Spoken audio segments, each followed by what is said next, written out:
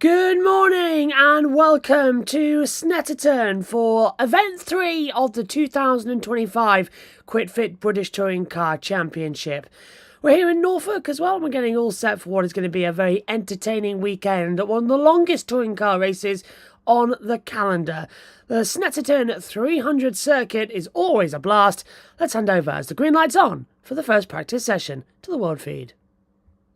Circuit on the first few exploration laps around the circuit just to see how much grip there is, and hopefully we'll be able to speak to some of the drivers after the session just to see what they were able to learn in these first 35 minutes. And I just wonder, Matt, if we won't see sort of the usual way how FP1 goes, whether people will stay out and just keep learning the conditions, whether they'll come in and wait to see what the weather's going to do. We're about to find out, I guess. We are indeed, yeah. It's changeable, isn't it, this weekend? We kind of look at the weather forecast and go, yeah, it could rain, it might last till this time, it might be wet tomorrow, but no one really knows. And here at Snetterton, it's always a fact where weather moves in so quickly, especially with the open spaces we have. It's a very flat circuit as well, so weather does seem to come quite quickly, so it might be an important thing to get as much time as you can in these conditions, because it may play dividend later on today. We just don't know, and of course it might play a part for tomorrow as well.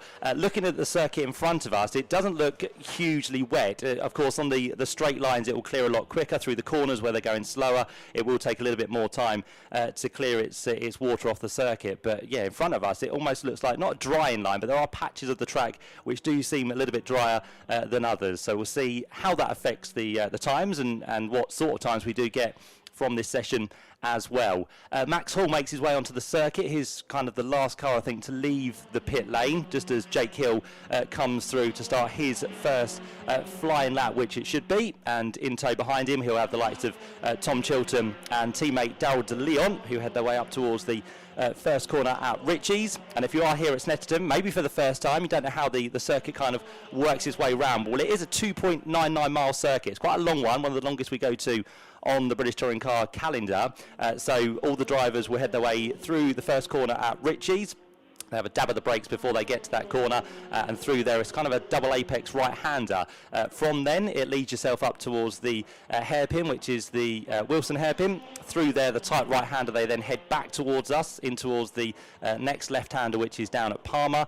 We do lose sight of them briefly behind the spectator bank. Then they come back into sight, down the short straight, past the Tyrrell's restaurant, in towards the next braking zone, which is a fairly open left-hander, that being Agostini. And then from there it's another short straight down towards what is a tricky corner, actually, the left-hander at Hamilton. You very rarely run side by side with any competitor. It's a brave man or woman who decides to do that, but Hamilton's a very tricky corner. But through there you head then down in towards the double right-handed apex corner of Oggies, which then leads you on towards one of the longest straights in British motorsport. Used to be, of course, but now since the configuration change here at Snetterton, it's not quite the longest. It then hands itself to the main straight, which we have in front of us on the start-finish line. But before that you have the right-hander Williams, which leads you on to the Bentley straight. Down there you head, then hard on the brakes under the bridge through the left and right, which used to be the old S's, but now it's Brundle the first part, in towards the right-hander at Nelson, and then it gets faster and faster as you head your way down through the bomb hole, the only real dip in the road we have here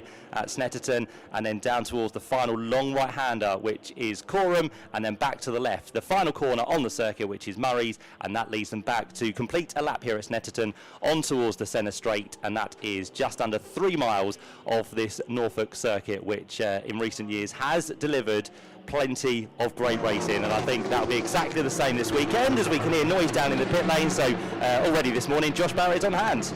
Yeah, absolutely, Matt. I was just thinking we should report for those at home or around the world listening on tokerlive.net what the conditions are actually like. It's very, very light drizzle at the moment. It's pretty damp underfoot, no particular standing water like it may have been a couple of hours ago when it was pretty heavy rain here in the east of England, but now that rain has pretty much stopped and it's just very, very light drizzle. But as you were suggesting, Matt, everybody on the wet Goodyear tyres, and I suspect they will be throughout this session. Yep, so Josh acting as a weatherman as well for the first time today. But yeah, it's all important to keep us up to date with what conditions are doing, how they're changing, and of course drivers will be figuring that out as well as this session goes on, which as we mentioned is 35 minutes. Already the first 5 minutes of the session have been completed. Times are coming through, but nothing really that significant at the minute to look into. As we said, there'll be a few probably setup changes. They'll be getting to grips with tyres, and as Josh said, how the circuit lays after really having its first bit of rainfall for quite a while. So that's going to have an impact on how things work out as well. So we are here for the third weekend of the season for the Quick Fit British Touring Car Championship. We've had 6 races so far this year. First 3 took place at Donington Park at the end of April. 2 weeks later and 2 weeks ago we went to the next 3 races at Brands Hatch on the Indy circuit, and it was very different to the first 3 races. It gives us a very close championship as we head here for round 7, 8 and 9, and it's Ash Sutton who leads the way in that championship, the man who has so far this year scored 92 points. He's been on the podium in 4 races out of the 6 we've had. He's had 2 wins and 2 third places, so a man who's taken multiple championships within the British Touring Car Championship itself is back once again on top. But there's still a long way to go this year, and there's still 3 races to unfold this weekend to see if that might change the path of how the championship will go. Second, Tom Ingram. Ash and Tom had a great battle at Donington Park, where those 2 battled pretty much for the win throughout the 3 races, but Tom still finds himself there in second place. He once again for this year is back with the Team Virtue team with the Hyundai, and has gone strongly on the first 6 races. He's a man who scored 5 podiums in the 6 races we've had so far this year.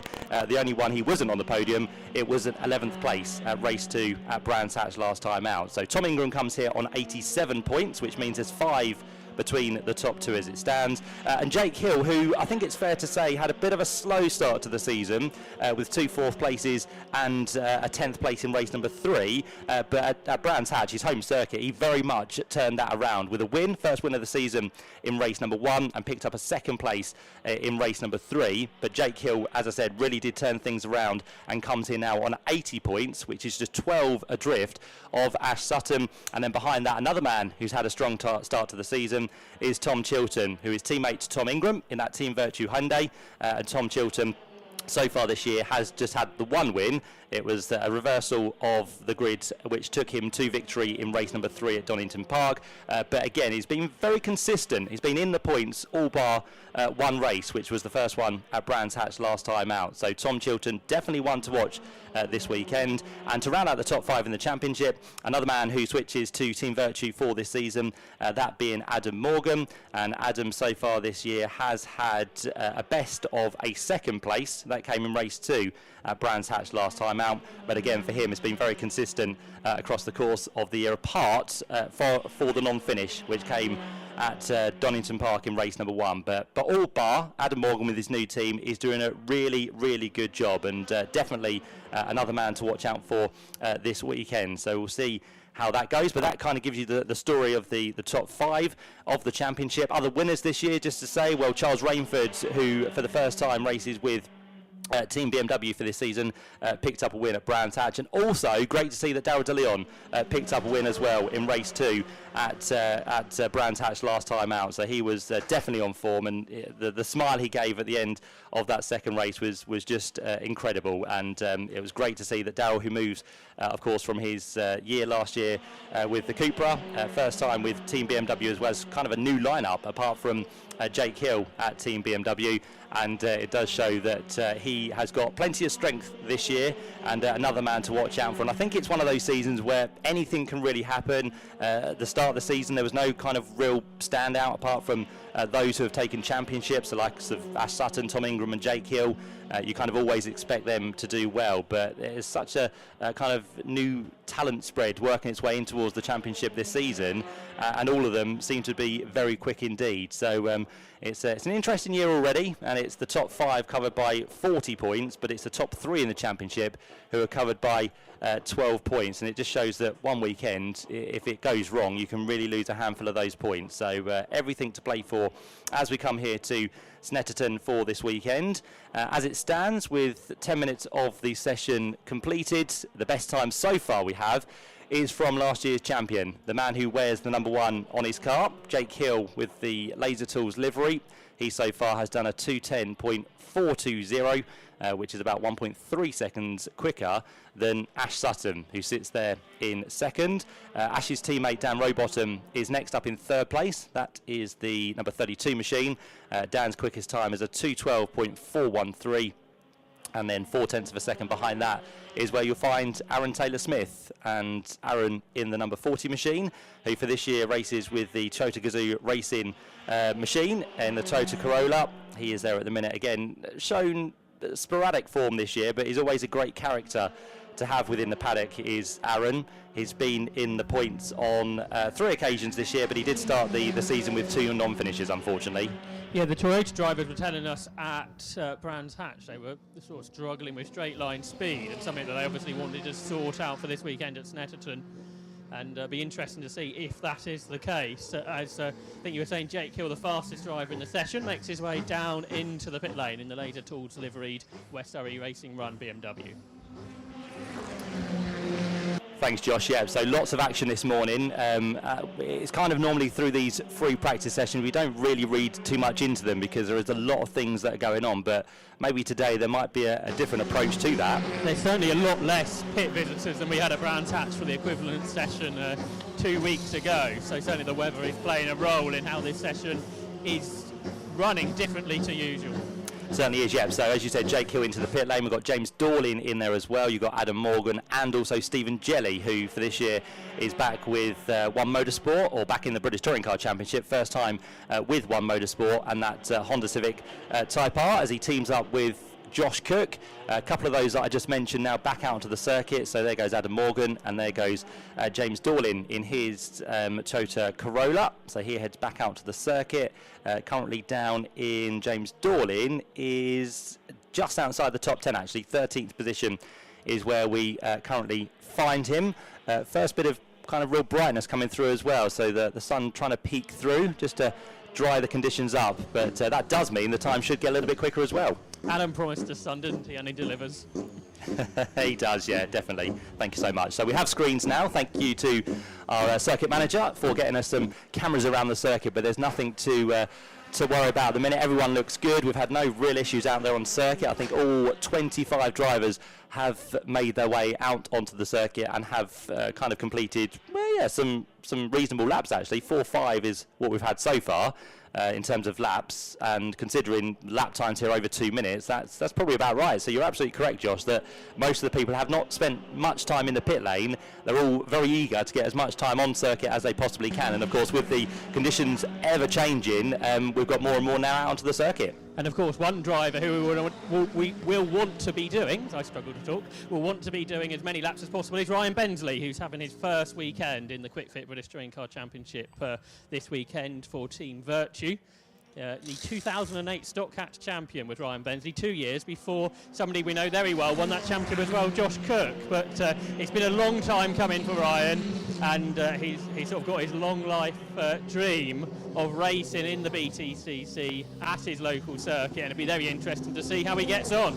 Certainly will, yeah. So he takes over Michael Creasy's car for this weekend, so there will be a number change in your programme as well. 777, which was down as Michael Creasy, is now going to be 54, which is Ryan Bensley. It's a great thing that Michael has done. He said, I'm not really in the championship, I'm only doing kind of the first half of the season, so as it's Ryan's local circuit, it would be a great thing to have him in the car. He's done a lot of work to help Michael and sponsorship wise as well, so great, as you said, to have Ryan in that car for this weekend. For those of you who were at Brands Hatch, Ash Sutton was running a 100 years of Napa livery, and we were told at the time that was a one-off. Lots of people said we'd like to see that again, and we've got that again this weekend. So Ash Sutton in a unique livery. He's gone back to his usual number though of 116, but in that weekend where they were celebrating 100 years of Napa, Ash Sutton scored his 100th podium in the championship, but he's back to his usual number, the championship leader, and he's currently in the pit lane because we have a red flag. We do indeed, yeah. Just saw that out of the commentary box window. So again, thankfully we do have the screens now, so I can kind of peer around and see if there's anything that has occurred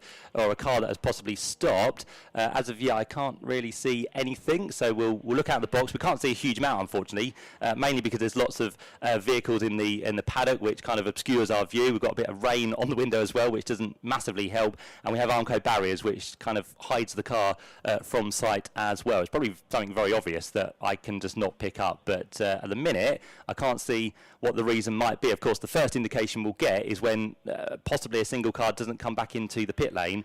We can kind of then do a process of elimination who has not made it back, but as of yet I can't see anything on the screens, unfortunately. So it's a bit of a shame, because during a free practice session it does mean that the clock actually does stop. I think in recent years that's carried on.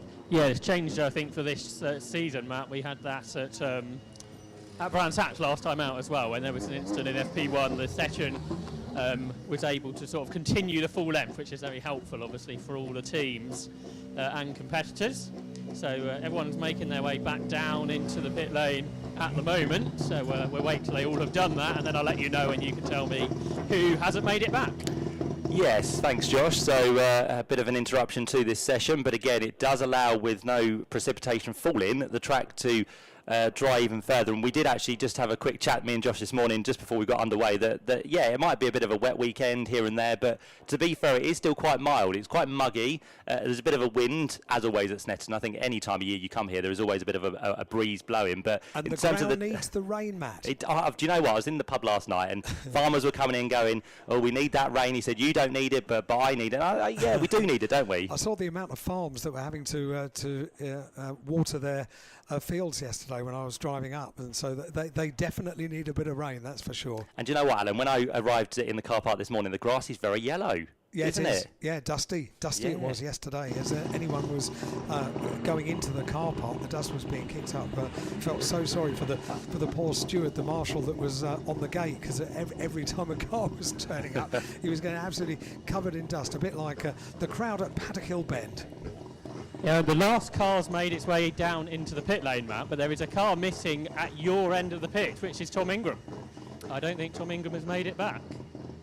Okie doke. Yeah, well, Adam Morgan I was waiting for, but he has now come in, and you are absolutely right, yeah, because Ryan Bensley's car is there, Adam Morgan's there, Tom Chilton is there, yeah, so Tom Ingram is missing. There's been no, well, it does say he's in the pit lane, so I don't know where you are in the pit lane, Josh. I shall make my way down to see if the car's in the garage might be or in not. the garage. It's certainly not out the No. front of the pit lane, so I've got Ryan Bensley's car, then Adam Morgan's, then Tom Chilton's, and yeah, Tom Ingram's car in the garage, so that's why that car is not on the pit lane, so a problem for the driver who's been on the podium so much this year.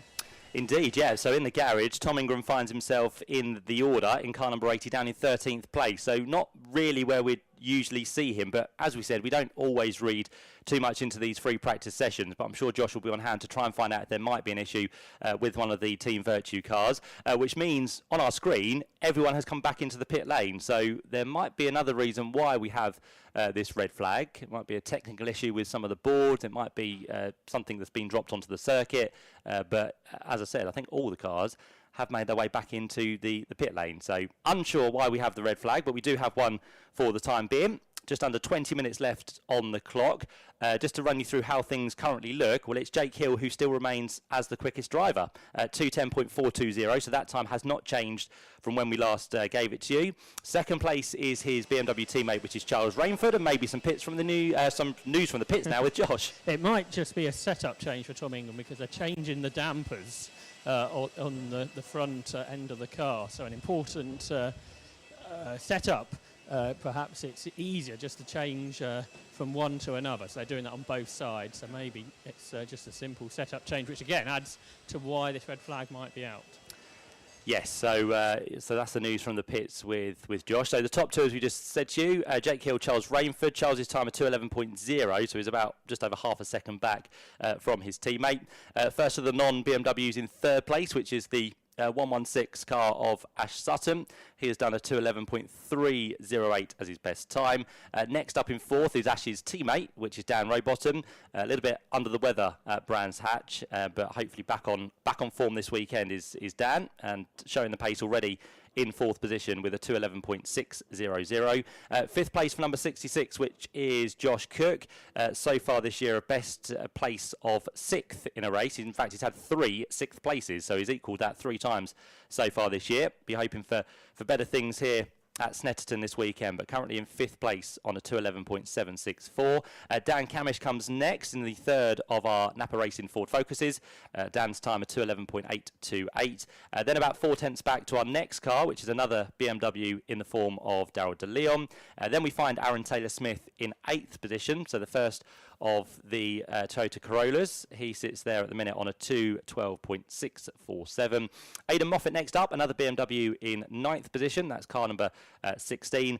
And Chris Smiley then comes next in 10th position in car number 22. So Chris Smiley this year with the Hyundai, still with Restart Racing, but that's just a car change rather than a team change for Chris for this season. Restart Racing running last year for the first time with the Cupras. This year, Chris Smiley joined by Dan Lloyd, and it's great to have Dan back on the grid for the 2025 season as well. So that's how the current top 10 look. While we talk about Chris Smiley, actually, because Chris Smiley is going for the Independence Trophy. He currently leads that coming here to Snetterton this weekend, has amassed 107 points so far after some really good performances for Chris Smiley. He's had 3 wins within the Independence Trophy. Second in that is Mikey Doble, also a man who's had 3 wins so far this year. Mikey currently sits 14 points adrift in the Independence. And Josh Cook, who normally would see towards the head of the Independence Trophy, but as I said, not really got his season off to the best of starts. But he sits third, and as we said, looking for a good result this weekend. The engines are fired up on the cars in the pit lane, and the green flag has just been shown, Matt, so the cars just about to head back out onto the circuit, but for now that'll be without Tom Ingram. The car's still in the pit lane and in the garage. Thank you. Yeah, so it does mean that he has had a little bit more time to get that setup change done. Whilst we've had that red flag, I think there's also a bit of a setup change going on to the rear of Tom Chilton's car as well. Maybe some ride height change on Tom's car as they just now put the left rear tyre back on, but again, it won't delay them too much. They'll just be able to get onto the rear of the queue as it now works its way out of the pit lane. I think it might have been a brake pad change on Tom Chilton's car, so maybe just bedding them in ready for the weekend. Lovely stuff, thanks Josh. So what else can we talk about in the British Touring Car Championship for this year? Well, we need to talk about the things on the side of the car, the light panels, because for this year you will see different light colours, you'll see different things that will be flashing and maybe not flashing, but we can tell you now that you have, firstly, on the side of the car, you have the light panel which will display around the outside edge a colour, and we can tell you that displays what tyre each driver is on. So if you have the display which is off, that means pretty much nothing, the car is stationary. If you have the white outside to the rectangle on the side of the car, that will show that the driver is on a soft tyre. If you have the yellow, that will denote that the car is on a medium tyre, and if you have the red outline to the rectangular box, it will show that the car is on a hard tyre. So it's very easy for you to spot what tyres each driver is on, and if it has the blue outside of the rectangle, it does mean that it's on a wet tyre. So I think, as I said, most will be on that for this session, but it might change as we get towards the end, as out the pit lane goes Stephen Jelly, and that denotes a blue rectangle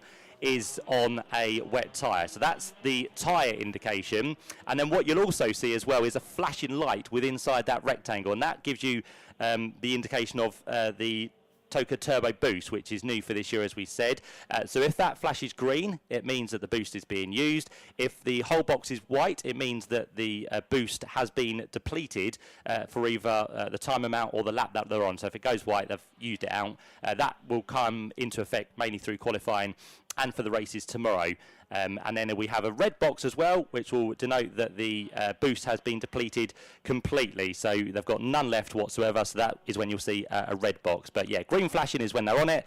White is when it's been depleted for that lap. And a red is when they've run out completely for the session or the race in total. The wheels and tyres have been put back onto the front of Tom Ingram's car. So that means the new dampers are all fitted. Everything's fitted as it should be. The bonnet's gone down on the car, and I suspect it won't be too long before we see the former champion head back out onto the circuit. So whether they made the most of the red flag, and that's why they did that, or whether there was a larger problem which brought the car into the garage, not sure at this stage, but it should be very soon that Tom Ingram will head back out, and he hasn't lost as much time as he might have done otherwise. Yep, so we'll be back into the session very shortly, and again we'll have some times to come through very, very soon. 16.5 minutes to go as Nicholas Hamilton works his way across the line, was on the booster as he worked his way in towards the first corner. Now on our timing screen we are also getting information about what tyres drivers are on, and by the looks of it there are a few drivers out there who are on slick tyres. That's Tom Ingram heading back out onto the circuit. He's certainly on wet, so whether there are some on the Goodyear slicks or whether there have been some incorrect where they put it on the ID panel in the car, don't they, to suggest what tyres they are on. But if you tell me who's on slicks, Matt, I'll go and see what the teams are doing around that area. Yeah, so it just said, as you said, Tom Ingram went back out there. It did say on his side panel he was on wet tyres. It says on our timing screen he's on hards, but right. Yeah, it's technology as well. Into the pit lane to come down Rowbottom, I can tell you that much. That's the only car in the pit lane, and they are doing a front tyre change, so if I walk a bit quicker I can tell you what's going on here. That was a slick tyre that came off, Matt. That's correct, yeah. So it says he's on softs on our screen. So that's come off the front tyre. Oh, they put more. They put another set of soft tyres on, so it's slick tyres for Dan Rowbottom and Napa Racing. Perfect, yep, so that is correct. So we've got the white rectangle round the box of Dan Rowbottom, so he is the man who will head out on softs, and this will be the indication now for everybody else to see what Dan Rowbottom is doing. He hasn't done a bad job so far. 2:11.6 is his quickest time, but as Josh mentioned, another slick tyre being put onto the front. It's a soft tyre for him as he just trundles his way very slowly back onto the circuit. And one of the team members from Napa Racing have just come over to say, don't get too excited, we're just scrubbing the tyres in. I did wonder if that might be the case, because there's only a certain amount of tyres, which I think is 3 sets, isn't it, of soft tyres for the weekend, and you may well want to use most of those in qualifying to get through, and you don't want to be on a brand new tyre necessarily. You want to get that release agent off in these 3 practice sessions. So Napa Racing are doing that, where others haven't done that so much. No, and it does then save, doesn't it, some tyres for later on in the weekend. It gives them a better ability to use newer tyres, whether normally they'd be going through a free practice 1 and 2 with the 2 tyres they have to choose from in terms of the slick ones, the softs and the hards, which are in operation for this weekend, because once again drivers and teams very much unanimously requested that the reintroduction of the Goodyear option tyre for all events this year, apart from Thruxton, very abrasive circuit Thruxton, so it won't be used there, but we will be using this weekend the hard and the soft, and as we said, through the races drivers will have to select which one they use for those sessions. One car that's in the garage is Mikey Doble. Now I know at this end of the pit lane the rego might tend to break up, so if I stop you'll know why, but Mikey Doble's Vauxhall Astra currently in the garage, and I shall go in the garage and I'll come back out, Matt, and tell you what I find out. Perfect, thank you. Yeah, Mikey, so far this year, best finish overall of a 5th. That was at race 1 at Donington Park. As we mentioned as well, 3 independent wins for him as well. So in the overall championship, Mikey Doble in car number 88 finds himself down in 13th position. But again, he's going for good results, but also looking to pick up the independence win for this season as well. So Mikey for this year, the only man who races in the Vauxhall Astra, because he at the first round was alone, but last time out was joined very nicely by Nick Halstead. So he's had a teammate to play with for the last meeting, and Nick Halstead back with him this weekend as well in that Motor Parts Direct with Powermax Racing Vauxhall Astra. So look out for both Nick Halstead and also that of Mikey Doble, and I think that's a good thing to have as a teammate, because you can then work together, you can pass information around, and you can kind of set up the car possibly in a different way you'd normally do if you're just in a solo team. So good that Nick has joined the championship once again. Missed the first round, as we said, but hopefully be back with us for the rest of the season. 12.5 minutes now to go within this session, and it's Jake Hill who is still quickest. At that time has not moved, a 2:10.420. I'm just going to keep an eye on sector times as well, because that will always give us an indication of who might be improving. We've had a couple of green sector 1s, which means they are improving on their personal best, and we've had a couple of green sector 2s, but as of yet we've had no purple sectors, which means that would be an absolute best. So not as of yet we've had any improved time, so we are still 12 minutes away from the checkered flag. We still could have potentially some better times, and those drivers could be saving those times right towards the end, where the track conditions, if we've had no more drizzle or rain, could be at their optimum for the drivers to use. So we'll see if anything does occur as Tom Ingram now works his way across the line. Was down in 13th place, and I think for Tom that was a better lap. Yeah, up into the top 10 now. The one-time champion Tom Ingram goes up into 7th position. The 2023 champion works his way now onto a 2:12.005, which is 1.5 seconds adrift of the quickest time from Jake Hill so far. But the good thing for Tom Ingram, after being in the garage for a few minutes with the setup change, that now seems to be working for him very nicely indeed. And we'll keep an eye on this lap to see if Tom Ingram through the first sector can go any quicker.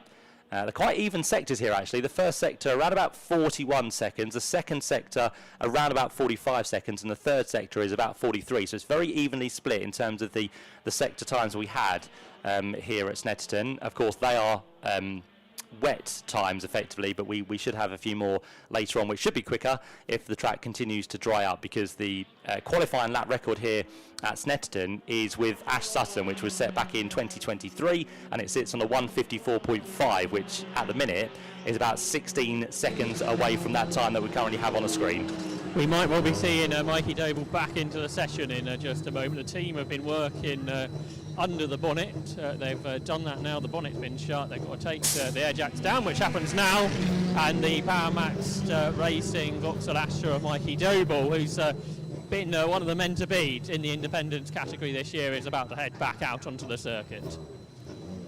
Yep, so good to see Mikey Doble then firing himself back into life, as Jake Hill is now also a man with the left rear off, so it could be exactly the same thing that's happening for Jake that was happening with Tom Chilton, but that is now going back on. It looks like just inspecting the Goodyear tyres as well, making sure everything is okay, but what tyre they're going to put on that car, we'll have to wait and see.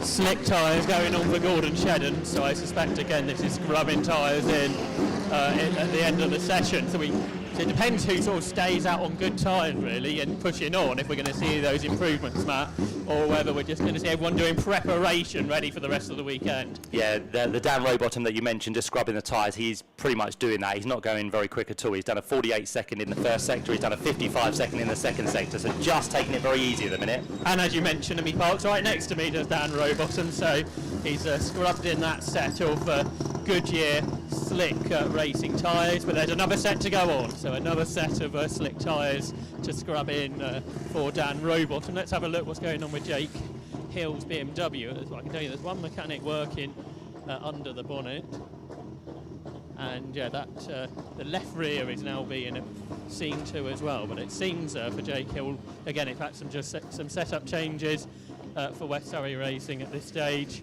And what we were talking about earlier, it's difficult to know, isn't it, at this point of the weekend, Matt, to know what to do, because of those question marks of what the track surface is going to be like, whether it's dry for those all the important sessions over the weekend.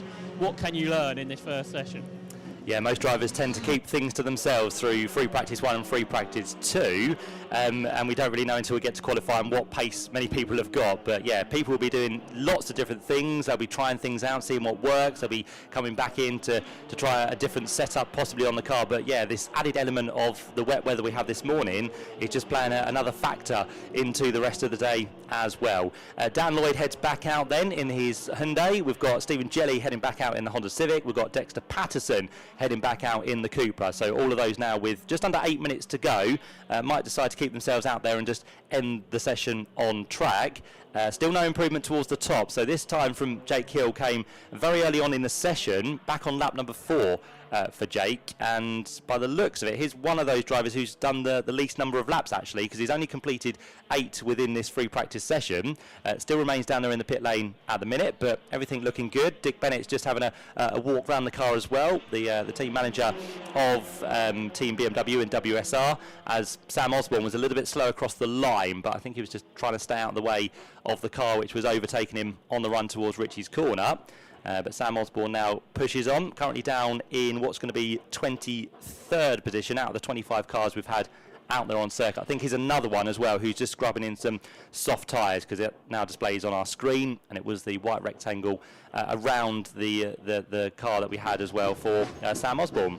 Jake Hill might be getting out of his BMW, Matt, and he is. So Jake Hill's session coming to an end. Not sure if this is a car problem or they're deciding there's not too much more they can do at this stage of the weekend. I shall stand by and see if we can get a discussion, but I know drivers very keen to immediately speak to their engineers at this point of the weekend. But we've seen the team have been working on the car, haven't we, over the course of this session. They did have slick tyres ready, but they're not going to be used in FP1 at the very least. So Jake's taken his helmet off. Let's see if it's possible to have a chat or not. Jake, it's all right for a very quick chat. Is everything okay with the car, or is this no point being out there? No, I mean it's just getting too greasy now. But for us, it's not dry enough to scrub because I don't want to hurt the slick tyres. So yeah, I'm just going to call it quits. Happy with the car. You know, we've had a great little. It's the first time I've driven the 25 car in the rain. So good to know that it's just as quick as it was last year. And it's unlikely to be wet, but you never know, do you? So learning that bit, like you said, no one's really drove these cars until this morning in the wet. Yeah, it's not going to be wet. Looking at the radar for the rest of the weekend now, but it was more just to look. Can we back-to-back the car from last year? Very similar conditions to how it was last year. So it was just a case of have we still got a good enough car in the rain for when it will rain? Because it will rain at some point, just not this weekend. And obviously Brands Hatch went very well for the team. Are you expecting similar here, or very different tracks where, again, things will change like they did at Donington? Honestly, don't know. Yeah, I mean, obviously I'm hoping we don't have similar pace to what we had at Donington, but I think we've learned a lot, especially from Donington to Brands, and Brands was obviously a fantastic result for everyone here in a BMW. So yeah, overall Brands was fantastic, and obviously looking to carry it on. I've always been pretty successful here at Snet, so yeah, hoping to do the same. I guess everything's a lot more upbeat than it was sort of 2.5 weeks ago in this team. Yeah, for sure, you know, but I mean, I didn't get my I didn't get my championship on track until here last year, and I've started a round earlier, so yeah, looking to continue it. Thanks for having a chat. Good luck for the weekend. So there's Jake Hill, the reigning champion, and sort of doing what we expected there, Matt. And particularly the rear-wheel drive cars, it's much more difficult to scrub those slips in when it's damp like this. And as it's damp and not now fully wet, the driver's not learning too much. So Jake Hill's car's been put into the garage, and we're seeing back out in FP2. Thanks, Josh. Yeah, great to hear from Jake Hill there. And yeah, something we haven't really spoke about during this session. We spoke about that it was wet when we started, but yeah, greasy conditions. This is something that drivers tend not to like. It's the in-between stage where you can't really do anything. So most drivers you speak to would either prefer it very wet or absolutely dry, but the in-between bit is a very tricky thing to negotiate, and it kind of played clear there talking to Jake that it is greasy. It's too greasy to do anything really. So a good call there to just end the session. He's quickest at the minute. He's done what he needed to do, and we'll see what happens later on for free practice number 2. Ryan Bensley's about to go out on slick tyres, so that's sort of a real challenge, isn't it, for someone that hasn't driven the car perhaps before today to now to drive a BTCC car on a damp track in slick tyres, which is a much bigger challenge even at slow speeds than people might think. Yep, and he'll have the red rectangle, so he's on the hard tyre. I think Nick Halster behind is on the hard tyre as well. Nick Hamilton goes on to what's going to be the soft tyre by the looks of it. So yeah, many more now deciding to do a little bit of a scrub towards the end of this session with just 3 minutes to go. No one really going for times now. I think they've got that out the bag earlier on in the session, but for now it's all about trying to scrub tyres as Dan Camish heads up towards the first corner, 4th quickest at the minute. He was also on the TTB as well as they work their way in towards Richie's corner, so the Toka Turbo Boost for Dan Camish currently sees him in 4th place on a 2:11.404, and in fact that lap he just completed was his out lap, so we'll see what he can do, whether he's going to be any quicker through sector 1 on what's possibly going to be his penultimate lap. Similar story for Charles Rainford. He's jumping out of the most recent winning car in the BTCC. He's West Surrey Racing BMW. Gets a handshake from his team members, so obviously all is happy. I know he was second earlier, mate. Did he stay second in that session? Still second, yep. So I shall see again if we can have a word. It's difficult to speak to drivers once these engineering meetings begin, but you wonder how much you could sort of discuss after a session like this. What it really is interesting, I guess, Matt, is for our first qualifying session when you go to slick tyres, because obviously then you need to be quick. You certainly do, yep, so that's going to be the interesting thing. As Josh said, Charles Rainford now out of the car, as Chris Smiley, by the looks of it, now heads back into this session with just under 2 minutes to go. But Charles Rainford, who we just mentioned there, joins the British Touring Car Championship for the first time. His first time this year is his debut season with West Surrey Racing. He'll be in that LKQ Eurocar Parts racing with WSR. As we said, got his season off to a great start so far. He has taken 1 win so far across the course of the year, and with that he's also added a podium. That was second to his teammate Jake Hill in race number 1 at Brands Hatch. So it's a brilliant story for Charles, making his debut this year after racing previously in the Porsche Carrera Cup of Great Britain. So good experience. He's a youngster, and once again Charles Rainford looking for a good weekend as we have more news from the pits with Josh. Second place in the session, Charles Rainford. Charles, I just spoke to Jake, and the start of this session was learning what a wet track will be like ready for later in the season. Yeah, that's it. Like, just then was my first time driving this car in the wet. So, yeah, it was fun. The track was evolving all the time. Like, I think it started off a bit more grippy, then got this kind of greasy condition like it is now. But certainly enjoyed myself out there. And how different is it to drive to the Porsche in the wet? Yeah, you know, I mean, the car's got such a good balance to it, and Goodyear have done such a good job with the tyres that it means it's a nice place to be. So, yeah, I mean, going into it, I was apprehensive about the fact that it was wet for the first time, but as far as I'm concerned from that session, we'll carry on being wet for the rest of the weekend. And having it wet for your first ever session in free practice, I guess, is the best time for it. Yeah, exactly. I was always worried going into this weekend that it would look like that we were going to be, well, start of the week especially, looked like it was going to be dry today and wet tomorrow. So I could see myself having a decent qualifying and then having to sit, you know, on the grid being wet. But really pleased I got a session in the car. You know, it's... yeah, it's a nice thing to drive in the wet. You spoke to Alan on Tin Top Tuesday. You were very happy, obviously, at that stage. How happy have you been over the last 2 weeks? Oh, you know what, you know me, I'm always smiling. But, yeah, I'm just having a great time, you know. The last weekend's results were incredible. We'll try and see if we can repeat something like that. But, you know, at the end of the day, I'm a rookie. It's my first year. I'm still learning the team and the car. So I'm just happy to be here. Jake was saying at this stage of the weekend, no one really knows what is going to be the car to beat this weekend. It could be your BMW, it could be somebody else's.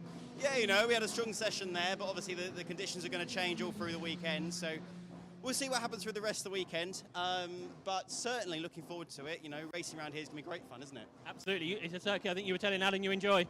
Yeah, I love Snetterton. I've not raced here for a few years because Carrera Cup, obviously, they're back this year, which is fantastic. Great circuit for those cars. But yeah, not raced here for a good while, so I'm looking forward to it. Best of luck. Thank you very much. So it's Charles Rainford, the round 6 winner of the 2025 Quick Fit British Touring Car Championship, and second, I think, in that session, Matt.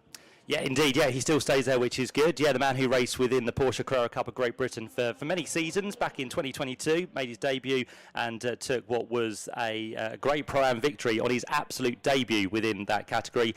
The year after that, 2023, then went on to win the Pro-Am category championship, which was a great feat for Charles Rainford. And then, of course, last year he stepped up to the pro category, where he took a victory to his name overall and also finished 4th within the championship. So for the youngster, great pedigree already at such a young age, just 26 years old. He'll be celebrating his 27th birthday sometime through the middle of July. So Charles Rainford, yep, already a winner within his debut season of the British Touring Car Championship. The checker flag is now out, by the way, on this first free practice session of the day, and it looks like Jake Hill will end it as the quickest with BMW 1-2 as it currently stands. That time from early on, a 2:10.420, not changing at all. He set that back on lap number 4, and he only completed 8 laps within the session, which still remained one of the lowest numbers. I think the only one lower than that was Mikey Doble, who only completed 5 laps throughout that 35-minute session, which had a red flag through the middle of it as well. Still unknown to why we had the red flag, because all cars rejoined us in the pit lane, but we might be able to get to the bottom of that before we head through. I know that there's one tyre stack in operation this weekend, and potentially it could have been a dislodged tyre stack. I think turn 5, I can't quite remember, but there is only one tyre stack in place. There were a bone of contention at Donington, weren't they?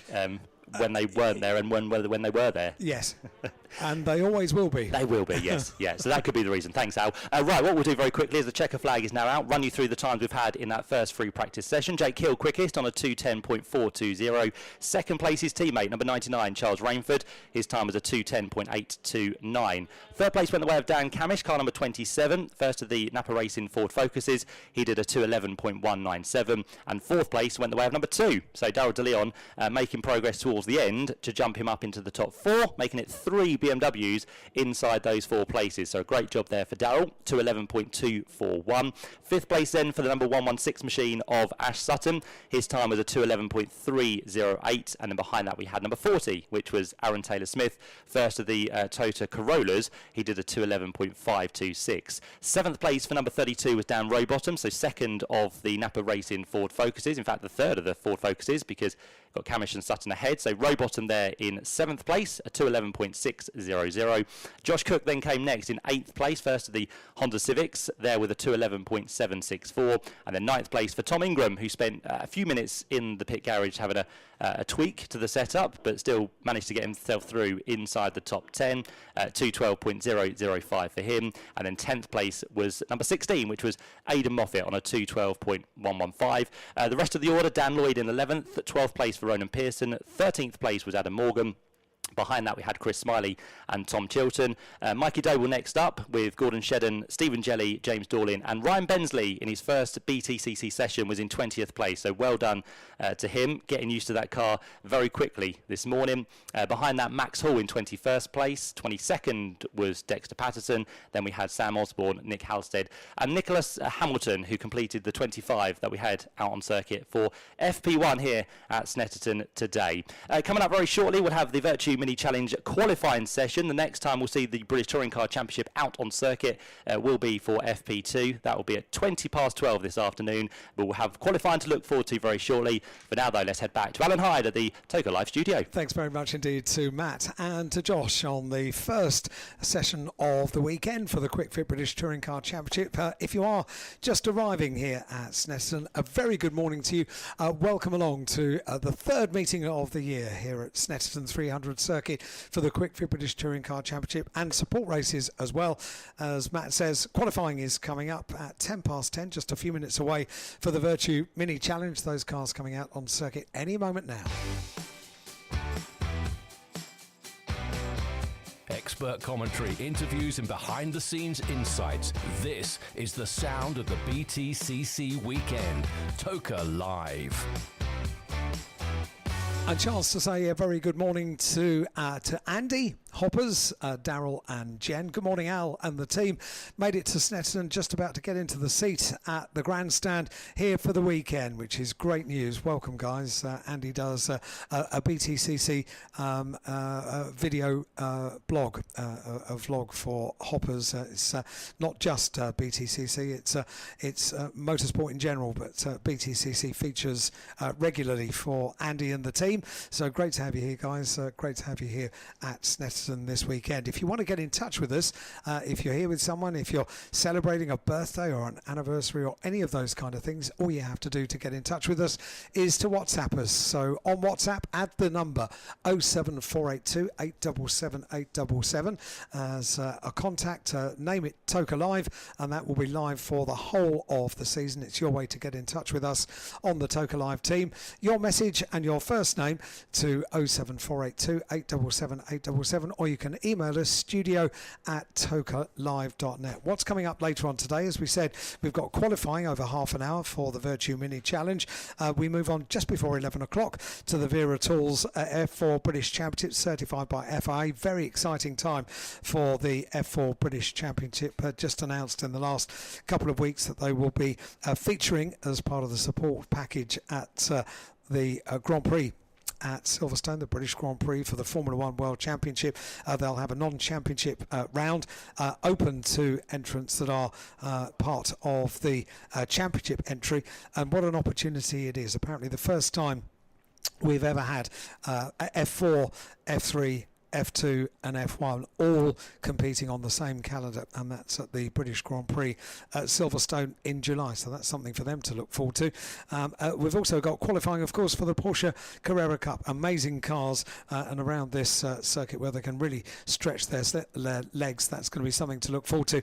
11:35 until 12:05 this morning for Porsche Carrera Cup GB, and then the second of the free practice sessions for the Quick Fit British Touring Car Championship, that's coming up at 12 until 5 to 1. At that point we go into a lunch break, and that's your opportunity to get your messages into the studio here on WhatsApp 07482 877 877. Also maybe get a few guests up here in the studio. Hopefully they'll be available to us, and we can have a chat to a couple of people. We had Jade Edwards turn up just a couple of weeks ago at lunchtime on Saturday at Brands Hatch, and there are so many interesting people to have a chat to down in the paddock that hopefully we'll be able to grab one or two of them to come up and join us in the Toka Live studio at lunchtime.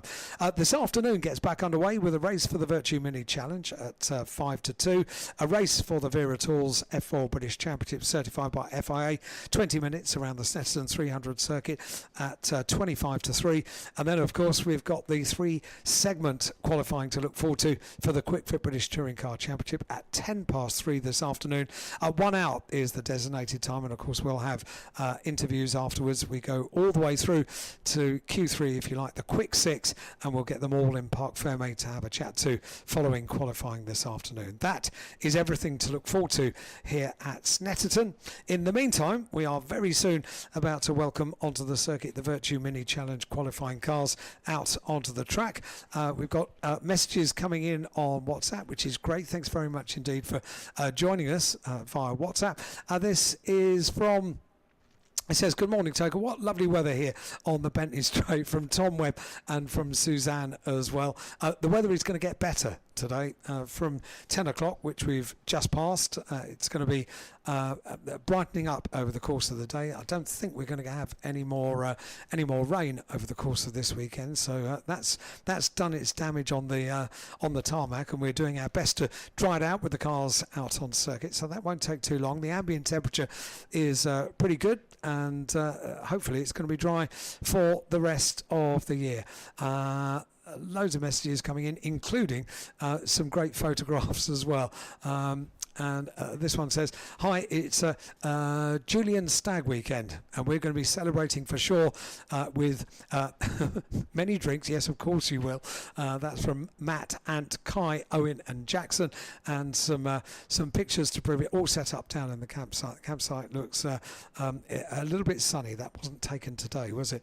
And this one says, hi guys, been with you at Donington and Brands Hatch, loving the season so far. We're celebrating our 27th wedding anniversary, and we're doing it in style as we've gone VIP for tomorrow. good work. Keep up the good work from Richard and from Diane as well. What a brilliant way to celebrate a 27th wedding anniversary, going VIP here at Snetterton tomorrow. So many packages are available for hospitality around the Quick Fit British Touring Car Championship, not just this weekend, but over the course of the whole season. Next we go to Thruxton in just a couple of weeks' time, Alton Park, and then before you know it, we are at the halfway point of the season. It's quite incredible how these weeks just fly by at the start of the season, and it has been a fantastically exciting season so far, with some proper touring car racing between drivers that are absolutely at the top of their game. Very, very exciting indeed. And Richard and Diane, good choice to come here and celebrate your wedding anniversary here at Snetterton with us this weekend. It is Toker Live, and here at Snetterton, 107.3 FM is the frequency you need to tune in. If you've got a little portable radio, they are on sale here at the circuit, tuned into 107.3 FM. But if you brought your own, 107.3 FM throughout the course of this weekend, or of course you can listen to us online at tokerlive.net. To get in touch with us in the studio, 07482 877 877, your message and your first name. Your first name is all we need. It's Toker Live here on 107.3 FM on Radio Snetterton.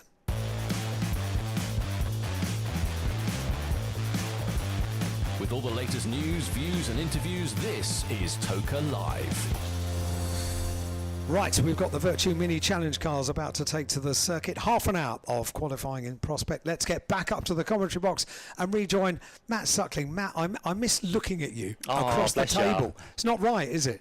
I miss you as well, Al. That's quite through the roof, I can visually see you somewhere there. We need to install a Ring camera or something. Oh, we do? Yeah. Should we just do FaceTime for the rest of the day? Yeah, we could do that. Could do, couldn't we? Yeah, because you need to see each other. Do you know, a few years ago, I was poorly and I missed my first touring car meeting for, I don't know what it was, 20-something years. And it was at Alton Park, and I wasn't allowed to go to Alton Park because I had to back in the times of the pandemic, so I had to isolate before I had an operation, and Dr. Trafford, the head of our medical team, did the sweetest thing you can ever imagine. First thing on Saturday morning, he said, "I'll just set up a little Zoom call with you." So for the course of Saturday and Sunday of the Alton Park weekend, I was in the doctor's car with them. Were you? And I tell you what, I had the ITV coverage on, and on my iPad I had inside the doctor's car. I have to tell you, the banter inside the doctor's car was winning the battle of audio choice for the weekend. That's for sure. Absolutely superb thing. I felt like I was there. You had the ride without the bumpiness and the speed. But I did the chase laps and everything. Who's driving the doctor's car? Abby Eaton is driving the doctor's car this weekend because for the majority, I think for 7 out of the 10 meetings this year, it's Nick Foster, the former BTCC driver with WSR, with BMW. But he also, not only is Nick Foster a driver, he's also a father, and one of his sons, Louis, is competing in the Indy 500 for the first time. Yes. So the Foster family are offering their support to Louis. He's qualified 22nd, but I think he'll start 20th on the grid after numerous things that have gone on since then. And he qualified for the last IndyCar race in 3rd, so he's doing rather well and needs the support of his mum and dad, so they're not here this weekend. But Abby Eaton is stepping forward into the doctor's car, so I'm told, over the course of this weekend. I can hear race cars in the background, Matt, which means minis are on circuit. They certainly are. Yeah, thanks very much, Alan. So our next qualifying session gets underway. We're just going to keep an eye on the livery of Stephen Chandler, because Matt Salisbury has told me it's a new livery on the bonnet this weekend. It's a cartoon character that we have to try and guess. I'm not a child, so I don't know who that is, but if you're around the circuit and you know what car number 7 has on the bonnet, please do send us a message on that WhatsApp number. It'll be a fun thing to do today, 07482 877 877. I do not know who it is, Which but car if you is do, Stephen Chandler's number 7. I am a big child. It's a turtle, I can tell you that. Yet to grow. Oh, right, okay. I think it's a turtle, isn't it? I'm not sure I know many cartoon turtles, to be honest. Someone will know out there. Someone will know. Is it a Ninja Turtle? No, it's not actually. No, Okay. It's like a water turtle. I don't know. I'm not going to go into the detail. I'm going to get myself in trouble otherwise. Google is my friend. Exactly. We'll find out by the end of the day. But as I said, if you know, please do send us a message on WhatsApp. It'll be a fun thing to do for you today. For now, though, I think there's some news from the pits with Josh. Yeah, the vast majority of drivers have gone out on wets, but not all. Albert Wester, number 2, was certainly on slicks, and Henry Howarth next to me. They're changing to slick tyres now for 42, and I presume the same is happening for 10, Archie Johnson. But in the queue, or certainly the first half of the queue, where I was able to see the cars before they headed out, the one car on slick tyres was number 2, Albert Webster. Perfect. Thank you, Josh. Yeah, we'll keep that in mind then. So, yeah, tyre choices is going to be the thing. According to Google, there are 50 famous fictional turtles and cartoon characters. So your job, Alan, through this session Is is to trying to sift match up which one looks like the one on It's the like car. an identity parade, isn't it? I hold the picture up and... A fun one. Okay. Yeah, Very good. new for this weekend. Matt did say he was going to try and find out a name before race 1, so we can give it a name. Okay, very good. That's good. Right then, so tyre choice is going to be the order of this 30-minute qualifying session. We've got 21 that have ventured out so far. Still one that lurks down there in the pit lane, but that's now about to leave as well. In fact, there's a couple down there. So yeah, one of them on their way. That's going to be the 42 machine of Henry Howarth, who runs within the sport class, which is slightly different to the main JCW class. We've got 2 classes.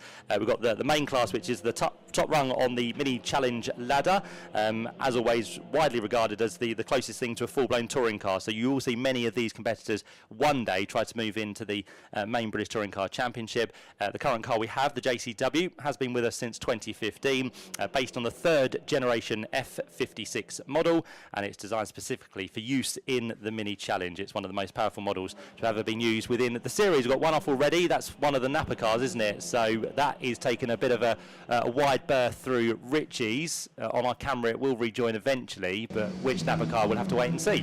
And Albert Webster on his slicks has immediately come down the pit lane at what seems like a very reduced speed. So let's go and have a look. That's at the far end of the pit lane. So JBMotorsports and Albert Webster, have they decided slicks isn't the way to go? Are they going to cross the tyres to try and put some heat into the rears? At the moment, Albert's just having a chat with his team to perhaps discuss what to do next. But surely, Matt, the quick times are going to come at the end of the 30 minutes if we can rely on the weather forecast that it's not going to rain again. Yeah, well, exactly. That's what we said, isn't it? 30 minutes. So I don't know why people have kind of chose to go out on slicks now, unless they think the weather is going to change again. I think he's been off. The tyres are very dirty on yeah. the front tyres on Albert Webster's car, so that shows you how tricky it is It's on got the a slick bit tyres. darker though, hasn't it? The weather has got a bit darker in the last 10 minutes. Well, Jake Hill told me with confidence it's not going to rain for the rest of the weekend. Well, he's been looking at the same weather forecast I have. And I made the error of doing that last year. It didn't go well last year. What did it? happened? I shrunk. Had a very wet year, didn't you? Yeah, there's lots of Michael Yes. Fishes about this year, isn't there, to try and determine the weather. But we'll only know when it arrives. That's all we can say. But you're absolutely right. It's getting a bit greyer. They're trying to work out where the weather is coming from. I think it's coming from Ritchie's, so that's where the weather is lurking. Yeah, it tends to, doesn't it, here at Snetterton? We spend a lot of time here over the year, man. It always seems to come from that end. Well, despite really what the wind's doing, it's really weird. Yes. So Weather Watch is continuing here today at Snetterton. The car we think that was off at Ritchie's is number 18, so that's going to be Lewis Selby. So he had a slow first sector actually, so that's where he went off. So he has now rejoined, but not really where he would have wanted to be at the start of that lap. So another Napa car goes through. That is going to be the 77 machine of Jamie Osborne, who leads the championship coming here to Snetterton. Took all 3 wins at the first 3 races at Donington Park. He was on top form, was Jamie. He leads the championship currently by 32 points. Now you might think that's quite a healthy margin, but when you consider that for a win in minis you get 50 points, it only takes kind of one bad result to drop you down the order. And I think the other thing to bear in mind this year as well, there are no drop scores within the championship, so every single round will count at the end of the season, which is good for us. It means we don't have to get the abacus out at the end of the year. Not so good for the drivers if they have a bad result. Yeah, well, Chris and I were talking about this with the trophy cars were at Brands Hatch. With that championship, they do get 1 drop score, but that compared to 2 the previous year. And all the main championship contenders there had already had a DNF in the first 2 events, really.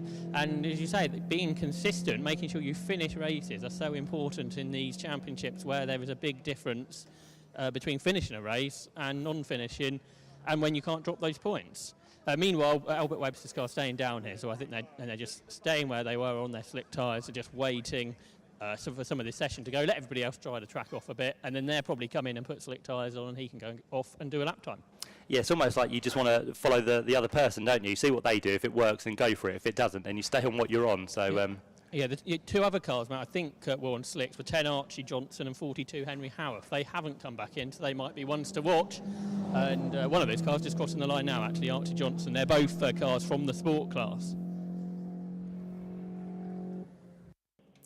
Yeah, thanks, Josh. We're just trying to find second fastest times because this is a session which is the important one. So, yeah, we'll get there eventually. Is that the one? Yeah, that looks like the one we need. So we'll keep an eye on quickest times and second quickest times because we have 3 races this weekend. The grids will be set respectively in the order which I'll give you after some news from the pits. Yeah, that's going to be crucial, isn't it? If the last 5 minutes is when it's quick, it takes almost 5 minutes to do 2 flying laps around this circuit, doesn't it? So, and you don't want to do track limits. We saw that lots at Brands Hatch, where you will have your lap time deleted. So those last 5 minutes of the session to do 2 laps that are clean, out of traffic, hopefully nobody goes off and causes a yellow flag, are going to be critical. And the other thing we speak about in terms of this 30 minutes, it might seem like a long time, but when, again, you look at this circuit, which is 3 miles in length, drivers currently doing 2:17s, 2:18. So ideally, you're going to be looking at probably 10, 11 laps, maybe 12, but of course if you're diving into the pit lane you then lose a lap, you then have to do an out lap, so you don't get that many quick times, so you do need to get on with the job as quick as you possibly can here. We've got one for the pits, Matt, which is 55, so that's Charlie Hand for Manpower Motorsport, so he is heading your way. Oh, not too far. Oh, it's handy when they park next to you, isn't it? He's on wets at the moment, but there are slicks standing by us. There are for all teams at the moment. Charlie just having a chat with his team. He was the junior sling car champion 4 years ago, 21 years of age. Charlie Hand hasn't done actually much racing in the last 12 months or so because he had an injury last year, but back this season, and the car is being jacked up, and there are. Well, they did have slick tyres ready, but now they are putting wet tyres around. So Charlie's obviously told his team it's not ready for slicks. We need to stay out on the wet tyres. Let's try some different wets and see how we get on. So this tyre choice, I don't think is set, is it, Matt, whether we are going to see slicks at the end of the session or not? No, not at the minute. It doesn't seem to be working for many drivers as it stands, although Stephen Chandler is the man who is quickest. He is a man who is in the development car. That's an invitational entry once again for this weekend, so it's invisible for any points in the JCW class. But for now, he can take the accolade of being quickest on a 2:16.214. Qualifying lap record here was set by Dan Zelos in 2023, 2:01.8. So that is what we're kind of aiming for. So again, we're still a long way off those times. And Stephen Chandler was a car that I wasn't sure what tyres it went out on. It almost, if I had to bet when I saw them, they looked more slicks, but the car was sort of moving at that time, and it's difficult then to tell what tyres they are on. But so that's interesting, isn't it, if he did go for slicks and he's gone quickest. Albert Webster's gone back out on his slicks, so we'll have to wait 5 minutes or so, and then we can see what he will do. There's a Napa car for the pit lane. It's the championship leader, Jamie Osborne, who won all 3 races at Donington Park, something that hadn't been done for so many years. And there are slick tyres in the hands of mechanics at Napa Racing UK, and they are about to go on to the championship leader's car. So wet tyres coming off for Jamie Osborne, slick tyres about to go on. So yeah, he feels that the track conditions might now be there for him to do that, so we'll see what he can do. Albert Webster has just rejoined the circuit, a man who finished 4th within the JCW Sports class last year with 9 wins to his name. He had a fairly consistent first 3 races at Donington Park, good solid points, finds himself currently in the championship inside the top 5, but yet to be on the podium. So Albert Webster is definitely one to watch out for. At the minute he's down in last place though, so he spent the best part of the first 10 minutes in the pit lane, but let's see if we can have Albert Webster up somewhere towards the head of the order. We've had a change for second now because Alex Solly has gone from 7th to 2nd, so he has improved now down onto a 2:16.4, but Stephen Chandler, who was quickest, is still quickest and has gone even quicker now, down to the 2:15. 2:15. So drivers are finding pace out there. They're going to have to take it a little bit gingerly for now because, as we said, certain parts of the track will be drier than others, and you don't want to kind of push yourself to make a mistake and ruin that lap. So everyone for now just still tiptoeing, but we are getting more green sectors through, which means there are some personal bests being set out there on circuit for now. Now, interestingly, Charlie Hand, 55, is going slicks on the front and wets on the rears, which I presume is allowed in this championship, and that is how he is going. So I just double check that Jamie Osborne is on slicks on the rear on his car. I think he is, so it's slicks all round for Jamie Osborne.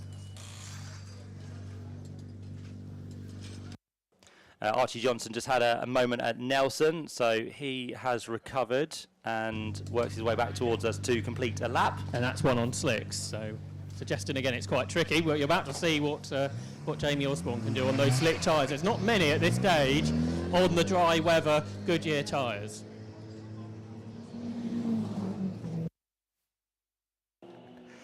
So yeah, we are getting a few different lap times through. There goes Jamie Osborne onto the circuit, so he's now down to 3rd place. So he's there or thereabouts, but he struggles to find a bit of traction as he accelerates out of the pit lane. That is quite wet because it hasn't been used as much as the racetrack. So he's back on his way. There goes Albert Webster. This will be his first lap, will it, to be completed, or onto his quick lap now. No, he did a 2:33.4, from the out lap. So now we'll see what Albert can do. Alex Solly goes quickest, so the number 12 machine now to the top of the order. So that seems to be working for him. Doesn't last long, though, because Stephen Chandler takes it straight back and once again goes to the head of the times on a 2:15.392. There's now 0.4 of a second between the top two. There's a further 1.3 seconds back to Jamie Osborne in 3rd place. Apparently this is a time when you pit, because there have been, a dozen cars have just made their way down the pit lane, including the team in Accelerate, who are putting slick tyres on all of their cars. So now everyone seems to have the same idea, Matt. It's the time to go to slick. So Jamie Osborne went a lap earlier than everyone else, and Albert Webster went earlier than that. Racing drivers seem to do this, don't they? They kind of find themselves either leaving the pit lane together, coming into the pit lane together. They kind of just follow one another. They're very herd packed, aren't they? These drivers. But you're absolutely right. It's very busy pit lane now as we head to halfway through the session, just a couple of minutes away from the halfway stage of this qualifying for the Virtue Mini Challenge. As now onto the circuit goes Marlo Cordell, who celebrated his birthday yesterday. So another year older for the man who sits aboard the number 27 machine. Marlo currently down in 13th position, so we'll see what he can now do, as no one else has jumped from the pit lane, so still taking their time to get those tyres on. But while they all sit there, Stephen Chandler continues to go quicker. He's done the best of anyone through Sector 1 now on a 43.042. Everyone else behind him pretty much setting personal best lap times, but he is definitely by far the one who seems to be more confident out there on circuit as he goes through Sector 2. Another best of anyone through there as well. I do wonder if he's on slicks, Matt, because I thought that was one that was possibly on slicks, and now they're up to temperature. It sounds like, from what you're describing, he's suddenly going a lot quicker, which would normally be the case with slick tyres. Certainly would, yeah. You've kind of got to stick with it, haven't you? Once you go, you've got to kind of work those tyres up to the temperature they need to be. So, yeah, Stephen Chandler has kind of got through the early pain, and now it seems to be working for him as the number 7 machine works his way, hopefully, back towards the line. He's through Sector 2, as we said. Got a black and white flag now being shown to car number 95, which is for track limits.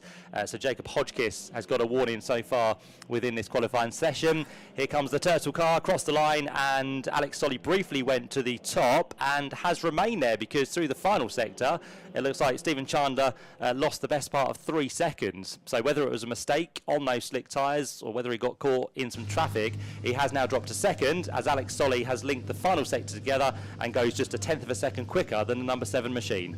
Or is it a suggestion, Matt, the 3rd sector of the lap is staying damper than the rest of the circuit, perhaps? Could well be, yes. That could be why the mistake was possibly made. Of course, just one tyre offline can really hamper you and slow you down. So that could be the case for Stephen Chandler. But for now, he sits there in 2nd place as the rest of the field now starts to work its way back onto the circuit. And that includes, Matt, the driver 2nd in the championship, Tom Overton. And he's in the 24 car, isn't he, for Accelerate, and he's about to head back out on his new slick Goodyear racing tyres.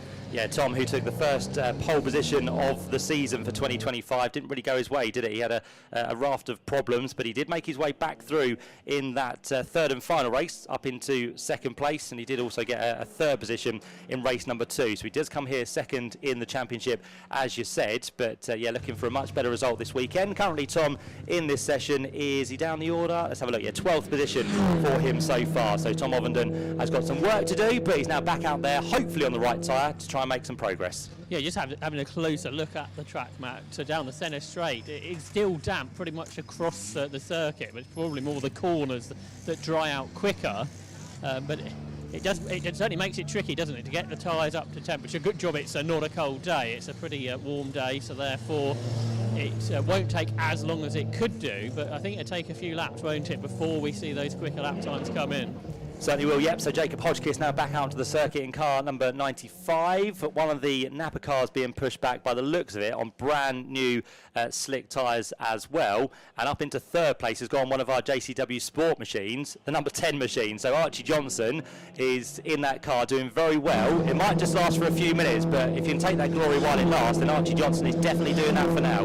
And that's another Matt who went on slick, so that sort of immediately in the session. So it is the way to go, isn't it? There's no doubt about it. Alex Solly, who I think you just said went quickest, he's come in, and I'll just check what tyres he was on, but he's got slick tyres ready to go on the number 12 Napa Racing Mini.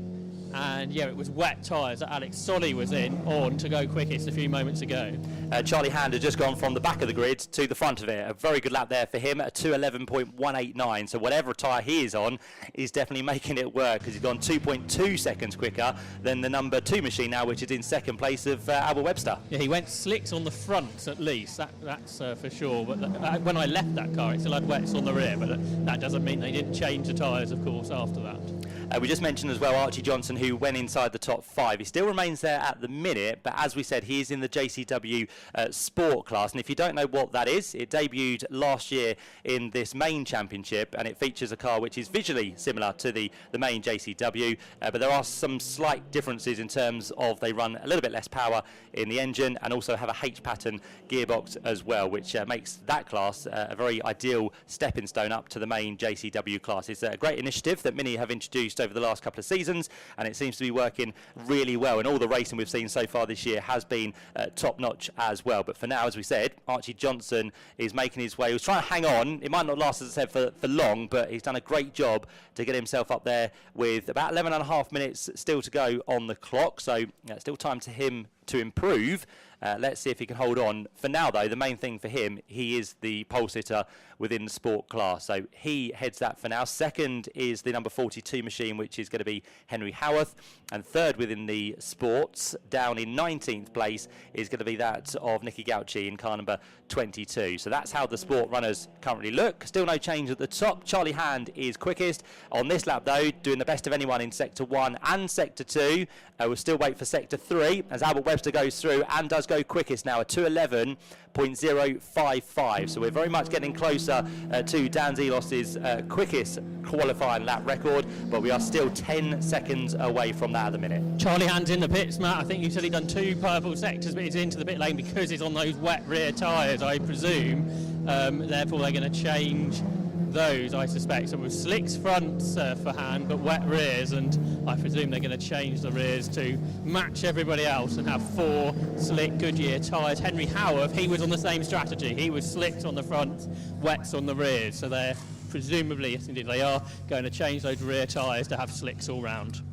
So yeah, Charlie Hand into the pit lane then, just as he was about to go possibly quicker than Albert Webster, but he now feels that it's the time to get rid of those and go on to possibly full slicks. But Webster now quickest, as we said, on this lap. He hasn't gone and done a personal, an absolute best, but he's done a personal best through sector 1, but there are now more and more colours appearing on our screen, which is always good, because if they go green or purple, it means they are absolutely on the money within this session. And as we expected, the track has continued to dry. There has been no more precipitation, so for now we're going to get a flurry of quick times in the final 10 minutes of this Virtue Mini Challenge qualifying session. The times we have quickest in this will set the grid for race 3 of the weekend. That will be the last one tomorrow. The second best qualifying times will set the grid for race 1, which we have later on today. And the race in the middle we have this weekend is a reversed grid from the results of race number 1, with somewhere between 6 and 10 cars being reversed. So it's a bit like touring car style reverse race number 2,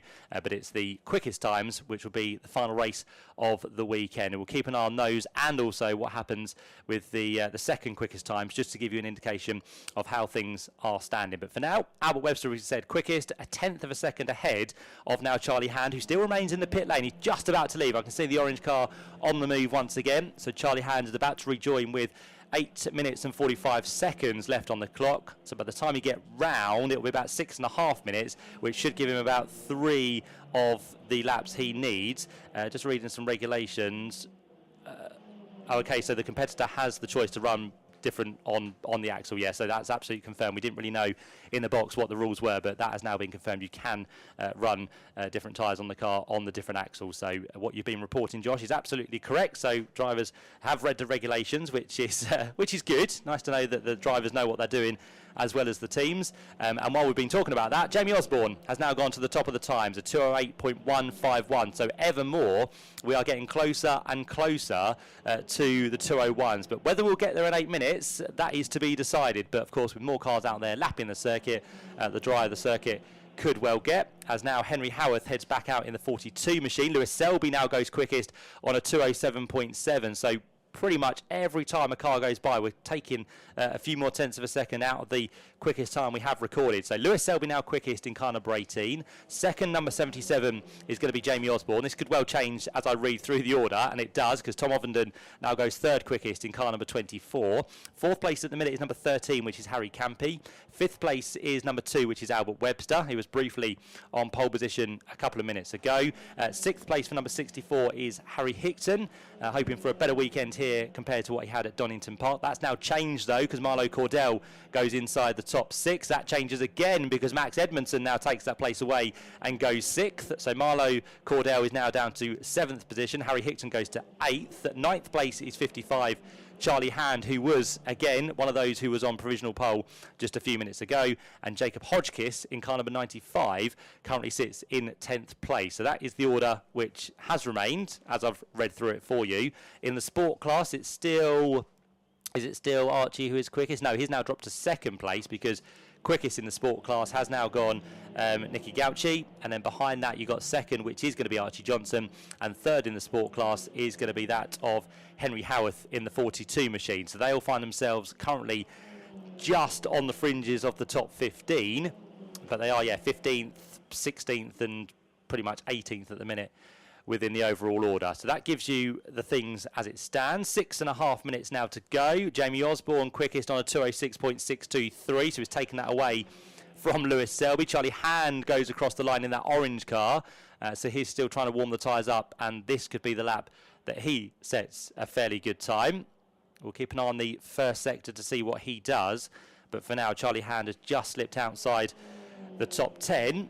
As into the pit lane has come Harry Hickton, so this is going to have to be a very quick stop for him, because we've only got now 6 minutes left on the clock. He should be all right to get back out and into the session to do a time, but I'd probably say he'd want a couple of laps to try and get those tyre and the temperatures into an optimum working window, but we'll see what he can do as he now heads his way down off the jacks. We've got Stephen Chandler. Yeah, I can see the brand new cartoon character on the bonnet of that car, so that car is now being pushed into the fast lane once again. But it just shows, doesn't it, because when we were talking in the early stages of this qualifying session, Stephen Chandler was the man to beat as he was getting down to the 215s and 214s. All of a sudden, whilst he's kind of gone around on maybe the wrong tyre, he now finds himself down in 14th position. So it just shows how close the Virtue Mini Challenge is once again this season. He's now joined once again back into the qualifying session by Harry Hickton. So the 64 machine, which just hangs on to 10th place at the minute, is going to try and go a little bit quicker. We've got a bit more shuffling being done because Max Edmondson now goes 3rd in car number 33. We've got Marlo Cordell now up into 6th place in car number 27, and up into 8th position has gone number 21, which is Nathan Edwards, the man from Tunbridge Wells, now finds himself on the outside of row 4. This is how the grid would line up for the 3rd race of the weekend, as we said. In terms of second best at the minute, it's Jamie Osborne, so he's on pole for race 1 and race 3. Tom Ovenden is still there in second for race 1 and race 3. Third for race 1 would be Albert Webster. In the overall times, he's currently down in 8th position, so he's got some work to do for his race 3 grid spot, but for race number 1, doesn't look too bad for the number 2 machine. Jamie Osborne now into the pit lane as well, so is that him done for this session? 4 minutes to go, you'd probably say yes. So Jamie Osborne, again, has he run out of tyre? Has he kind of felt he's done enough? Well, that is the question to be answered, isn't it? Because Jamie is just having a quick chat with the team. There's no tyre change happening on that Napa racing machine, so Jamie could be done here. He's got about 6/10 just under ahead of Tom Ovenden, so there's a nice buffer, but with track conditions continuing to improve, I don't think he can really rest on his laurels. So Jamie Osborne, well, he's going back out now, so he's had a very quick pit stop, hasn't he, Josh? Yeah, there was no tyre change. I wonder if there's tyre pressure changes going on, and that's why they're coming down into the pit lane, because originally I guess they would have been on perhaps higher pressures to bring the tyres up to temperature quicker. Now they're starting to overheat, potentially, or not in the window they need to be. So a quick tyre pressure adjustment is my assumption here, is why a number of drivers are coming down the pit lane, but with such little time in the session to go. Indeed, yeah, and as Josh was speaking there, you could hear Jamie Osborne lighting the tyres up once again with that 2-litre normally aspirated turbo engine, which headed onto the track once again. But what can he do about trying to reclaim pole position once more as Nicky Gauci goes back onto the circuit, now into second place within the sport class, and Jacob Hodgkiss is also going to rejoin the session, which means no one is left in the pit lane with just 2.5 minutes left on the clock. So they'll all get round, they'll all be able to start a final flying lap. But is the order going to change? Well, it has already, because Tom Ovenden now goes quickest on a 2:06.391, 7/100ths of a second quicker than Max Edmondson, so it gets ever closer at the head of the order at the minute. Jamie Osborne, with that brief pit stop, has now dropped down into 3rd place, but again, he'll get round to do another lap, make that 4th place, because Alex Solly now goes up into the inside of row number 2. Gained 8 positions on that lap alone, so from 11th to 3rd goes Alex Solly in car number 12. I'll wait to see if anyone else is looking to improve. Yes, they are. Charlie Hand now goes back to the top of the times. So after dropping outside the top 10, the orange number 55 machine of Charlie goes and does a 2:06.002, which again is quite a healthy margin in terms of mini racing. 0.4 of a second there or thereabouts ahead now of Tom Ovenden. Max Edmondson sits in 3rd place, Alex Solly in 4th, and Jamie Osborne down to 5th place. So Jamie really does need to pull something out the bag here if he wants to find himself looking for that 100% winning record so far within 2025. He took the first 3 wins of the season at Donington Park at the end of April. These here at Snetterton being their next 3 races of the season, looking to do pretty much the same, but of course everyone else will have something to say about that, as Tom Ovenden now goes back to the head of the order by just over 0.2 of a second. So the 24 machine now is quickest. There goes Jamie Osborne on to his flying lap out of the pit lane, and he needs to find 0.9 of a second, and it will be his last lap, yeah, with just under 60 seconds left on the clock. Max Edmondson now goes ahead of Charlie Hand. So briefly, Charlie was on pole position, now down to the 2nd row of the grid. Top 3 covered by 0.2 of a second, but get this, top 2 covered by just 1/1000th of a second. Almost identical lap times for the top 2, but Tom Ovenden has just scraped it for now. We've got 30 seconds left on the clock. Tom Ovenden is on his last lap because he's not yet into sector 2, so this is going to be now or never for Tom. He has gone and done the best of anyone though through sector 1. Looking to retaliate here is going to be the car of Alex Solly. He's gone and done the best of anyone through sector 2. So we await the arrival of car number 12 as Alex works his way to the line. Can it be any better than 4th position at the minute? He's looking to try and usurp Charlie Hand, trying to get past Max Edmondson, trying to get past Tom Ovenden. As Albert Webster crosses the line, it's going to be at best 9th place on the grid for that number 2 machine. Here comes Charlie Hand to the line. What can he do as he takes the checkered flag? He stays in 3rd place, and no improvement for Charlie. There goes Archie Johnson across the line in the sport class. He will be down in, where is he? Number 10. He's in 19th place overall, and I think he's 3rd, isn't he, in sport? So he's taken the checkered flag. Alex Solly has completed the lap but didn't improve on 4th place. But it doesn't show that he's taken the checker flag, so we might have just got through for one more lap here. Through across the line there goes number 13, so Harry is taking the checker flag, so we might have just got through for one more lap here. Through across the line there goes number 13, so Harry Campy goes on to the 2nd row of the grid. Lewis Selby improves up into 5th position, and we're still waiting for both Tom Ovenden, who crosses the line slowly, to take the checker flag, so he doesn't improve, and Max Edmondson in car number 33 hasn't done anything. No, he's done nothing really in Sector 1 or Sector 2. So that'll be the lap done for Max Edmondson as well. Jamie Osborne completes the lap, and here the final chance of the checker flag will go quickest. So Jamie Osborne had that very late pit stop, and on his last lap of the session does a 2:05.306. So once again, just when we thought Jamie Osborne was dropping down the order, he comes through to spring a surprise once again, and he takes pole position by just under half a second, with Tom Ovenden, who crawled himself to the line, wasn't able to do anything in Sector 2 or Sector 3. He did do the best of anyone in Sector 1, as we said, but he didn't quite string the final 2 sectors together. So Tom Ovenden will be second on the grid. But again, Jamie Osborne finds himself at the head of the order with the final few cars now to take the checker flag. I think Alex Solly might have given up on this lap. I know he's still going, isn't he? So Alex Solly is still going, but he's slower in Sector 1. He's slower in Sector 2. Josh Porter is still out there, but he might be improving actually. Where's Porter? Yeah, he goes up into 8th position on his last lap, so he did improve, and it doesn't look like Albert Webster has got anything left in the tank either. In terms of second best times though, just to very quickly run you through those, Tom Ovenden is quickest, so he will be on pole position once again, just like it was at Donington Park for race number 1. Charlie Hand is second and Max Edmondson third, with Jamie Osborne in 4th place. So he only really recorded one good lap, and that was the final lap he did within the qualifying session. So he will be on pole for the final race of the weekend, if that makes sense, because he was the quickest in the qualifying session. As we said, the quickest times set the grid for race number 3. The second best times set the grid for race number 1.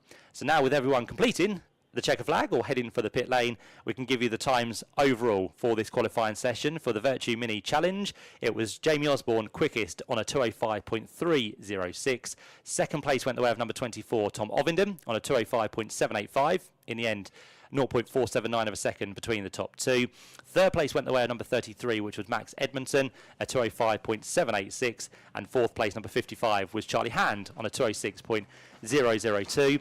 Just back from that was in fifth place, number 13, which was Harry Campy. His time was a 2:06.112. Then we saw Lewis Selby in sixth place, number 18, on a 2:06.281. And then behind that, Nathan Edwards back in the mini challenge again this year. He, in the number 21 machine, did a 2:06.365. Then we saw Josh Porter in 8th place on a 2:06.412. 9th place, number 27, birthday boy yesterday, Marlo Cordell, on a 2:06.478. And to complete the top 10, number 12, Alex Solly, on a 2:06.543. Thanks, Matt. Yeah, the cars are making their way down to the pit lane. Let's see if we can have a word with Max, if possible. Max, third quickest, aborted the last lap there. Was that traffic, or did you not think there was any more pace left? Traffic, to be fair. I was kind of hoping that it was a bit longer enough time that I could back off, do a cool down lap, and then do one more. But I came out of turn 3 or 4 and saw the checkered flag, so I knew it was over by that point. But yeah, there's a lot of time left in it. But obviously, it's really who put the tyres, the slicks on the latest, because the track was just getting drier and drier. But yeah, I think that's a decent result. How big of a challenge is that? Explain that to people that haven't raced a car, getting a slick tyre up to temperature when it's still damp on the circuit. Yeah, well, when we first put them on, obviously there was not much of a dry line, so obviously you can't really weave. You can, but obviously you'll be weaving onto the water. So it's not easy, but obviously you just got to trust your instinct and see what you can do, to be fair. And now starting, I think, a bit higher than you started at Donington, so I guess the aims are to get some podiums this weekend. Yeah, we were struggling with straight line speed at Donington, but I think we've fixed that. We're still not where we want to be. Obviously, I'd like to be further up, but yeah, it's better than Donington. 1,000th off the front row of the grid, so it's not too bad. Well done, Max. So third in qualifying for Max Edmondson, and second quickest then was Tom Ovenden. He is currently in discussions, I think, with Jamie Osborne, who went quickest of all in qualifying for the second event of the Virtue Mini Challenge. See if we can squeeze through and have a word in a moment with our top two drivers.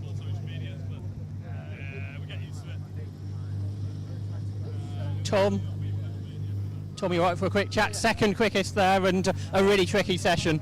That was crazy. The first stint on the wets, I thought, yeah, it's far too dry. So we'll come in, and then I knew it was going to be kind of last one across the line. So I just kept going as much as I could on the 6, and I was improving every lap. Not quite enough to beat Jamie, unfortunately, but we're in a good spot for the race, so looking good. And I believe you're quickest or the second best time, so it's pole for today's race, I understand. Oh, is it? Perfect. All right, sweet. Yeah, very good then. Yeah, no, very pleased with that. Really good. And I guess the aim is trying to beat Jamie this weekend. That is the plan. Beat that Napa car that's been very fast. That's our aim. But it's always good with Jamie, so it'll be a good race, I'm sure. We were talking about how there's like no drop scores in the championship this year, and it's quite important therefore to finish races because how the point system works. Do you bear that in mind when you're racing, or do you almost forget about it? You try to forget about it, but it is in the back of your mind because I think you've got to be just a touch safer than you do last year because the 0 hurts you that much more. So yeah, just making sure that we're on it all the time, making sure we're not doing anything silly, but also still pushing for wins because we've got to beat that Napa car. And round this circuit, do you think that this circuit allows quite a lot of overtaking? There's lots of sort of hard braking zones. Yeah, I think so. It's going to be. It's always been a good track for racing. Lots of heavy braking zones, long circuit. It's going to be a long race, but it'll be good fun, I'm sure. Best of luck. Thank you very much. And we'll speak in a moment to Jamie Osborne. I think he's about to have his photographer taking pole position, so we'll let Jacob Ebery do that, and then we'll have a word with Jamie Osborne on pole position here at Snetterton in the Virtue Mini Challenge. The three-time winner from Donington. Jamie, you came into the pits there right towards the end of the session. Was that for a quick setup change? No, well, I mean, we thought we'd done enough, to be fair. We came in thinking that we'd managed to pull it off, and we did for that moment, but unfortunately everyone started to get faster as the track was drying, but we went back out and tried again, and we managed to pull out a better lap time for the second or third race, I think it is. Yeah. So, no, pleased with it anyway. P4 and a P1, it's where you want to be, really. You were quickest by half a second on that lap, so that was a full commitment lap, I guess. Yeah, definitely. Put all of the eggs in the basket and sent it. I think that's where I went. To be fair, I come backwards through the first corner. Yeah. I probably sent it a little bit too hard. And tell people at home who haven't raced cars, when you get a front-wheel drive car like that really sideways on a really fast corner, what's it like to try and save it? Fun. People say scary, but it's just fun. I come into the corner sideways and I was like, this is just epic. But no, yeah, they're just really fun cars to drive in general. They're like mini go-kart type things. Yeah. And coming from fourth in the race today, do you think you can move forward? Speaking to Tommy, said this circuit you can certainly overtake on. Oh yeah, definitely. We'll definitely move forward. I mean, from what we know from our starts, hopefully we'll be able to get a good start. And then, to be fair, this track's probably one of the best for overtaking. It's a very optimal track for overtaking, so no, it should be an interesting race to watch anyway. Look forward to it. Well done on qualifying. Good luck for the rest of the weekend. So there is pole position for Jamie Osborne here at Snetterton in the Virtue Mini Challenge. Thanks, Josh. Yep, so nice to hear, as always, from the drivers. Lots of buzz around there for the Virtue Mini Challenge. We'll have them out on circuit racing for the first time this weekend, later on today, just before 2 o'clock, just after our lunch break here on day one at Snetterton. Right, we've got more qualifying to look forward to very shortly. The Vera Tools F4 British Championship, certified by FIA, are gearing up, ready to go. Now, I've had a few suggestions about who this turtle might be. I'm wondering if the man in the studio might have any more. I have no suggestions. Oh, really? No, as far as the turtle is concerned. But you could always give me your ones. Well, this is going to be interesting because I've never pronounced this. It's Master Kui Gon from Kung Fu Panda. Master Kui Gon? I don't know. That's how I'm saying it. From Kung Fu Panda. Kung Fu Panda, yeah. But we don't know. We're just speculating. But that's one I've had in. Okay, well, so that's one down out of a possible 50 according to Google. So you're doing well. I need your advice on this, Matt. And so my thought on this is here on Toka Live.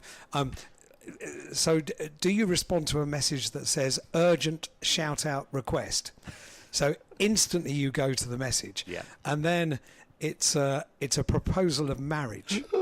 Yeah, I don't think we should get involved in that. I don't think we should do that. I think that's a personal thing for two people, and I want no legal responsibility for that. So absolutely not. But this one, thanks Matt, thanks Josh. This one says, congratulations to Rich and Michelle for their forthcoming wedding in July. We're here with Elliot, who has a YouTube channel where he does BTCC vlogs and interviews, and that's... on YouTube, and Libby, who really enjoys the F4. Well, Libby, you are very lucky because they are about to come out on circuit. They have their qualifying session getting underway in around about 4 minutes time for the Vera Tools F4 British Championship certified by FIA. And if we're lucky, over the lunch break we'll have a couple of the F4 drivers joining us up here in the Toka Live studio.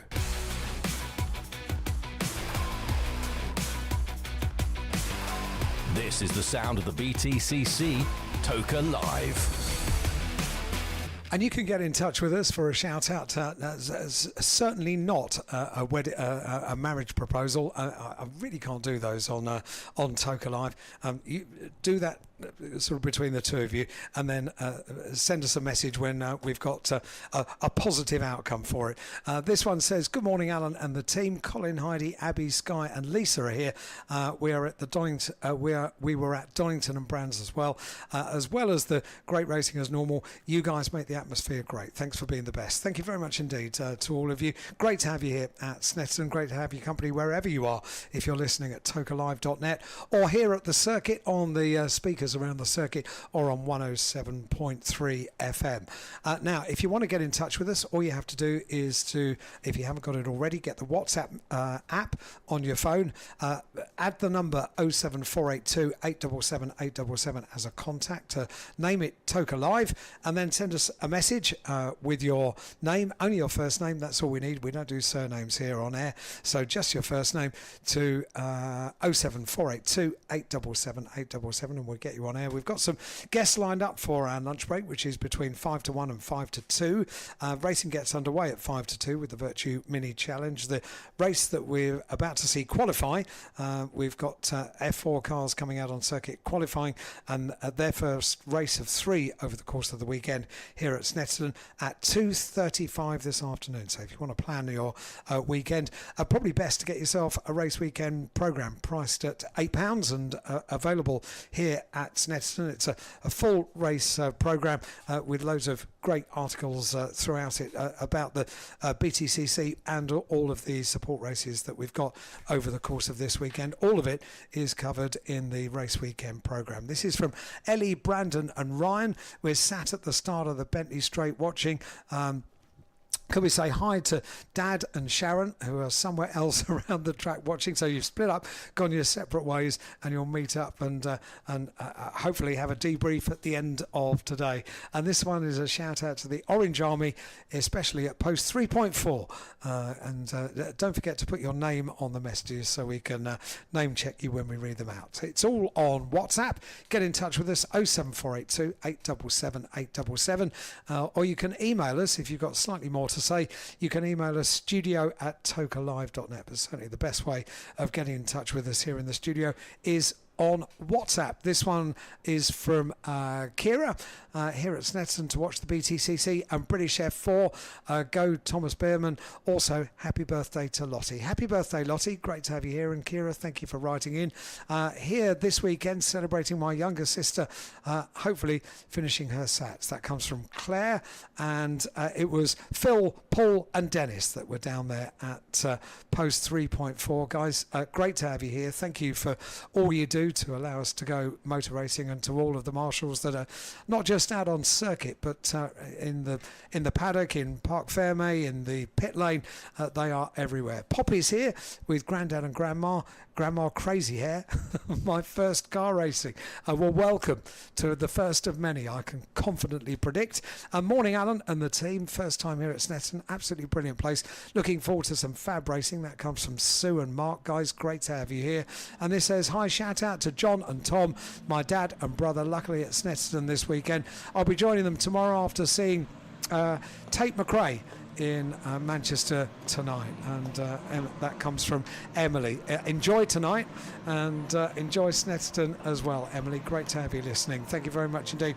Right, engines, a particular engine note in the background just behind me, which means that we've got cars leaving the pit lane going onto the circuit for the Vera Tools F4 British Championship certified by FIA qualifying. And to talk about it, Josh Barrett, who, incidentally, Josh, if you want to return to base at some stage, I've got a present for you. There you go, taking care of admin on air. So Josh, come back to home, and in the commentary box is Matt Suckling. Do I get a present? No. Okay. No, you don't. That's fine. Anyway, you talking about tape... I'm very sorry you don't, and I'm aware, but I was given a limited budget. Oh, okay, that's fine. When you mentioned about Tate McRae, I've got to talk to you about something a little bit later on, talking about live music. Oh, have you indeed? Yeah, just to ask you how things went. Oh, in Manchester at the Co-op Live? Yes. Just a couple of weeks ago? Yeah. Amazing. Good. I'll talk to you about it later. I'm 59 years old, and it was one of the most breathtaking concerts of my life. It was absolutely, and interestingly, the BTCC driving standards advisor, James Cole, who is a rock and roll star in his own right with the Classic Rock Show, I talked him into going to Co-op Live on the Saturday night. He is still hoarse. Is he? So this morning he is still hoarse, and that was a week ago. So yeah, he had a good time. He also went to see Clapton on Wednesday night, which was not such a sing-along kind of night, but yeah. So those people, I'm sure there'll be a few that have been to see Bruce Springsteen in the last couple of weeks. I know the MSV media guru Tom Aaron has been a few times. Over 50, and is that good? Went to all 3 of the Manchester gigs the other week. Yeah, so enjoy your night up in Manchester tonight. Emily, John, and Tom. There we go. Perfect. Thanks, Alan. Right, qualifying underway, as we said, for the Viratools F4 British Championship certified by FIA. This is a 25-minute qualifying session. And again, it's almost like 3 sessions in one, because the grid will be set for race 1, race 2, and race 3 of the weekend, because the quickest times will give us the grid for race number 3. The second quickest times will give us the grid for race number 1, very much like the minis. The race in the middle, race number 2, will be a reversal of the top 12 quickest times within this qualifying session. So after these 25 minutes, we'll have every grid set, barring any adjudication and penalties or anything. But yeah, it should all be good. And these are the stars of the future, effectively, those looking to make their way up into Formula 1. And we've had, again, a great start to the season for the F4 British Championship. We've been to Donington Park on the national circuit to kickstart this season with 3 races. And just a week after that, we went then to the Silverstone Grand Prix circuit for 3 further races. And then it leads us here to Snetterton on the 300 circuit. So that is how we are sat so far in terms of this year. And Alan did mention earlier that they will be back at the Silverstone Grand Prix circuit later in the season, because they have got the announcement that they will be working their way alongside the Formula 1 World Championship at this year's British Grand Prix, which, as Alan said, the first ever time that F4, F3, F2, F1 have raced all in the same weekend at the same circuit. So very much looking forward to that. And in terms of the drivers and the teams, I think there's going to be a very, very healthy grid there for that one at the beginning of July. But for this weekend, we have a healthy entry once again. 23 cars are entered. Not all of them, as of yet, have ventured out onto the circuit. We still have down there in the pit lane the 14 car of Albert Larson. We also have down there as well the 27 machine of Charlie Edge. And then furthermore, we have Chase Fernandez and also the 69 machine of Yu Hao Fu. So those 4, as of yet, not deciding to move, just waiting until everyone has got a couple of laps in to lay down some rubber, and then they'll decide to head out and see what they can do. There goes Chase Fernandez, a man who's converted from Ginetta Juniors now into single-seaters for this season. And Chase Fernandez, so far this year, has found himself 11th in the championship and has had 1 win along the way. That was the reverse grid race at Donington Park earlier in the season. So he so far has just had 22 points scored. I don't know if he actually went to the Silverstone Grand Prix circuit. That might have been one that he actually missed. So Chase Fernandez is a little bit down the order, but looking to progress through things this weekend. But the man who leads the championship is Jimmy Pazik, the man for Rodin Motorsport. 79 points so far this year scored. He's had 2 wins and 1 third place, and he sits there 8 points currently ahead of Finn McLaughlin, the Irishman who is second in the championship. Races this year with High Tech. The youngster who is in that number 5 machine has got 71 points, and it's 3 points back from that. August Raber, the man who comes from Sweden with Argenti Motorsport, they sit third with within the championship. So very nicely bunched towards the head of the order. But so far, as the first few laps come through, Tommy Harfield is the man who has gone quickest on a 1:57.745. So for now, that is the time that all the drivers will be aiming for. But as we said, it will take a couple of laps for tyres once again to get into the temperature range and for the drivers to find the grip around the circuit as well. And some of those quick drivers we would expect to see towards the front of the field.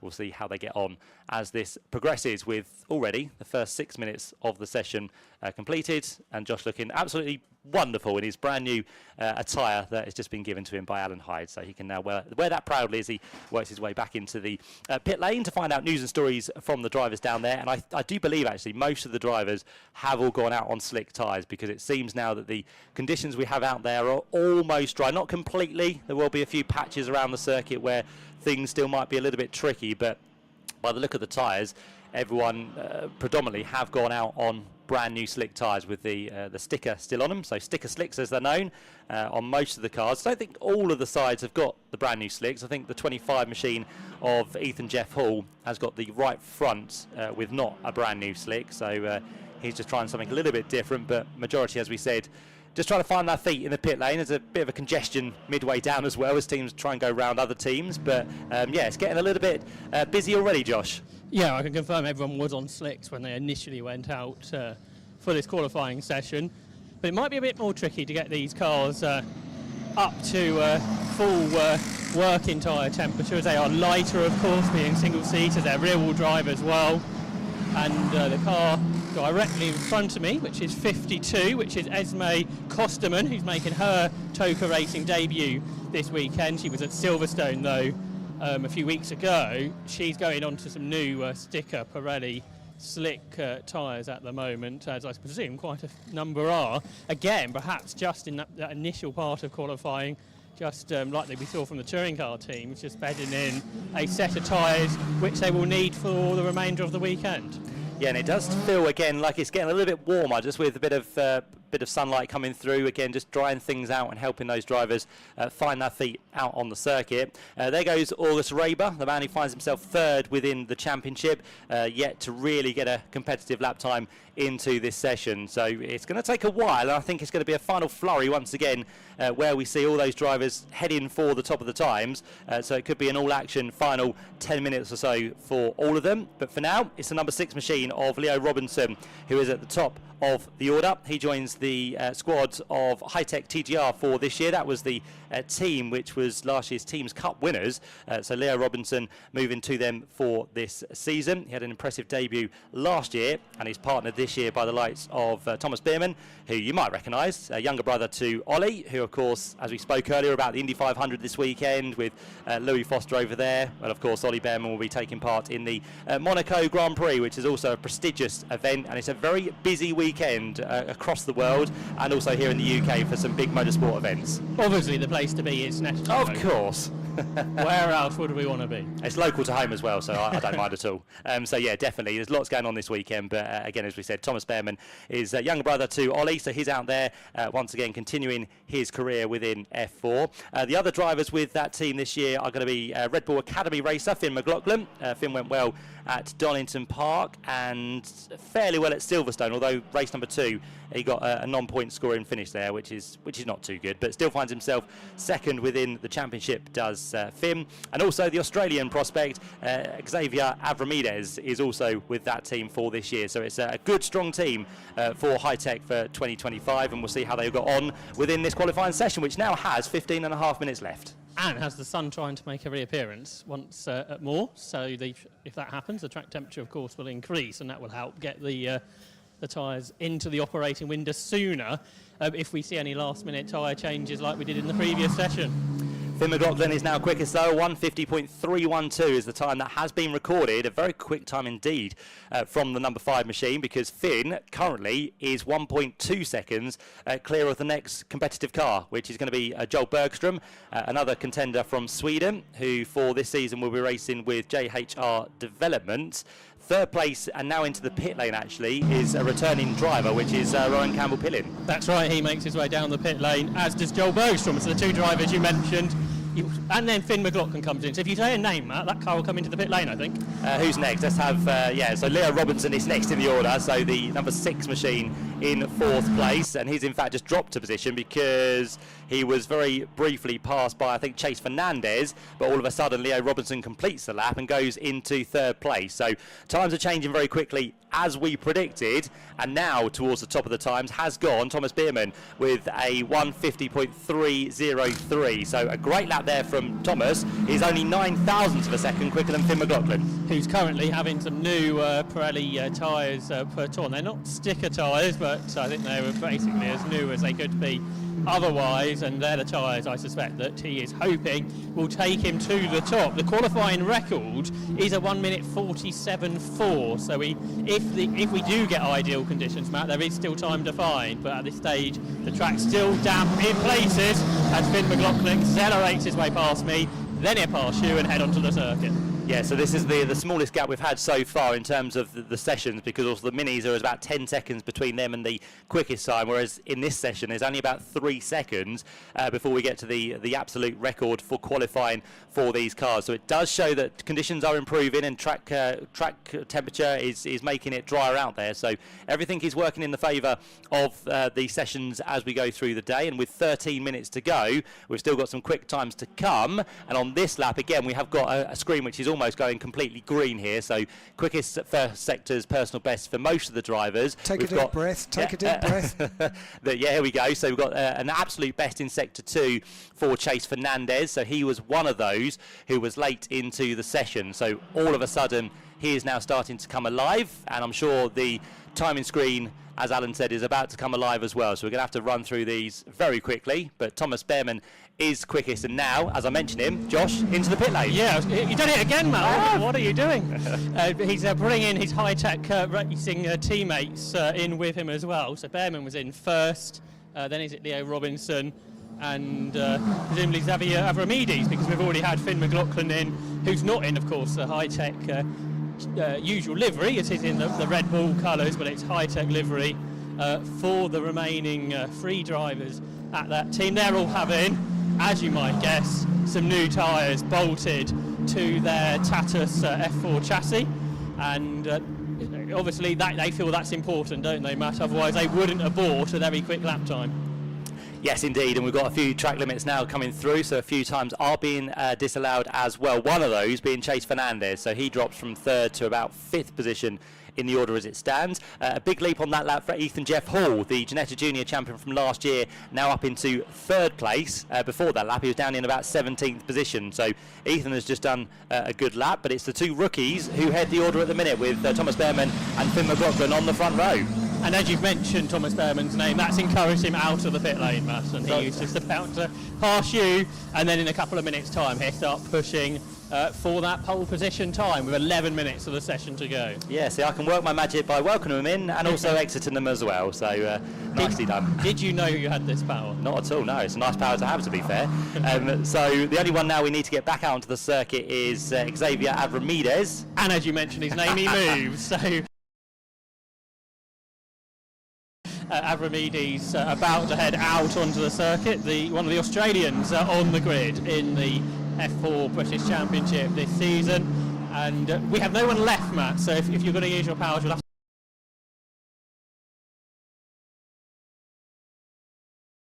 to bring someone else back into the pits. I don't want to mention anyone now because I want them all to stay out there to set a qualifying time. So yeah, here we go for effectively part 2, because they've all gone out on their almost slick tyres, brand new, and then they've come back in to do a change, and some of them have bolted on a new set, some have kept with a slightly scrubbed set of tyre, whichever works best for them. But now we go for the final 10.5 minutes, because towards the top of the times goes Ethan Jeff Hall. So car number 25 now quickest, a 1:49, so the first driver into the 49s is going to be Ethan Jeff Hall. He does that by just under half a second, so already there is a buffer between him and the 2nd place driver, which is a new one. That's going to be Theo Palmer, the man who races with JBMotorsports. So it's 1st and 2nd now for 2 different drivers, as Thomas Behrman goes down to 3rd, Finn McLaughlin to 4th, and Leo Robinson in the number 6 machine is now 5th. That then changes because the championship leader, Jimmy Pazik, goes into 2nd place, car number 93, on a 1:49.7 1:41.87. Then we have Adam Al-Zahari up to 4th place. I think that's the first time in this session he's featured inside the top 5. So Adam Al-Zahari in car number 12 goes on to the 2nd row of the grid. We've had another track limit warning and time disallowed for Henry Mercier by the looks of it. So Henry's time now drops him back out into 17th position. Also for this year, just to mention while things are not really taking shape on the timing screen, waiting for the drivers to come back round, we have a new, for this year, Challenge Cup, which is for drivers who for various reasons can't compete to the full 10-round championship, but they can enter into the Challenge Cup, which is 7 of 10 rounds. And these are nominated at the start of the season. So for those who are doing the Challenge Cup, already know where they're racing, but it just kind of gives an element of those who can't do a full campaign to still have a chance of going for a cup. They will not have a podium, but they will have its own points table and acknowledgement across the socials as well. And I can tell you, as we come here this weekend, the Challenge Cup is currently being led by Charlie Edge. He has 100 points compared to Tommy Harfield, who is on 80 points. So, as I said, no podium, but they do get points for that Challenge Cup. And it's a nice way just to kind of, if drivers are looking to just do a part season or just try and figure out what they want to do for coming years, it's a nice way to do that. And also with drivers who have other commitments with other championships. So it's a nice way just to bed the gap between doing this and something else as well. So we've got a handful of drivers who are taking part in the Challenge Cup for this weekend. For now, though, it's going to be Theo Palmer who goes to the top of the times, a 1:49.343. So he's continued to lower the margin in terms of the 1:49s. Ethan Jeff Hall now drops into 2nd place, a 10th of a second between the top 2. Henry Joslin, another former Ginetta Junior driver, is sitting there in 3rd place. And August Raber, the man who finds himself 3rd in the championship, is now up into 5th place, which is quite important because he finds himself ahead of the championship leader. So always looking for a positive. August Raber is ahead of Jimmy Bezique just by that 1 place. You mentioned Theo Palmer there, Matt. I think he wasn't old enough to compete in the opening rounds at Donington Park, but now that he's 15, we see him for the first time at a TOCA event. So really interesting to hear how well he's going as well. In one of his first ever competitive car races. He hasn't started too badly, has he, with quickest, and then now down to 2nd place because Finn McLaughlin in his Red Bull livery high-tech has just entered back onto the circuit and completed his lap, and with that now goes to the top of the times on an even lower 1:49.2. So we're very much bridging the gap between 49s and very shortly, I think, into the 48s here. So track conditions continuing to improve as Martin Molnar briefly goes to 6th place. That's very quickly usurped by August Raber, who puts himself now on the outside of row number 3. First of the Challenge Cup car competitors is going to be Tommy Harfield. He now jumps up into 7th place as the time for Adam Al-Zahari has been disallowed due to track limits. So Adam goes from 5th now down to 11th. We did say things will change very quickly, and it's all important to keep our eyes on the timing screen because as quick as you say something, it changes with the next one coming through. To take the line that time is going to be Xavier Adramides down in 22nd place at the minute. So the Australian just struggling to find pace so far this weekend. Best result for him came at what was, I think, Donington Park and also Silverstone. Got himself just inside the top 10, did Xavier, but hasn't gone any higher than that so far this year. And as I said, struggling at the minute to get to grips with this Snetterton 300 circuit with just over 6 minutes to go. Finds himself down in 22nd place. Next one to have a time disallowed is going to be Yuhao Fu, so the number 69 machine driver from China is now down outside the top 10, just behind Thomas Behrman, who at one stage in this session was on provisional pole, but again just shows how close this field is. We've got the top, 9 covered by less than a second, and effectively the whole field at the minute covered by 3.6 seconds, but I imagine that will get ever closer as we head our way into the final 5 minutes very shortly indeed. But for now, it is Henry Joslin who goes to the top. He's not quite into the 48, but he has lowered it once more, so we're now down to a 49.087. There's a 10th of a second between himself and Finn McLaughlin. And then you've got in 3rd place still the number 23 machine of Theo Palmer, and Ethan Jeff Hall completes the 2nd row of the grid as it stands. Better lap there for number 21, so Tommy Harfield now back up into 5th place, and there was a big jump as well for Rowan Campbell-Pillin, who found himself in the pit lane in the early stages. He has completed 9 laps within this qualifying session, and now for the first time gets himself inside the top 10. So he is making progress, and I think there's still more time to come because he's about to head through the first sector is Rowan Campbell-Pillin. And is it going to be another green time? Yes, it is, a 34.5. So Rowan Campbell-Pillin returning to the championship this season, looking to improve for a second occasion as he works his way now through the second sector. So the likes of Hamilton down towards Oggies and Williams, and then the run down the Bentley Straight before they hit the bridge. And that's when you'll end the second sector to see what that time will be for the number 42 machine. So Rowan Campbell-Pillin on another good lap by the looks of it, but Henry Joslin is still quickest. Not improving though on that previous lap, didn't do anything spectacular, was only kind of yellow, which is not a personal best or an absolute best for those 3 sectors. Although just saying that, as I mentioned him, he now goes and does the best of anyone through sector 1, so he's found some time through there. 34.201 is what Henry Joslin has just done, so he's looking to improve his time, but he needs to do it because going to the top of the times once again is Finn McLaughlin. So the Red Bull liveried high-tech machine now for the first time gets himself into the 48, so he is the first man to do that. Again, the gap between himself and Henry Joslin is a 10th of a second. There's a further 10th of a second back now to what's going to be the 23 machine of Theo Palmer, and then there's a couple of tenths of a second back to Ethan Jeff Hall, who finds himself still on the outside of the second row. He did until Leo Robinson just completed that lap because the number 6 machine has come through, and Leo Robinson, who is back again for another season within F4 for 2025, gets himself a little bit higher up the order. And for Leo this year, he finds himself 9th within the championship and has yet to feature on the podium this year. So if he starts in 4th place, that could give him potential to be in the hunt for something as we head towards the end of the weekend. Finn McLaughlin still quickest though, 3 minutes pretty much and change left on the clock. In terms of second best times, which set the grid for race number 1, it is Finn McLaughlin who has got pole there as well. Henry Joslin is still second there, and Theo Palmer is third. So it's exactly the same on quickest times as it is on second best times as well.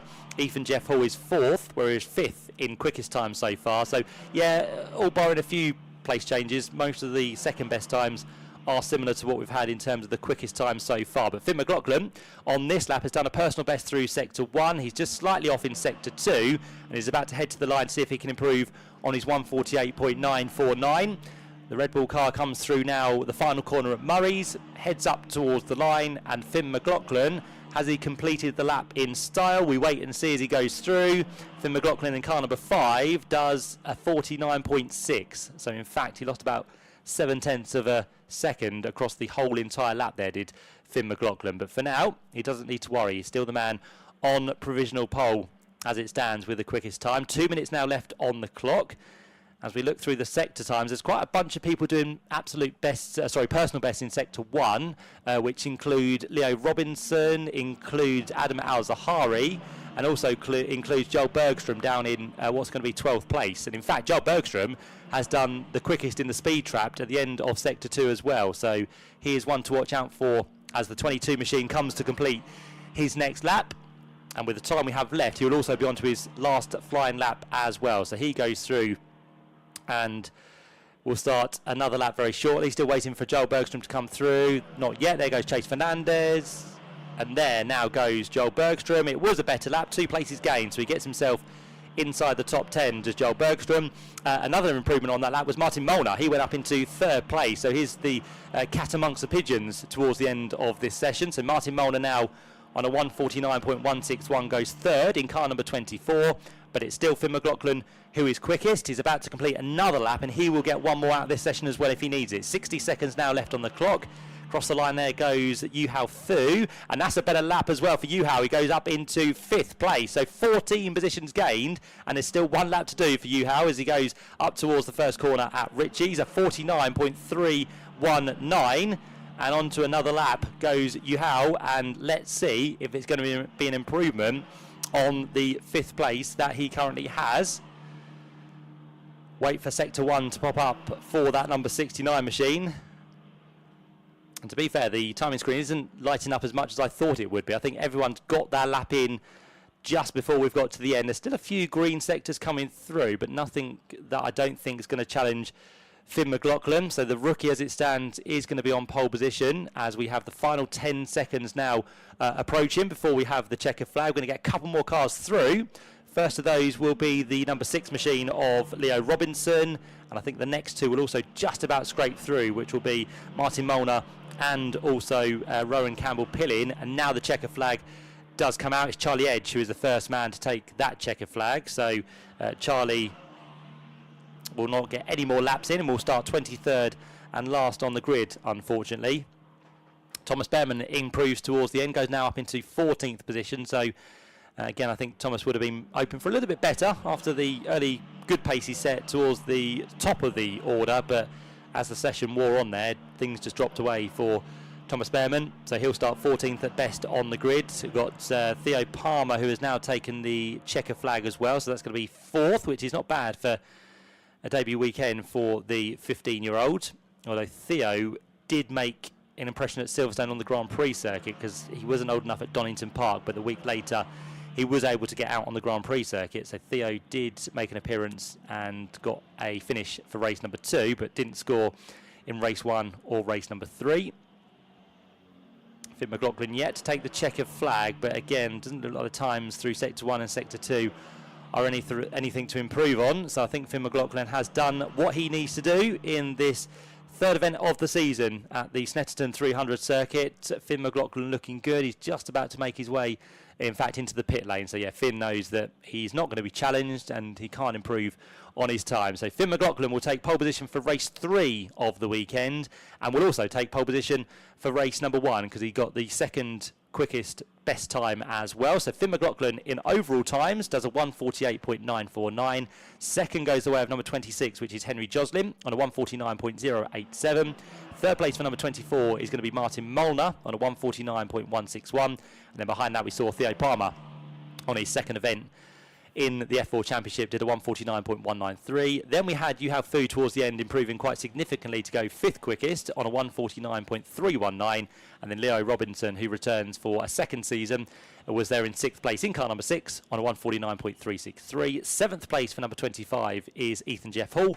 His time was a 1:49.396. Then we had Adam Al-Zahari in car number 12. That was 8th position on a 1:49.427. 9th place, 42, was Rowan Campbell-Pillin, one of the final cars to take the checker flag, and did a 1:49.476.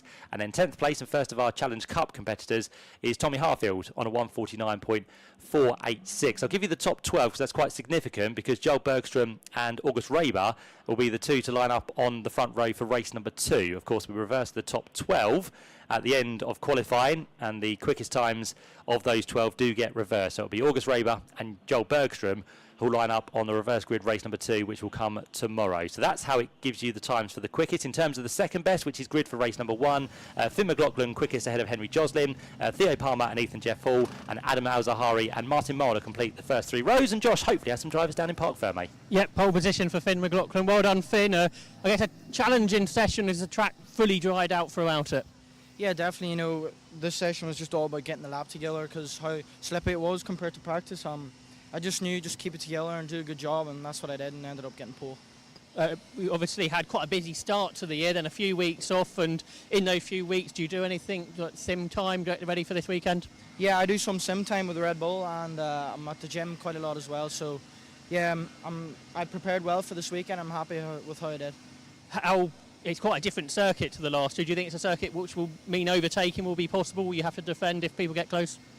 I think it's quite tough to overtake in this class, so hopefully I just get a good start and manage the way. How much can you sort of practice starts? Because that's something obviously generally you can't do very much of.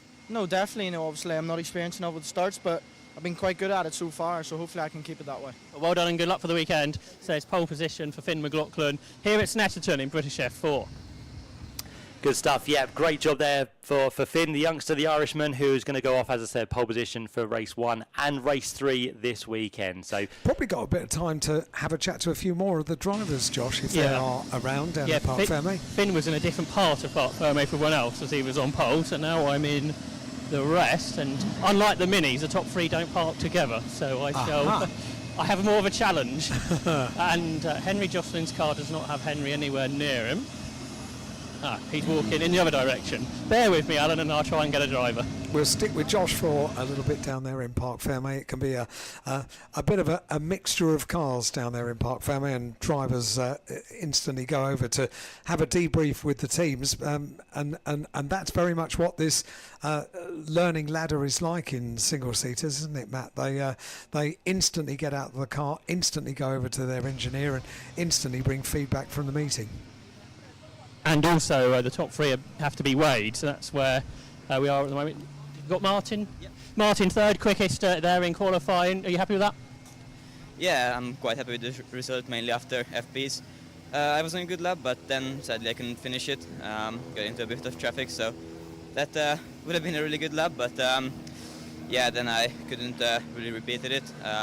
Took some time to get into some good track space again, and start to push again.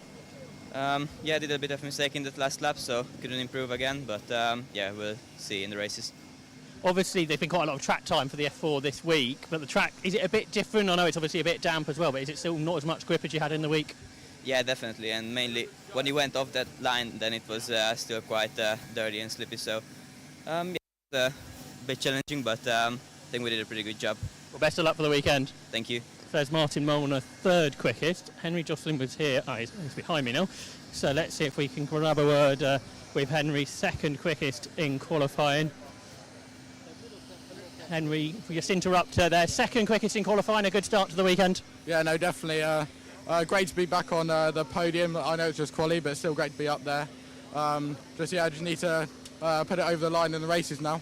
You've sort of learnt things in the first two meetings, how F4 racing goes to put into this weekend? Yeah, no, it's very hard racing. Lots of people go for lots of sends, but I think I'm used to that now, so should hopefully be able to get thin and maybe end up with P1. There's obviously a few hairpins here, hard braking zones, so you're talking about those sends. Do you expect quite a lot of that this weekend? Yeah, I think the straights are obviously quite long, good for towing, so yeah, it'll probably be very good racing, yeah. Well, good luck, hope to see you on the podium. Thank you. So there's Henry Jocelyn, second quickest in qualifying.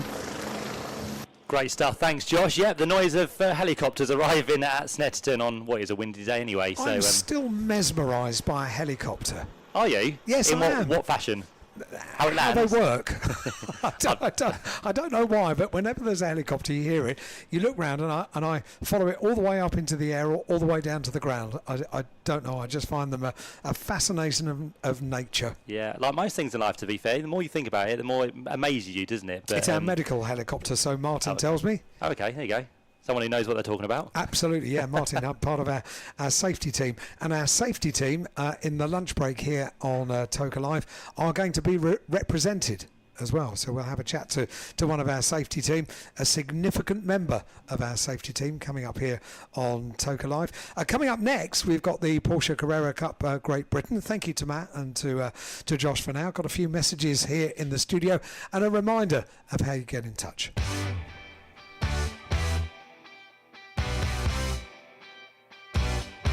Get in touch with us at Toka Live. We're on WhatsApp and email. Add the number 07482 877 877 to your WhatsApp contacts, or email us at studio@tokalive.net to get in touch. Say hi to someone, wish someone a happy birthday, or wish a driver good luck. Anything you like, get in touch now with Toka Live. And we do have an email which has come in. The reason I'm so excited is very rare we get an email. Most of our messages come in on WhatsApp. But this one is from Rob. Hi, Rob. Can you say hi to Kerry, Ethan, Ian and Jane? We're here as an early Father's Day present for my dad. Thank you, Rob, and great to have you all here at Snetterton today. That's on email, which is studio@tokalive.net. And, of course, we've got our WhatsApp as well. This one says, here at Snetterton this weekend, celebrating my brother's birthday. I can't quite make out from the message whether the name is Dan or if it's Baz, but can you wish him a happy birthday? Yes, we can, and a great way to celebrate here, watching the BTCC here at Snetterton. That's the one that we've just done on email, and it's backed up. I like that. Back up on WhatsApp. This is my first trip to Snetterton to see my fellow Filipino countryman Daryl de Leon in the BTCC. That's Jethro from Hemel Hempstead in Hertfordshire.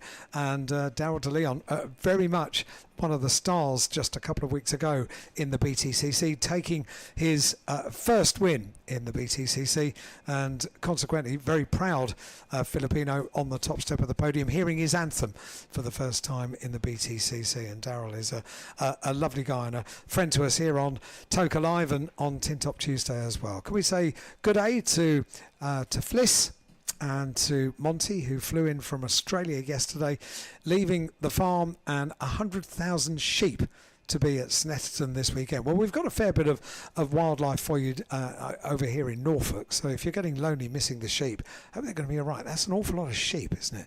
100,000 sheep left in Australia, and good day to both of you. Great to have you here, and what a treat it is to have friends from around the world who listen around the world at tokalive.net. The time here at Snetterton is just gone 11:30 in the morning. Coming up, we've got in about 3.5 minutes time half an hour of qualifying for the Porsche Carrera Cup GB. What cars and around this circuit on the 300 circuit at Snetterton. You're in for a treat around the long circuit here at Snetterton. The Porsche Carrera Cup GB cars come out at 11:35, and second free practice. So essentially the testing session for the Quick Fit British Touring Car Championship comes up at 12:20 ahead of their first competitive action on circuit this weekend, which is at 3:10 with an hour of qualifying. That's for the BTCC. And don't forget, of course, at the end of FP2 we'll have the practice starts as well. That's such a unique sound, the sound of a BTCC car on the limit about to take a start, and we'll get a test of all those practice starts at the end of free practice, so around about 12:55. Lunch break then between 12:55 and 1:55, where we'll have a couple of guests turning up here in the Toka Live studio, and the chance to play a few bits of music as well to keep you company through the lunch break. And then racing gets underway this afternoon at 1:55. The Virtue Mini Challenge race over 20 minutes here on the long 300 circuit here at Snetterton. And then at 2:35, the Vera Tools F4 British Championship, certified by FIA, and they will be on a circuit for 20 minutes for their first race of the weekend at 3:25. That leads us into qualifying for the BTCC at 3:10. A reminder, if you'd like a shout out here on the radio, all you have to do is to WhatsApp us your message and your first name to 07482 877 877, or email studio@tokalive.net. Right, we're up to date here in the studio. I wonder how Josh is getting on with his new outfit. Is it comfortable? Is it the right fit? Yeah, perfect. Thank you very much. Did I Alan. estimate your sizing correctly? Yeah, it's all good. Very good. Very happy about that. In which case, we'll leave you to enjoy mouth-watering Porsches in the pit lane and rejoin in the main commentary box, Matt Suckling. Thank you so much, Alan. Nice to hear from those people out there on circuit, listening online, wherever you may be. Keep your messages coming, because you keep us company as well. We love to hear from you and what you're up to, and any messages we get through, we'll get those done by the end of the day. Not me personally, but Alan down there in the studio will be busy working his way through those as best as he possibly can. So, as we said, Porsche Carrera Cup qualifying is about to begin. What you realise when you're reading out these messages, Matt, what you realise is how important punctuation is. Yeah. And yes. Full stop, comma, they help us. Commas are really useful. So sometimes when you hear me pause when I'm reading out a message, I'm putting in my own punctuation. It's off the cusp, it just happens, doesn't it? It does, yeah. So here we go, the noise of Porsches working their way onto the circuit. Another 30-minute qualifying session to look forward to for the Porsche Carrera Cup of Great Britain. Now, this is the fastest single Mark GT Racing Championship in the UK, and it's now into its 23rd season. And we absolutely love when the Porsches are with us, whether it be Carrera Cup or the Sprint Challenge. It's just the Carrera Cup this weekend, but we are very much looking forward to these cars working their way around the full 300 circuit. And it's the first time they're going to do so since 2022. Because they haven't been with us here at the Norfolk circuit for a couple of seasons now, but they are back, and a welcome return they definitely do make as well. It's quite a significant weekend as well for the Porsche Carrera Cup of Great Britain, because as we get to the races tomorrow, we're going to rack up 400 races which are taking part in this championship, part of the Toka package supporting the BTCC since day one. So 400 races are going to hit the milestone this weekend. That'll be the first race tomorrow, and in honour of that, the Porsche junior driver James Wallace will run the race number 400 for the weekend as well. and he was the first driver to head out onto the circuit for qualifying for the 400th race. But before he went out, he had a final bit of advice from a Le Mans winner, because Nick Tandy on hand to help out the JTR team. He gave last minute advice to James Wallace, so we'll see if that number 400 will be a lucky number for James and whether he can be on pole position today. Indeed, yeah. So James Wallace now into his second year as the Porsche Junior driver. That is a concept by Porsche that they do every 2 years. So the next one will open at the end of this season, or towards the end of this season, and we'll have another Porsche Junior Scholarship winner for 2026 and 2027. But many of those have gone on to do really good things indeed. So we'll see what the second season for James Wallace will be like as he heads the pack round. He did as he left the pit lane, but he's now been passed already by the number 40 machine of Andrew Rackstraw, who comes here this weekend second in the championship. Only the 2 races we've had so far this year, which took place at Donington Park on the national circuit, and Andrew was a winner of one of those, so he comes here in good form, just 1 point in fact behind Angus Whiteside, who has a consistent start to the season. Hasn't had a win, but he's had a second and a third, so consistency is sometimes the way to win in a championship, and it's Angus who leads Andrew Rackstraw in terms of the championship. You've got James Wallace, the junior driver, who is third, and Will Martin, who sits in fourth place. And Will Martin actually is the man who holds the lap record on this circuit, set back in 2022 when the cars were last here. At the time they will be aiming for this weekend, a 151.186. So Will Martin with the Eden Motorsports squad is the man who's going to try and either beat his lap record or try and hold on to it by the end of the weekend. 3 categories we do have within the Porsche Carrera Cup of Great Britain. We've got the Pros, the Pro-Am and the Am. As the name suggests, the Pro category is for the more professional drivers. The Pro-Am is for the professional amateur drivers, so the kind of bit in between where they're not quite a pro and not quite an amateur.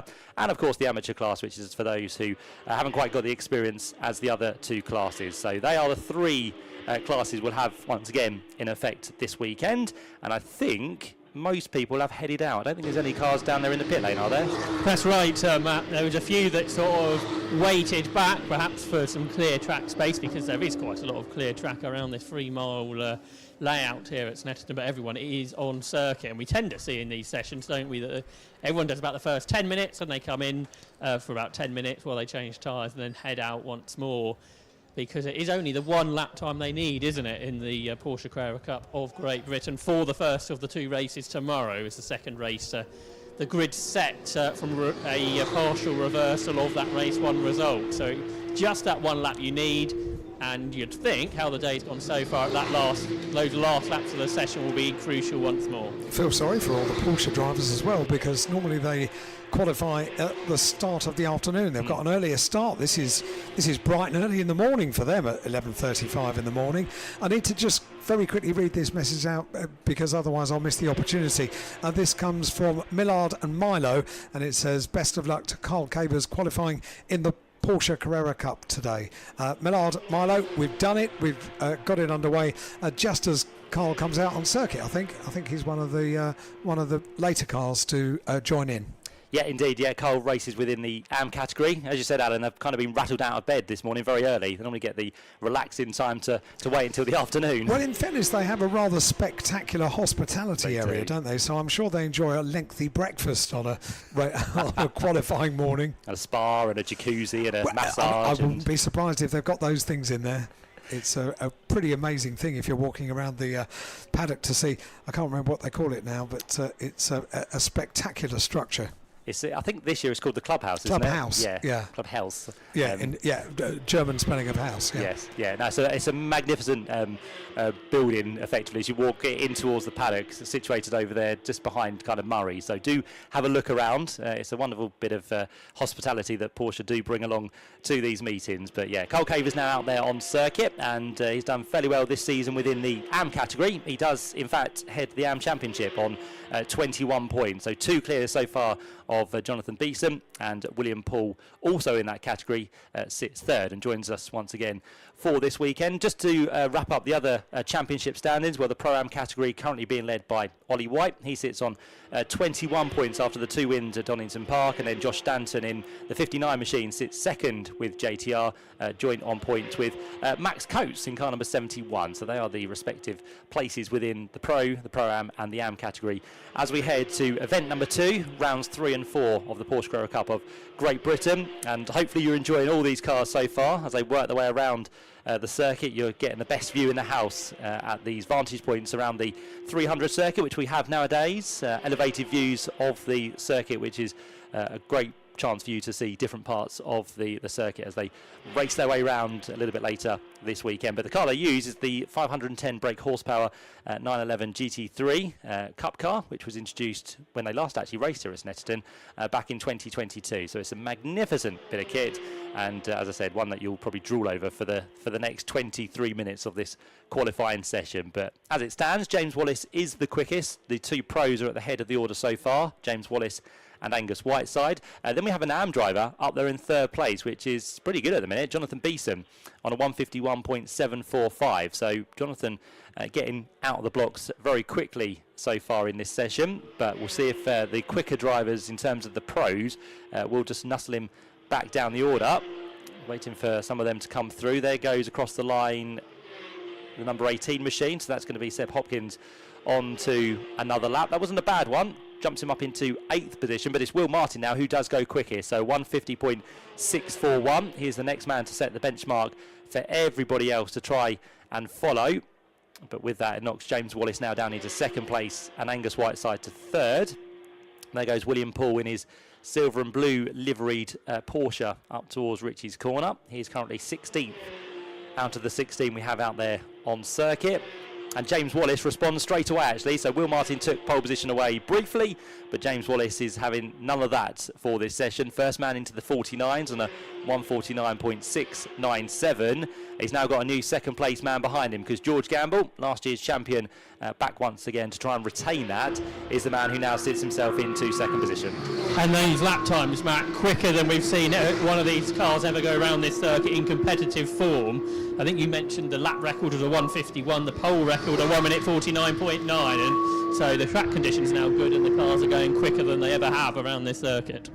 Certainly are, yep. So great lap there for James. Gives him the quickest qualifying record, as Josh said there. So on his way he goes, and there's still potentially more time to come from these drivers as well, because as Josh mentioned, we get to kind of the first 10 minutes or the first half, and then they'll all decide to come in, leave us silent on the circuit, and then head back out and do it all again to try and improve on the times they've set first time round. So they've got limited amount of tyres that they're allowed to use across the course of a weekend. They get new sets, but not many, and also allowed to carry over some used sets from previous events as well. So they are limited on what they can use. So it's all about a balancing act of what you want to do. They get 3 brand new sets per weekend. So effectively they'll use 2 sets in qualifying, of course 1 set for this first part that they go out, and of course after the break they'll use then a new set of slicks, and then they'll only have 1 set to use for the 2 races. So they'll have to kind of work out where they start on the grid and what is our best chance to when they want to use those new tyres, and then of course they'll have to try and use the other sets that they've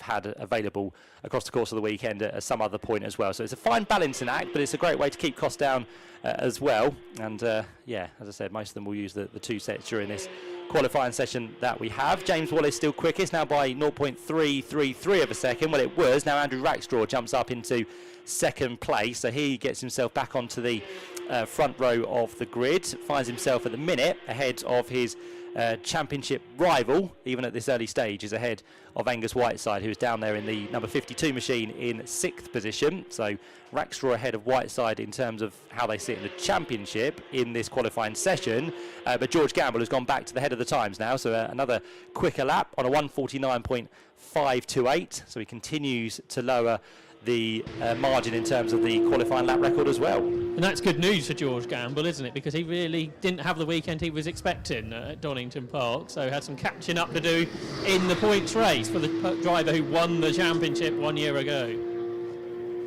Yep, so he's trying to get his championship already back on the rails if he can. Down there in 6th position in the championship, just those 7 points were scored at the first meeting at Donington Park. And I think the good thing about Porsche racing and the championship situation is you don't score many points for a race win. So he is 9 points back. But again, it's all in relation to the points you'll score for a win could leap you back into the spot at the top if your competitors have a bad round. So, and there's a bit of hauling that's just gone off the pit wall there. That's very close. I think that was the one of the Eden Motorsport cars which just clipped the hoarding on the pit wall, and that I know they run very close to the pit wall as they come up towards the line, but whether I think that might have been Will Martin collected it made a huge amount of mess in the pit lane, and one of the marshals was right there as well, who maybe got a bit of a face full. He's absolutely fine. He's now just picking the remnants of that off the pit wall. But yeah, how that happened, I'm not too sure. Whether the hoarding was loose and it just was collected, but it's now flailing around on the pit wall. Yeah, I can tell you that drivers have been getting so very close in this session, Matt, because West Surrey Racing, who got their gantry out, you can see that gets blown every time a car makes its way down the pit lane. But obviously if that was Will Martin, it just got a little bit too close. Yeah, it's always been a feature, hasn't it, at Snetterton, where drivers get very close to the pit wall as they come across the line, and the red flag has been flown, I think, for that boarding, which is kind of just made out of kind of polystyrene, but it is every time drivers go by just edging its way back into the driver's line. So I think that is the only reason we now have the red flag. So almost at halfway through is almost the ideal stage to put the red flag out, because drivers would have been coming back in anyway. They were actually, Matt, yeah, because James Wallace had just made his way down the pit lane just seconds before you mentioned there was a red flag. So this is JTR end of the pit lane, isn't it, where these very colourful Porsches are making their way down into the pit lane. They are indeed, yep. So red flag, as I said, I think just for that moment. We'll see if all the cars do come back in, which they should do. Can't see anything else out on the circuit that has caused any concern for the drivers, so they'll all gradually make their way back into the pit lane. While we get this moment though, a little bit of a history lesson in a way, because we are celebrating, as we said, the 400th race this weekend for the Porsche Carrera Cup of Great Britain. The championship's first ever race took place back in 2003, and that was at a circuit that we don't actually race now in terms of the British Touring Car Championship, but we used to. Mondello Park is where the first championship race ever took place all those years ago, and it was won by... Has anyone got any guesses? You probably all know because you've read the notes, but does anyone know who the first winner of the Porsche Carrera Cup of Great Britain race was? Alan's probably not there, so I can't ask. No, Alan. I'm here. Oh, you are? Do you know who it was? You'd have probably been there, wouldn't you? I would have been here. I'm not saying you're old, but... No, but I am. But I can't remember who the first winner was. Okay. Barry Horn? No, he won the first championship. Yeah, so I took a guess on that one. Not a bad guess, to be fair, though. Tim Harvey? No.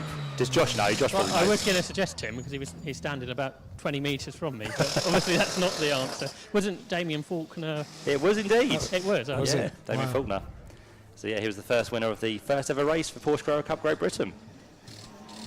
And then, as you said, Alan, Barry Horn became the first Porsche champion. And of he's course still now down there in pit lane. He is. He's team manager, isn't he, for Team Parker? He is. Yep. So there we go. A little history lesson for you there. Thank you. I like these tests. But can you warn me when you start? Sorry. I should have said, Alan, are you available? I listen to you every word. You could have just ignored me. I'm never far away. Done any difference. So a bit of tyre changing happening down there in the pit lane. So Will Martin's car's down here, Matt. So it'll be the right-hand side, wouldn't it? Look. I need to look at. His mirror's still intact, so he didn't even touch the mirror. So I think his car's absolutely fine. So he's done more damage to our signage than he has. Although the team are doing some work to the front of the car, and they're taking the front splitter off. So perhaps they did have a touch around the front. So radio mic's still working, isn't it, at this end of the pit lane? So that's good news. But yeah, I think a front splitter change on Will Martin's car. See, Oliver White's got. Do you remember the farming livery from Donington? A slight change. It's very much on Jamie's farm, is who they are supporting the charity this weekend. Green flag has been waved, I believe, Matt. Although everybody is staying down with me. Yep, so they're going to wait for their representable time to head back out, aren't they? So they kind of go with about 12 minutes to go, just under 15 minutes. So somewhere around there, they'll think about heading back out. But as we said, it's like the racing driver tactic. Once one goes, you'll want to go at the same time, so it gets even more congested.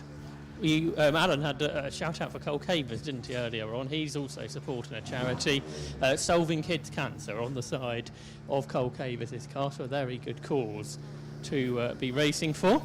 And he's at the moment just having some work done at the front of the car. Potentially nothing too much more than a setup change, which you can do. You've got the time with, what have we got, Matt? 16 minutes is it left of the session? Yeah, just over, yep. So that's the Cole Cavers team, which is Century Motorsport, doing that at the moment. There's no real rush to put on the new Michelin Pilot Sport slick racing tyres. So everything all rather calm. Good to hear. Yeah, so just as we wait for drivers to re-emerge onto the circuit, let's just give you the order after that first kind of 14 minutes of the session. It's George Gamble who is quickest in the number 1 machine on a 1:49.528. He has a buffer of about a tenth and a half of a second at the minute, so fairly close. But as we've seen in multiple Porsche Carrera Cup qualifying sessions, it will get probably even closer than that. So we're looking to have probably thousandths between most of the top runners as they come to an end of the qualifying session. But it's George Gamble quickest. It's second for now the 400 car of James Wallace. Then we have third place for number 40, which is Andrew Rackstraw, one of the winners so far this year at Donington Park. Fourth place for number 10 is Will Martin. He sits 15 thousandths of a second ahead of Will Jenkins, who is the first of our rookies within the qualifying order, and in fact the first of our pro-ams in the qualifying position at the minute. Sixth place then for number 99 is Sid Smith. He is into his second year of Porsche racing as well. Seventh place, number 71, will then see Max Coates. Max is the second of the pro-am runners as it stands, and then behind that, championship leader number 52, Angus Whiteside. Ninth place for number 94 is Ollie White, and to complete the top 10 you'll then find 59, which is Josh Stanton. So that's how the top 10 look. The first of the AMs is Jonathan Beeson. So after being inside the top 3, he's now dropped down where we'd normally expect to see the AMs, but still the quickest of those ahead of Cole Cavers. And then the 73 machine of William Paul, who's down there in 16th position. So that's how it all looks. 15 minutes to go. We're waiting for the poised accelerator to come alive on the drivers very shortly once they're rolled back into the fast lane of the pit lane. Some of the cars still need tyres on to be able to do that, Matt, so I don't think we're particularly close to any cars going out. It's a waiting game, isn't it? Once one will go, they will all go. But at this stage of the countdown, we are just waiting. Yeah, George Gamble, as we said, back this year to try and retain the title that he got last season. And in the championship history, there are only 3 drivers who have ever done that in the history of this championship, which has now been running for over 20 years. Damien Faulkner was one of those back in 2005 and 2006, so he was a back-to-back champion in those years. Michael Meadows was the second man ever to do that in 2012 and 2013. And the third man, who is now a touring car driver, Dan Camish, did it in 2015 and 2016, but it hasn't happened since 2016. So, as I said, George Gamble to be only the 4th man to take successive titles within this championship. We have an engine. Oh, hey! And it's Cole Cavers who's going to be the first one to blink, to go out. And he heads his way down the Snetterton pit lane and onto the circuit. So all attention on Cole Cavers as he gets ready to set a quick lap time. Yeah, I think we had this at Donington Park actually. We had one car that went a couple of minutes before everybody else and got it out of the way and had the clear track, and then everyone else went the couple of minutes after. So that worked well at the time for that driver. And now, down at JTR, everyone's sprung into action to put the new slick tyres onto the cars down here. So I suspect because it's a longer lap, Matt, they want to get out a bit earlier than what they did at Donington Park to set those times. Now, interestingly, for Ollie Jackson, one of the local drivers to Snetterton, he's electing to go back onto the tyres that he began the session on. So the new slick tyres are being kept ready for the racing tomorrow. So strategies are being used here, Matt, to see if you want to keep the 2 new sets for the 2 races, or whether you want to go and improve your lap time on some new, brand new Michelin tyres. Yeah, it's a good call, isn't it? So thinking about the races for tomorrow, and of course the other factor might be that the track is not quite where they want it to be for the slick tyres to work to their best. So they might have a kind of theory that the tyres they've used have the temperature and might work a little bit better. So yeah, saving new tyres, which is always handy for racing. And they're also contemplating it, I think, with James Wallace as well, who has been right towards the top. Everyone making their, well, not everyone, that's not true. A lot of the cars are making their way out of the pit lane at the moment, particularly at the far end of the pit lane. The only car that remains is James Wallace. Actually, at your end of the pit lane, you're not bringing them out, Matt. They're all staying down in the pits. Who should we usher out? So I would say probably let's get the Vera Tools machine out. I was almost about to say Sid Smith as he drops off the jacks, but the Vera Tools I think will be the next one to go. Is that Will Martin down there? Will Martin's this end, so I think he's already gone out. Yeah. It's Sepp Hopkins, I think, isn't it? The Vera Tools car. Let's make our way down. Yeah, the tyres now being put onto Andrew Rackstraw's car. Same for Angus Whiteside and for George Gamble as well. So George Gamble is the one that gets dropped. So I think, although he may not be the first one to go, because now there is a race to leave the pit lane, and it's actually the car closest to you, Matt. Once first gear is selected, that's Sid Smith, isn't it, who's going to be the first one out. But you have got the Vera Tools car, you've got everybody making their way out of the pit lane, other than number 400, which is James Wallace. He is staying down in the pit lane, and you'll be able to tell us what position James is in. Yep, so he stays there for the time being, still second within the order as it stands. The Vera Tools one I was looking at actually was Will Jenkins, so he has worked his way back out just behind Sid Smith, who effectively this would be his local circuit, the lad from Essex. So Sid Smith heads back out with the train behind him, so he'll try and keep himself ahead of that train and make sure there's enough of the gap between him and the car behind not to be troubled as he gets back on with his flying laps with just under 11 minutes to go. But as Josh said, the only one that hasn't moved yet is James Wallace, and of course the team possibly just keeping an eye on track and where everyone is, just to find the gap that he needs to then be ushered out into at the certain point. That's right, and I think the person making that decision is Nick Tandy. He just said, put the car down off the jacks. Who better to give advice than a winner of the Le Mans 24 Hours? And James Wallace then is going to head back out, but there's a car actually coming down into the pit lane, and that is Oliver Jackson. So have they gone against this idea of running on the old tyres? So yeah, the new Michelin's going on to Ollie Jackson, and the former race winner in the British Touring Car Championship. There's another car coming in, so that's number 59, which is Josh Stanton. That's JTR again, so the JTR team have got some different tactics seemingly, perhaps to some of the others. Yeah, they have, haven't they? So they are switching then to what they feel would be a better tyre with the brand new slicks. So not a slow change actually. So Ollie Jackson will get back on his way very quickly. He'll be able to rejoin and still have just under 10 minutes to go. So plenty of time to get round, get the lap in, get some tyre temperature up once again. So here comes Ollie back on his way, and then just the one remain, as Josh said, which will be Josh Stanton. Yes, that's right. Now he's being lowered off of the jacks. Not sure if they did a tyre change or if that was a setup change on Josh Stanton's car. Josh, the son of former British GT racer Richard Stanton. Josh himself has been racing in this championship for several seasons now. He was the 2022 AM champion, but nowadays running in the Pro-Am category. And there's still plenty of time, Matt, to do some lap times, and he's going to have sort of the freshest tyres of all as he heads out of the pits.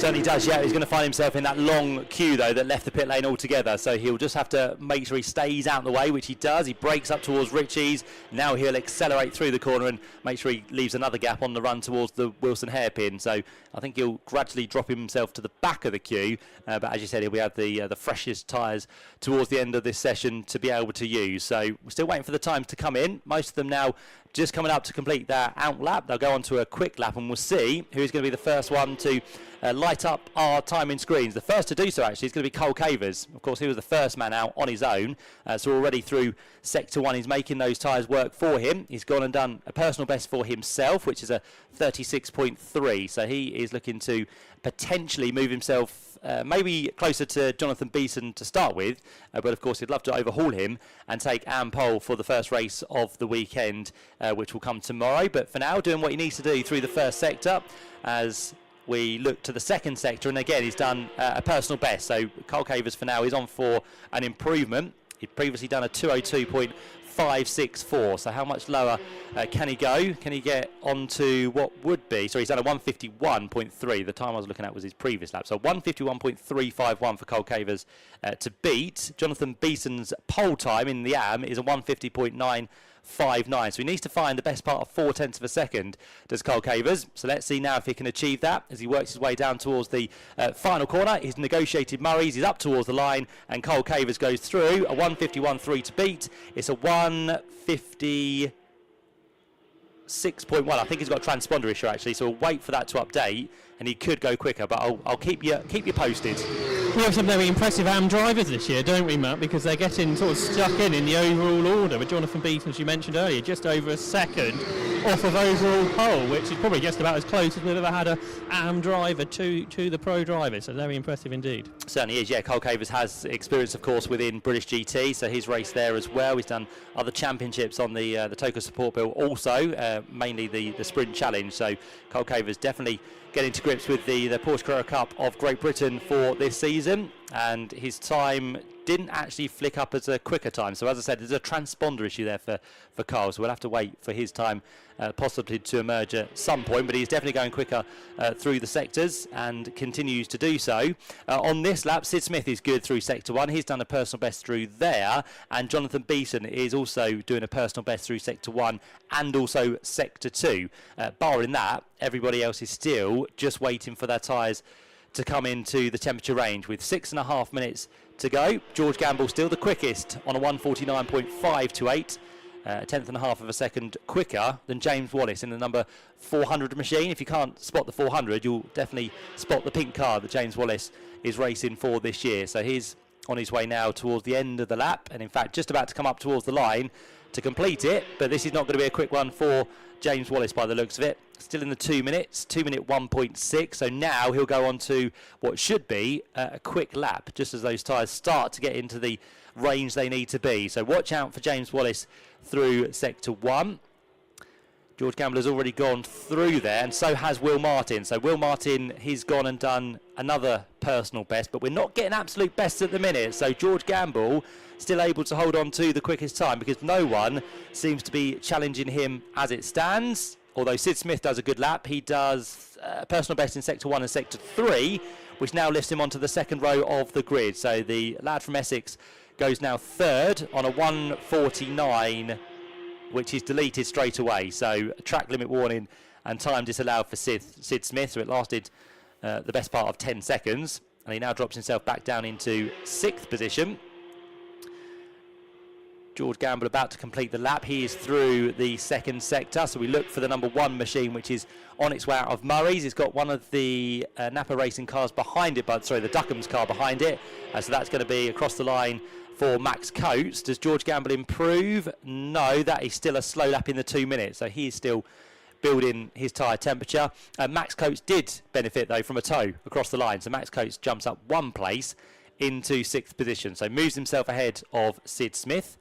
Those two in different classes. So Sid Smith in the Pro class, Max Coates in the Pro-Am, but it does now lift Max Coates a little bit closer to Will Jenkins because they're now nose to tail in the order. They both sit within Pro-Am, but Ollie White has just jumped ahead of both of them, who is also in the Pro-Am category. So Ollie White goes 4th quickest, and Will Martin goes to the top of the time. So he now goes better than George Gamble by 99 thousandths of a second. It is a 1:49.429. We did say it would get close towards the end, and it would be between thousandths of a second, and that's exactly what is now starting to happen. We've got an absolute best through the first sector for Andrew Rackstraw. We've had an absolute best through sector 2 for Sid Smith, and a personal best through that first sector as well. So the 99 machine is about to head to the line with the Team Parker racing banner that he's with for this season. The green recycling machine heads across the line, and Sid Smith now goes quickest, so 1:49.277. He does it by 1/10.5 of a second over Will Martin. We've still got quicker times to come, though, as last year's Sprint Challenge champion Seb Hopkins goes through for another time. Here comes across the line Will Jenkins to go 6th quickest, so he now knocks Andrew Rackstraw, who is 2nd in the championship, down into 7th place overall. There goes Andrew Rackstraw. Can he retaliate? Yes, he can. He goes now onto the second row of the grid with a 1:49.578. And where is Will Martin? Well, he's gone through sector 2, but he's only done a personal best in Sector 1, so I don't think this is going to get him back to provisional pole by the looks of it. Just under 3 minutes now to go as we go on to a further flying lap for most of the drivers. And of course what they'll tend to do is have a lap where they just back out of it, and then they'll go for a final lap on the final 2 minutes of this session. So we're still waiting for a potential time change at the head of the order, because Sid Smith currently holds it. There goes Will Martin through, and he did not improve in Sector 2 or Sector 3. So it wasn't a bad lap actually for Will Martin. It was 30 thousandths of a second off his best time of the session. So he's definitely still on it, is Will, but nothing better to go ahead of Sid Smith. There goes James Wallace now onto the front row of the grid. So James Wallace's time is better than Will Martin. We're now down to 4 thousandths of a second between the top two. So it gets ever closer for the front row of the grid. There's then a 10th and a half of a second between second and third. The 99 thousandths of a second between third and fourth. And then 50 thousandths of a second between George Gamble and Andrew Rackstraw, who sit fourth and fifth within the order at the minute. So times are changing, places are changing towards the top of the order, and we are now, for many of them, going to be on to the last laps of the session, with a lap time less than left in this qualifying session for the Porsche Carrera Cup of Great Britain. Sid Smith crosses the line and does a 151.8, so he's got one more lap if he wants it, to try and elongate that gap between himself and James Wallace, which I'd probably add to this he needs to do, because if he doesn't, 4 thousandths of a second is nothing whatsoever, and with the chasing pack starting to close as well, he could be under pressure from losing not just pole position but also a position on the front row of the grid for our first race tomorrow, which will be the 400th race for the Porsche Carrera Cup of Great Britain as we head through this 2025 season. Championship leader Angus Whiteside hasn't really impressed through this session. He's now 6th. He's improved 3 places on that previous lap, but you'd expect a little bit more from Angus Whiteside, who took a 2nd and a 3rd overall at the first 2 races at Donington Park. But for now, as I said, he's on the outside of row number 3. We've had George Gamble, who had that lap time disallowed. So George Gamble is in 4th place. I don't think he'll have one that's disallowed, which will drop him a further position. I think it was the one that was slower than what he'd previously done. So George Gamble is okay in 4th, although he has a lap time disallowed. We've got 35 seconds left on the clock. James Wallace is about to bring his way through to finish a lap and also go on to his final flying lap within the session. There goes Jonathan Beeson through, still the pole sitter within the AM class. And we've got Will Jenkins, who is still on pole within the Pro-Am category and sits 8th place overall. So they are your class pole sitters as it stands. James Wallace has gone through. That time was a 155.8. That was his slower lap, so this final one could be the one that gets him onto provisional pole. We'll have to keep an eye on what he does in terms of Sector 1, Sector 2, and then, of course, finally through Sector 3. Cole Cavers has a good end to the session. He moved up 1 place ahead of Henry Dawes, but it doesn't change his position within the AM category. But he does work his way into 14th place overall. There goes Seb Hopkins across the line, currently 7th, and it will be at best 7th on the grid for race number 1. Sid Smith is into the pit lane, so he feels he's got nothing left in the tank to try and improve on his 149.277. He'll go straight into Parc Fermé as well. William Paul comes through to take the checker flag. Just behind him is Andrew Rackstraw, who does improve 2 places up into 3rd position. So from the 3rd row of the grid, Andrew Rackstraw now goes to the 2nd row. He then knocks down Will Martin and also George Gamble. Both of them are still on the lap, but not looking like anything spectacular, unfortunately for them. So I think Will Martin and George Gamble are going to be in 4th and 5th place as it stands. There goes last year's champion Gamble across the line. He does a 149.513, which was an improvement in time, but it wasn't good enough to go any further up the order. So he stays there in 5th position. There goes Will Martin across the line as well. He does not improve from 4th place, and George Gamble's time is disallowed anyway, so it was an improvement in time. It didn't change his place, but he stays there in 5th position. The only one we're now waiting for is going to be James Wallace, who is on his way down towards Murray's for the final time. Sid Smith is into the pit lane, as we said, and I think James Wallace possibly will be into the pit lane as well, Josh. Yeah, and Sid Smith has been intently watching on on a mobile phone of one of the members from Porsche. So, and yeah, I think there's almost relief from Sid that he's done the job. He taps the car as a pole sitter, I think, for the first time overall in the Porsche Carrera Cup of Great Britain. So I'll let you run down the times, Matt, then I'll see if I can grab a word.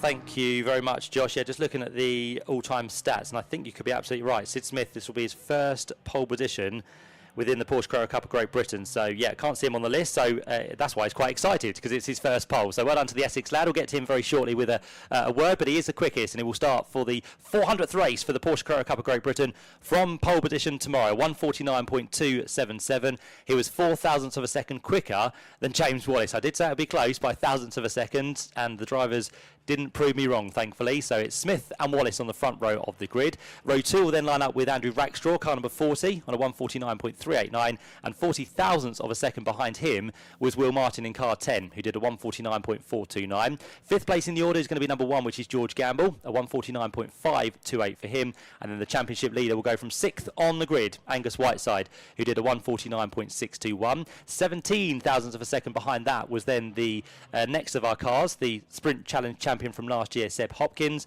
He did a 1:49.638, and then behind that, 8th place. First of our Pro-Am competitors, and we'll start that class from pole position. That will be Will Jenkins on a 1:49.782, with one of his contenders right behind, Ollie White in car number 94. He did a 1:49.819. Then we saw Josh Stanton, who completes the Pro-Am top 3 in car number 59 on a 1:49.892. And then behind that, we had Max Coates in 11th. 12th place in our AM pole sitter, Jonathan Beeson. 13th place for 48 is Ollie Jackson. 14th for number 22, Carl Cavers. And then to round out the grid will be Henry Dawes and William Paul in car number 73. And Sid Smith been received lots of congratulations from his team. We'll see if we can grab a word. Well done, Sid. Your first pole position in the championship, and by 0.04 of a second. Yeah, it's close out there, and it's such a big track, and you can see how close it still is in this championship. So I'm so happy to, first pole in Carrera Cup, I'm over the moon, but it's so tough out there, and I think it was down to the wall. I know I was watching with anxiety the whole way through. I think James got quite close at the end, but I'm so happy I finally got it.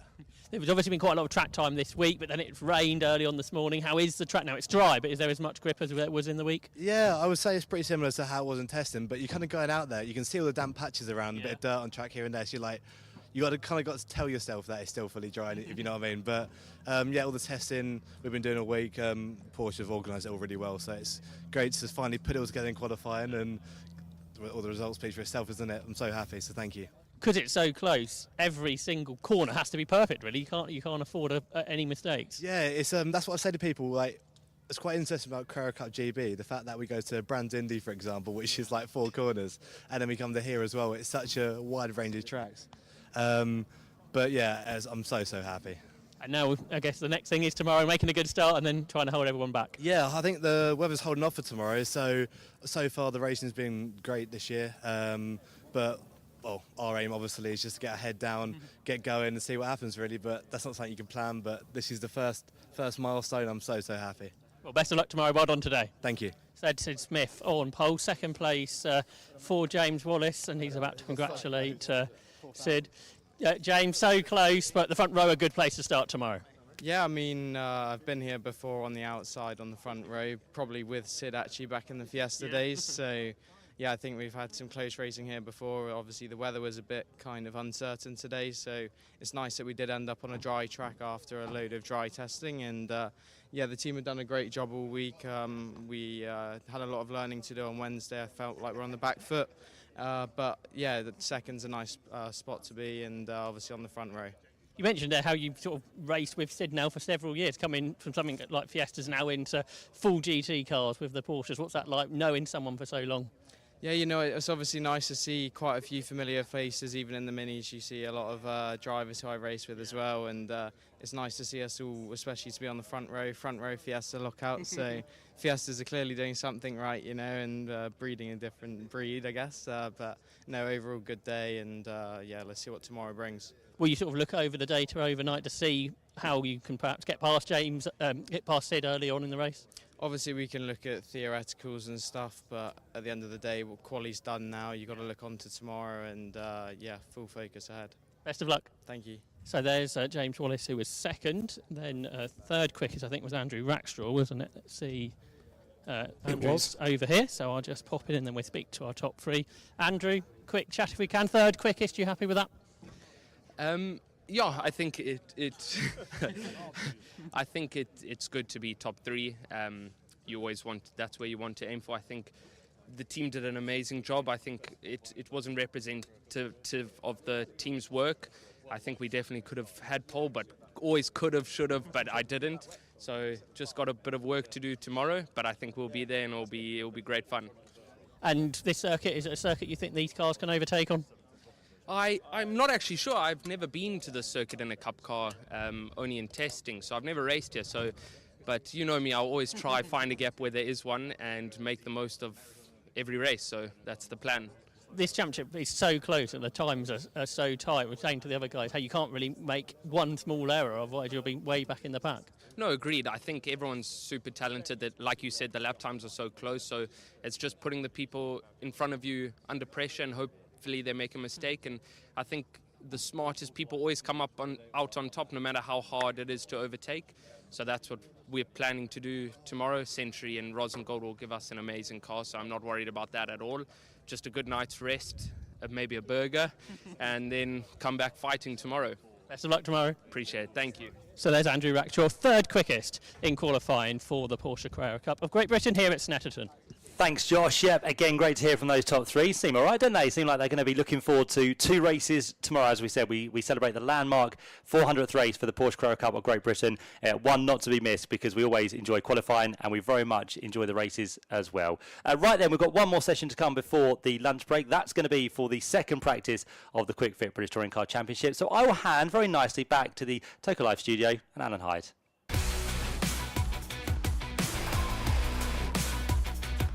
Live from every circuit, this is Toka Live. On 107.3 FM here at Snetterton and around the world, of course, at tokalive.net. Let's catch up with a couple of your messages on WhatsApp. If you want to get involved, send a message and your first name to 07482 877 877 07482 877 877 on WhatsApp only, message plus your name. Hi team, can you say hi to my son Nathan, about to start his GCSEs. He's a racer himself in karting, but is studying to be a mechanic. His dream to be part of a BTCC team in the future. That comes with thanks from Nikki and a smiling emoji. That always helps get you on air. This says, hi Ray. Ray and I are here. Great seeing BTCC at our local circuit. Love the Porsches. We have our own race team, Rock Up Racing, and that comes from Sue. Thank you very much indeed, Sue. And this one says, hi, it's Diane again. Richard asks what car is going to be quicker this weekend, the Porsches or the touring cars? Well, you're about to make that assessment yourself because we have the BTCC about to take to the circuit. The Porsches have completed their qualifying. They will race tomorrow. That's the only time we've had the Porsches out on circuit today and the only time we'll see them this afternoon. So they will race tomorrow morning at 9:55 and they will race again in the afternoon at 3:15. But in the meantime, we've got BTCC cars lining up in the pit lane to go out for their second free practice, FP2. They will have practice starts at the end of FP2. So let's get back up to the commentary box so I can get myself down to pit lane and rejoin Matt Suckling.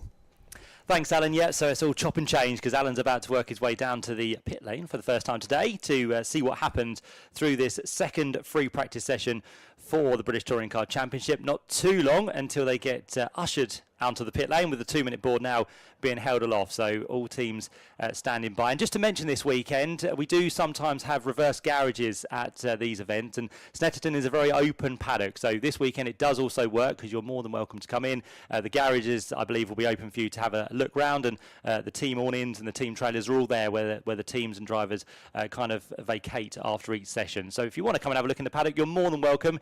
Very open, lots going on, lots of cars and drivers for you to catch up with, but do take the opportunity to head down to the pit garages here at Snetterton and have a little look and see what's going on inside them, because there's going to be lots of things happening definitely during the lunch break. And of course, if you're here with us tomorrow, we also have the addition once again of the pit lane walkabout and also the autograph session, which is your chance to get into that pit lane, have a chat with some of the drivers, get some goodies and get your programs, if you have one, signed by some of the drivers as well, or anything you have really that you want signed, caps, t-shirts, parts of the body, I don't know, whatever you feel is necessary. But that will be for you tomorrow, just after 12:30 until 1:05. So if you are here with us tomorrow, that is something definitely to look forward to. So cars very shortly to head onto the circuit for FP2. 35 minutes to look forward to again for the drivers after free practice 1 this morning. It was a bit of an unknown because the weather conditions were a little bit damp out there. We didn't have much rain falling, but it was just the rain we had this morning which was still lingering on the circuit. So after that, all the drivers did the setup changes they needed, and whether that information will help for the rest of the weekend, we'll never know. But at least if it does rain, they'll have a little bit of insight into how things went after the FP1 session this morning. But it was Jake Hill who ended quickest with his BMW. It was a 2:10.420. In the end, he was about 0.4 of a second quicker than his teammate, which was Charles Rainford. He picked up his first win of the championship earlier on this year. That was last time out at Brands Hatch. So Charles Rainford on the back of what was a great form last time out, and it was a great weekend for BMW in general, wasn't it, Alan? I just want to let you hear the noise.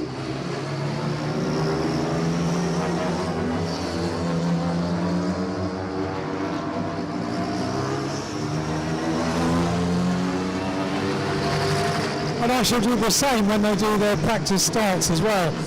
Somebody took a photograph of me hanging my microphone over the pit wall to hear the noise of the practice starts a couple of weeks ago, and suggested that I was trying to interview a car and that potentially my mind was not as sharp as it used to be. I wasn't. I was just trying to let people know online what they sound like when you're trackside, because they are pretty unique, these cars, aren't they?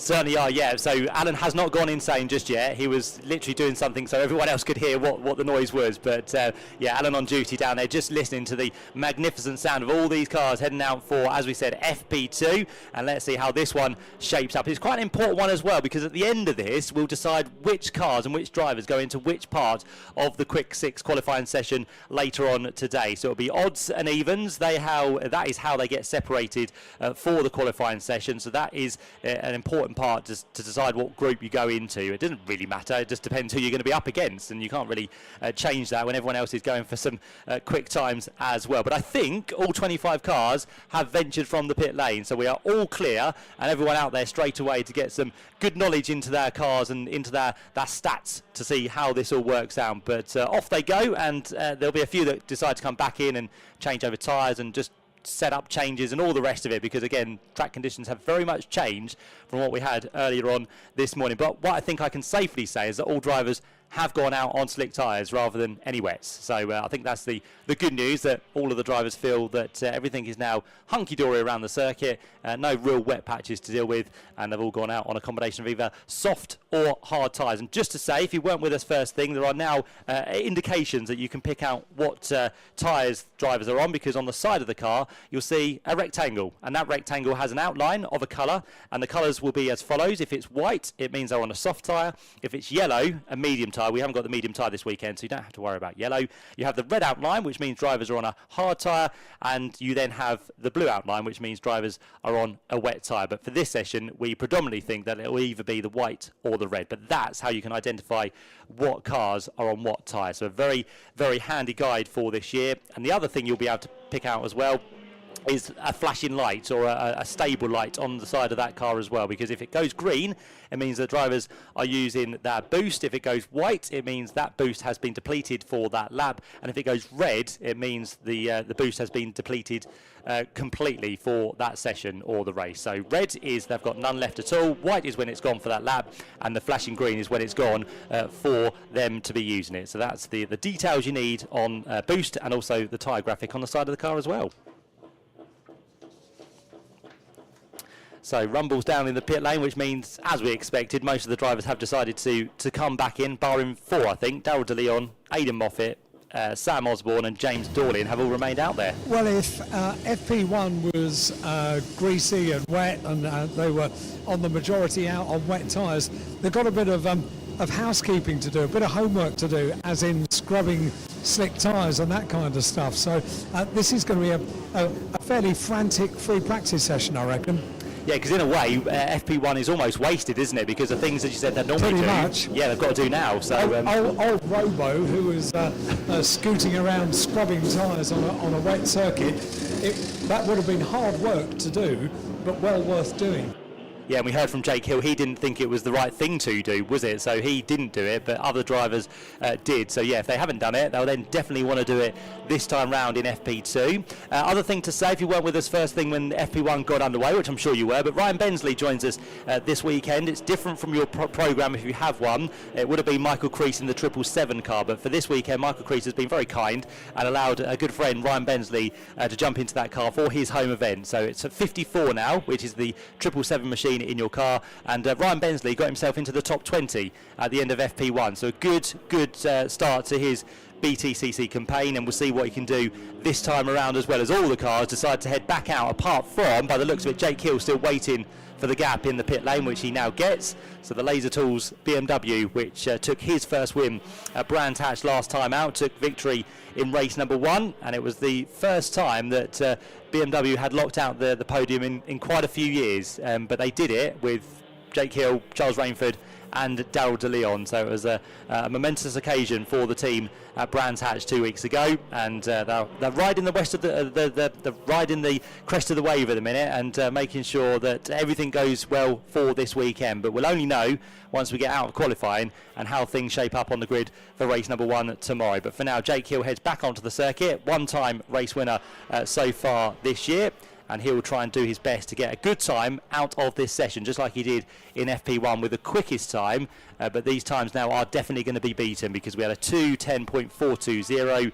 The qualifying lap record around this circuit is very much into the 150s. We've got a 154.526, which was set by Ash Sutton 2 years ago. So that's what they're all going to be aiming for. Whether we get there in terms of that pace in this session, we'll have to wait and see. But of course, the drivers will know what the track conditions are like and if they are fully dry. But already some weaving being done as Tom Chilton heads across the line up towards Ritchie's on what will be his first flying lap to be started by the looks of it. So on his merry way, Tom Chilton goes.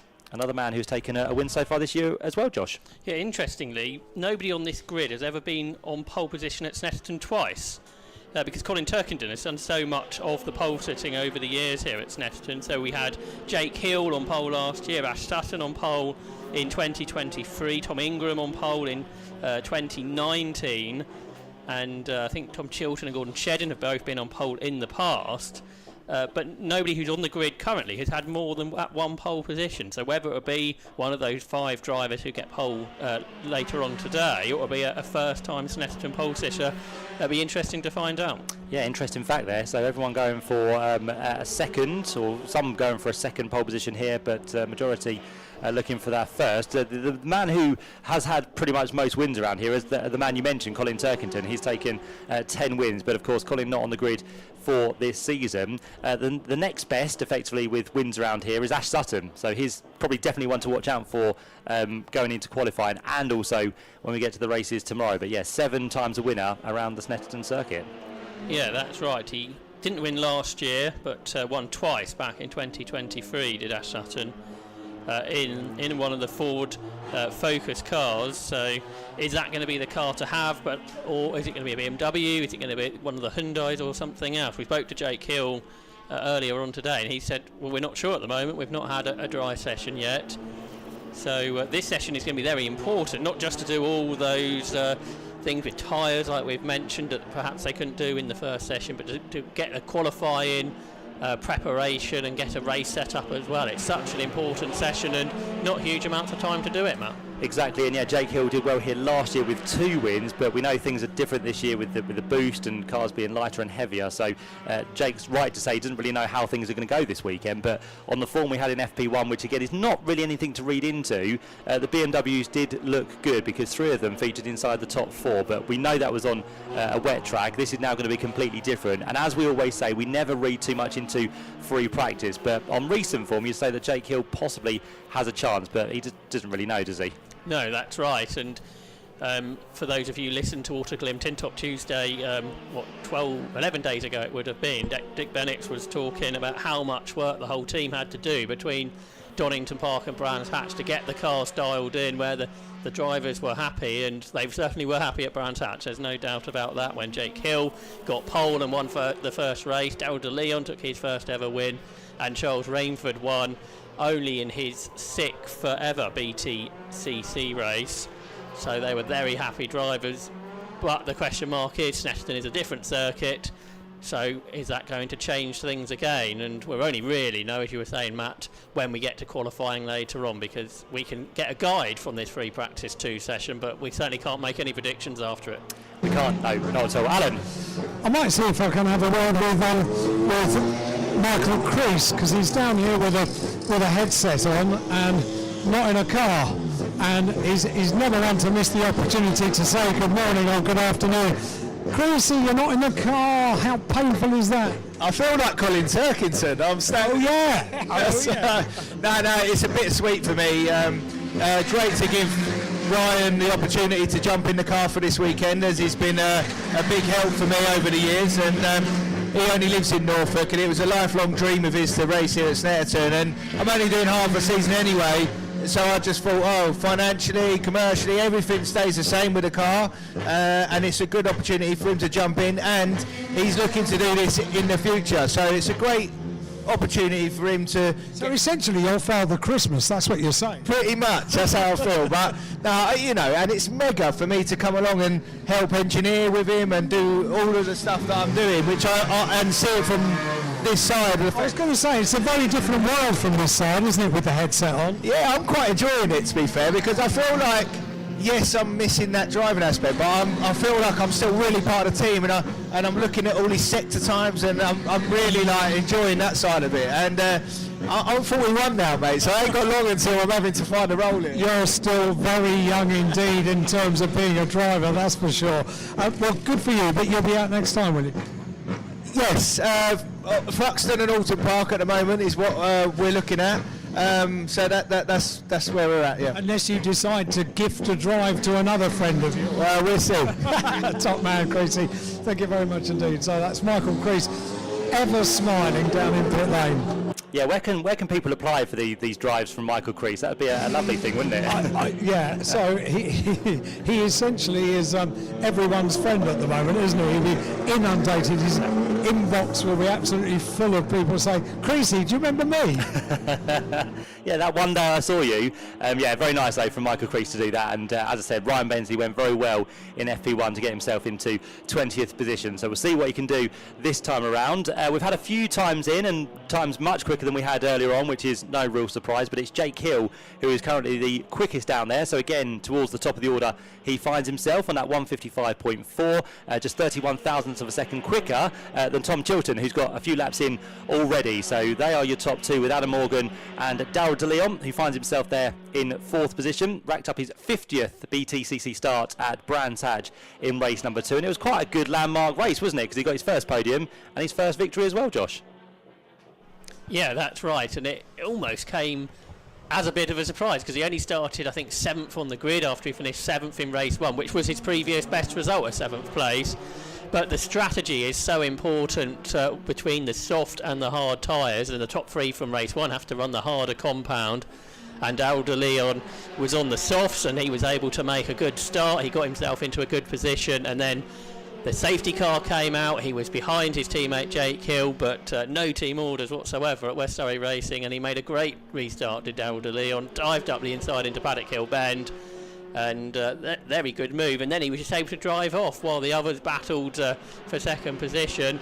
And it was a very happy family atmosphere as well after the race. Alan, I think, was in the garage where I think the very happy parent was standing by, but very nervous parent for a long time until the checkered flag came out, and then all the emotions were released. Yeah, and what a massive load of opportunities this year has given Darryl De Leon to be with that team and get the chance to do these things as well. It's a real privilege being able to be in the garage for those sort of family times. I remember Colin Turkington saying to me many years ago, you know, throughout every race weekend, his boys were with him, his wife was with him, Louise, and he said it was at the end of season awards that he said, you know, essentially what we're doing as a family is making memories. So we see it very much as the sporting aspects of the weekend, but it's his mum and dad, you know, and these are memories that will live with them as a family forever and ever. Certainly will, and he's only 19 years of age, believe it or not. Darryl De Leon, who's been now in the British Touring Car Championship for 2 seasons, but yeah, 19 years of age. He lives now in Cambridge. He comes from where he was born, Drogheda in Ireland, but yeah, he's got a dual nationality, comes from the Philippines. But yeah, Daryl De Leon is just one of those youngsters which, as I said, you get the right opportunity in life and it does prove you well, and he's proven that he can do it as well, which is always an impressive thing to do. But at the minute, doing well in this session as well. Up inside the top 5 is Daryl De Leon, and the man who's won multiple Radical championships in his previous seasons is showing that he can pedal a BMW very well as well. Yeah, and we got to hear the Filipino national anthem, certainly for the first time at a BTCC event, but possibly for the first ever time in British motorsport. There was quite a lot of discussion about that around the area. It was great to hear, and a moment we knew was going to come, because Daryl De Leon's been so fast ever since he got into the championship, but it came in that second race at Brands Hatch last time out. And the thing that offers quite a few people around the paddock moments of great amusement was the fact that I didn't know how the Philippine national anthem finishes, so apparently multiple times I went to talk at the end of it and then it started up again. So that happened about 2 or 3 times, I think, at the end of it. Feels like it's about to end and doesn't. But you now know how it does, Al. Every day's a school day. Certainly is. Jake Hill back into the pit lane, so he's done a few laps out there on circuit, 5 in total, and in fact the 5th one he just completed was his quickest of the session. So we're now down to a 1:55.307. Still Chilton second, Aaron Taylor-Smith third, and Adam Morgan in 4th place. Just to go back to tyre talk as well, because I think at Brands Hatch the disparity between the two compounds we had, which were soft and hard, was a massive impression on what they can do in terms of your race position. I think when we go back to Donington Park, where we had the soft and the medium, it didn't have that much of an impact in my opinion, but I think at Brands, where the two disparity between soft and hard really did have an impact, whether that be because of the nature of the circuit as well, I'm not too sure, but it did seem to produce slightly better racing. That's right, Matt. Yeah, it certainly added drama, there's no doubt about it. We reckoned it was somewhere between 6 and 7 tenths of a second, the difference between the soft and the hard on a short circuit, on the shortest circuit of the season. Now we're here on the longest circuit of the season. So how much of a difference could it be? Over a second surely is the possibility. So that tyre strategy come into tomorrow. Do you go, if you've qualified well, traditionally you go for the softer tyre for the first race to try and get the result, but we saw Tom Ingram particularly, he fell a long way down the order in race 2, and that actually put him outside the reversal and really had to work hard to get back onto the podium in race 3. So I think that tyre strategy and to be on, whether it be the Goodyear soft or the Goodyear hard, could be a real element tomorrow. And something that is absolutely for sure, Matt, it is going to add drama to the racing. It's going to see lots of overtaking, and for those drivers who finish on the podium in race 1, where they have to run the harder compound for race 2, they are going to find it really hard work to stay on the podium for that second race. Certainly are. Yeah, new feature for this year. Used to be the top 10, but for this year it's the top 3 at the end of the first race, which then have to run the harder available tyre for the next race. So yeah, that does add the other element to the side of race number 2 as well. And of course everyone in race 2 is trying to vie to get inside the top 12 to have a potential reversal for race number 3. So there are loads of different elements and aspects that come with this year, and of course with the new format with the boost as well, it's all different, and of course that has levels of change depending on where you finish in the order as well, and that of course will come into effect during qualifying as well. So lots of elements there to bring into effect. Currently though, whilst we've been talking, Mikey Doble has gone quickest. So the first man today to be into the 154s. He's done a 154.920, which means now Jake Hill slips to second in his BMW. Chris Smiley has jumped up the order. He now finds himself in that Hyundai 4 Restart Racing in 3rd, and then Dan Camish and Tom Chilton currently in 4th and 5th. But looking lower down the order, the ones that haven't done times effectively and still going through that process of working the cars out are Ash Sutton, Dan Lloyd, Charles Rainford and Gordon Shedden. They've just kind of done outlaps and then headed straight back in.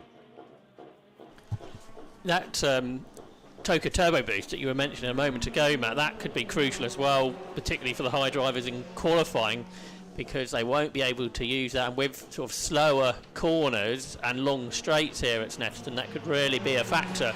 At Brands Hatch, we saw in the speed trap at the line, because generally drivers were using it out of clearways to the line, it could make up to 6 miles per hour difference. And you'd think that would be a similar situation again here at Snetterton. And as the championship leader, Ash Sutton will have the least amount of boost he can use in that qualifying session. And we saw at Brands Hatch that meant he didn't qualify inside the top 10.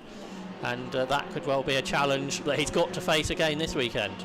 Certainly has, yeah, and it's kind of important here at Snetterton because we have 2 long straights, don't we? So if you use it out of a corner, it gives you a bigger momentum and a longer chance to kind of use it and gain that advantage. So yeah, lots of different elements as we go around the UK to the different circuits, but especially this weekend with here at Snetterton on the 300 circuit, that's going to be an interesting factor, as you said, with different abilities and different levels that people will have for qualifying and the races as well. But we'll see how that all plays out as Tom Ingram now heads on to the circuit. So he fires his rear tyres into life, followed by the Toyota Corolla of James Dorlin, who is currently in this session down in 13th position. But Tom Ingram is one of those, as I said, who has yet really to do any real competitive laps, but this might now be his chance with 15 minutes to go.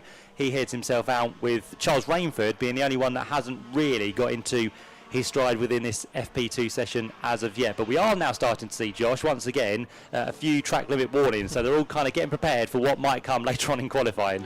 Yeah, that's right. We saw that some in the support race qualifying sessions, didn't we? You were mentioning lap times being deleted, and that could well be a challenge again this weekend. We had it at Donington Park. It wasn't such a big factor at Brands Hatch, although there was some, but certainly nowhere near as much as Donington.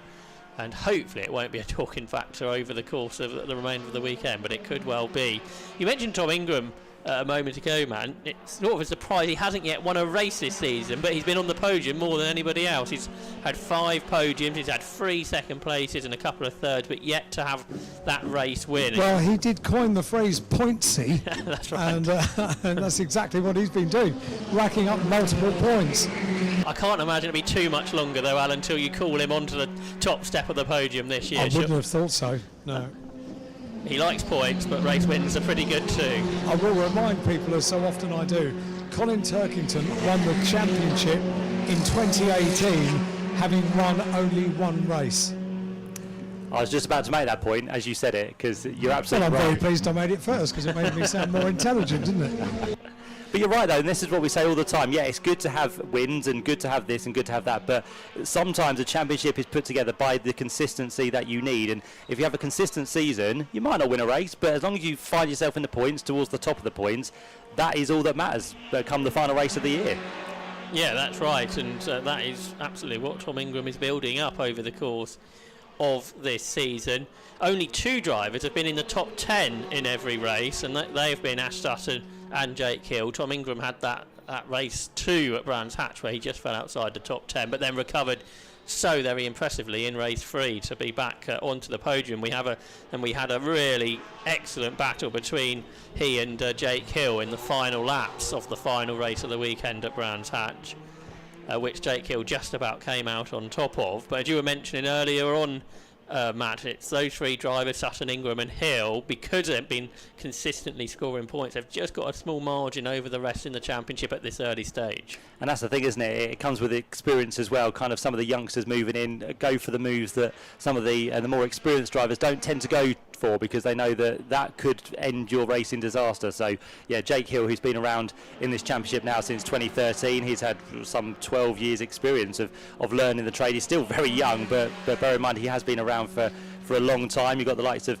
Tom Ingram as well, who was a champion back in 2023. He started his career in the British Touring Car Championship back at Brands Hatch in 2014. So the same sort of pedigree as what you'd find with Jake Hill. And Ash Sutton, he was a little bit later. He started racing within the British Touring Car Championship back in 2016. But they've all had near enough 10 years of experience to learn how these races go and have that experience to make sure that you put your car in the right place, or sometimes don't put it in that place, just to make sure you can get out of these situations. That's right, you don't want to non-finish, particularly in the first race of the weekend, because that makes the rest of the weekend so difficult, and that's why we see those 3 drivers who have won championships before regularly scoring points, almost always in the top 10, despite the challenges of perhaps not having the amount of boost of some of the other competitors. But I think Tom Ingram's first real flying lap, Matt, is a quick one.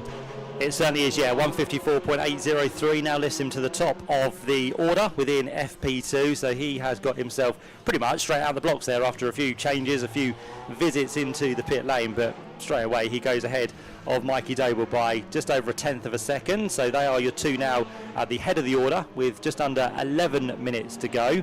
Tom Ingram on that lap was on the soft tyre, so that was a good lap for him. And again, just to reiterate that the qualifying lap record around here is a 154.5, so already, Josh, we're about 0.3 of a second away from that, which means things have definitely improved since this morning. Yes, that's right. We've seen the track drying out, but we're talking to even drivers in that previous qualifying session. They were saying there isn't actually that much of a line which is dry. If you go off the line, it's either damp or there's dust, where people have had offs over the course of the morning. So therefore that adds to the challenge. And the other thing, of course, Matt, it is unlike the support races, the Quick Fit British Touring Car Championship contenders don't do testing prior to the event. That's what these two free practice sessions are for. So it's the first time they've probably driven at Snetterton, unless there was any pre-season testing here, perhaps since the event 1 year ago. Certainly is, yeah. So it's kind of straight back into it, and you've got to get on with the job in hand. And of course, with these two 35-minute free practice sessions, they sound like a long time, but before you know it, you're almost through them. And just like now, we're into the final stages of this. So this is the final chance to make those tweaks, to make sure that the car's right, make sure you're happy with how the track is going as well. Because as we know now with this new format, the Quick Six that we have for the Quick Fit British Touring Car Championship, you don't get a chance to do that. You don't get a chance to make changes because they are 10 minutes in length, and especially here this weekend, it's going to be so important to make sure you're out there at the right time, because with laps being around about 2 minutes, you cannot make a mistake. You can't visit the pit lane to make a change. So this is so important that your car is set up as best as it can be to make sure that you don't waste any time when you need it in those Quick Six sessions later on. Yeah, but that tyre preparation will take some time, won't it? Therefore, you've probably only got one real go at that quick time, and track limits therefore could well be a factor, but making sure everything is right on that one lap is going to be crucial to get through each element of qualifying. That qualifying lap record though, Matt, 1 minute 54.526 has now been beaten by Tom Ingram. 1 minute 54.509. It's not a record as it's free practice, but it is quicker than we've ever seen a BTCC car go around this Snetterton 300 circuit. And once again, the Hyundais, they look quick at Donington Park, they looked quick at Brands Hatch, and Tom Ingram is proving they're going to be quick here at Snetterton as well. Yeah, Tom Ingram lowered the lap record, the race lap record at Brands Hatch. He took away the new lap record around Brands Hatch. He's done it here in a free practice session. We'll see if that transpires into qualifying a little bit later on, but you're absolutely right. He's gone quicker than anyone has ever gone around here in qualifying spec. So a 154.509. It was Jake Hill who very impressively set the new fastest lap in qualifying last time at Brands Hatch. So as we know this year with the lighter cars, things are improving, and the track conditions, and of course the cars making these lap times a lot quicker than they used to be. So we are expecting this for the majority of the season, for these lap records to be broken, but Tom Ingram for now is the man who has done that with 9 laps completed. He heads through then onto another lap very shortly, or is he going to dive for the pit lane? He's just about to work his way through Murray's, and he will head for, I believe, the pit lane, because I cannot see the Team Virtue Hyundai coming through. So into the pit lane does go Tom Ingram after setting that quickest lap of the session. We've got 4 different types of car in the top 4, showing it's going to be very open, I think, here at Snetterton. We got the Hyundai of Tom Ingram, then the Vauxhall of Mikey Doble, who's been going so well, a Ford for Dan Camish, and then the BMW of Jake Hill. So the 4 with 4 different marks at the front here, Matt. It's going to, again, predictions are very hard to come by if you're going to get a right one. Certainly is, yeah. And to be fair, through this session, there's been no real dramas. I think everyone has been okay. Most people have got their amounts of laps in they'd probably wanted to get in. So everyone so far, with just over 6.5 minutes to go, has had no dramas. I don't think there's been anyone kind of loitering down there in the pit lane throughout this session.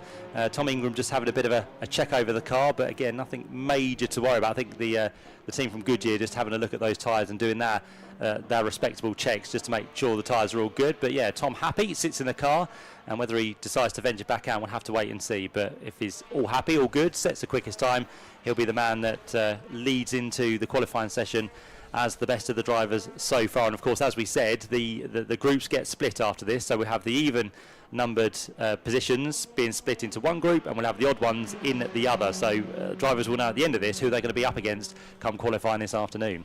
That's right, and Tom Ingram's teammate is getting closer to him now, because Adam Morgan, who got his first podium of the season in race 2 at Brands Hatch, has gone 4th quickest for Team Virtue, 1 minute 55.281. It's been a really good start to the season for Adam Morgan. He's 5th in the championship coming here to Snetterton, and he's sort of felt right back at home, I think, in a front-wheel drive car, Matt. Certainly has, yes, a switch that you probably needed, wasn't it, from BMWs to Hyundai, something a little bit different for him to try and go for. He was the 2011 Ginetta GT Super Cup racer, but ever since then he's pretty much been around within touring cars, and yeah, great to have Adam back on the grid for this year. I think by the end of the season he would have racked up 400 race starts within the British Touring Car Championship, so he's a long-standing member of this championship. But as you said, a great start to the season so far, all by that non-finish in race 1 at Donington Park. He has featured almost inside the top 10, apart from a 12th place at Brands Hatch last time out. But he has had a podium, as you said. He now just needs to go that one step higher with his new team and try and get onto the top step of the podium. I think that will come, Matt, that's for sure. He's had 11 victories in his career, has Adam Morgan, in this championship, but surely a 2025 victory is on the horizon. We've already had 5 different winners this year. Ash Sutton, the only driver to have won more than once, and I just wonder how many more names we're going to get onto that winners list over the course of the year, because there are so many drivers which have been close, have been on the podium, like Tom Ingram, Dan Rowbottom, Dan Camish as well, and then there are other drivers that surely will be a feature on the podium in 2025. Yeah, as you mentioned, Robo and Dan Cam, both of them on the podium, and of course with the wealth of experience they have in that team, you'd very much expect them to be on the top step of the podium before too much longer. The likes of, you could even mention kind of Chris Smiley, who's been inside the top 5 now on 2 occasions. That seems to be a team which is definitely moving forward after joining us last year. Restart Racing definitely now have the calibre, and of course it only takes one of those reverse grid races to be in the right place at the right time for you then to take your first victory. So I think you can add, as you said, plenty of names to that list, and it's going to be such an open season this year. Yeah, that's right, and I think Restart Racing are very pleased with the Hyundai i30Ns that they got hold of for this season. Chris Smiley was quickest, I think, in this equivalent session at Brands Hatch, quickest in FP2, and then had a very strong race weekend, picking up those top 5 finishes. As you mentioned, twice was an independent winner as well at Brands Hatch, was Chris Smiley. There's a real battle in that Independence Championship between he and Mikey Doble, who have picked up all the victories, but you shouldn't rule out Josh Cook in the Independence either, although we always know that he says, I want to win the overall championship, but coming back to the championship at One Motorsport, yet to win in the Independence, Josh Cook, but 3rd in the championship, racking up the points. He's currently 15th quickest in the session in the Honda Civic Type R, but surely he's another driver that you've got to think will be a race winner at some point this year. Yeah, he's just slipping under the radar at the minute, isn't he, Josh Cook? A man who's gone so well in recent seasons. Of course, we go to his home circuit next time out, Thruxton. He is known as the king of Thruxton, is Josh Cook, but he's only had those brace of 6th place finishes so far this year, so that's his best performance of the season. So before too much longer, he'd want to be kind of turning his season around and trying to get himself onto that podium, but things at the minute not quite clicking between him and back in the Honda Civic with One Motorsport. But yeah, Josh Cook, you're just becoming a little bit frustrated, I feel, with the conversations he's had, but yeah, definitely would like to be winning the Independence, but definitely want to get himself on that overall podium as well. And a car that and a team that would really like a podium this weekend is Toyota and Toyota Gazoo Racing, because I think their best result this season has been a 10th place, which has come from Ronan Pearson and has come from Gordon Shedden, and Gordon Shedden has just moved up the timing screens in this second free practice session to 6th quickest. So 1 minute 55.324 for Gordon Shedden, the 3-time champion. Is this the weekend that we see what we came to expect in years gone by from Gordon, from Flash? 6th quickest, and that is much more representative, I think, from what he had hoped out of this year.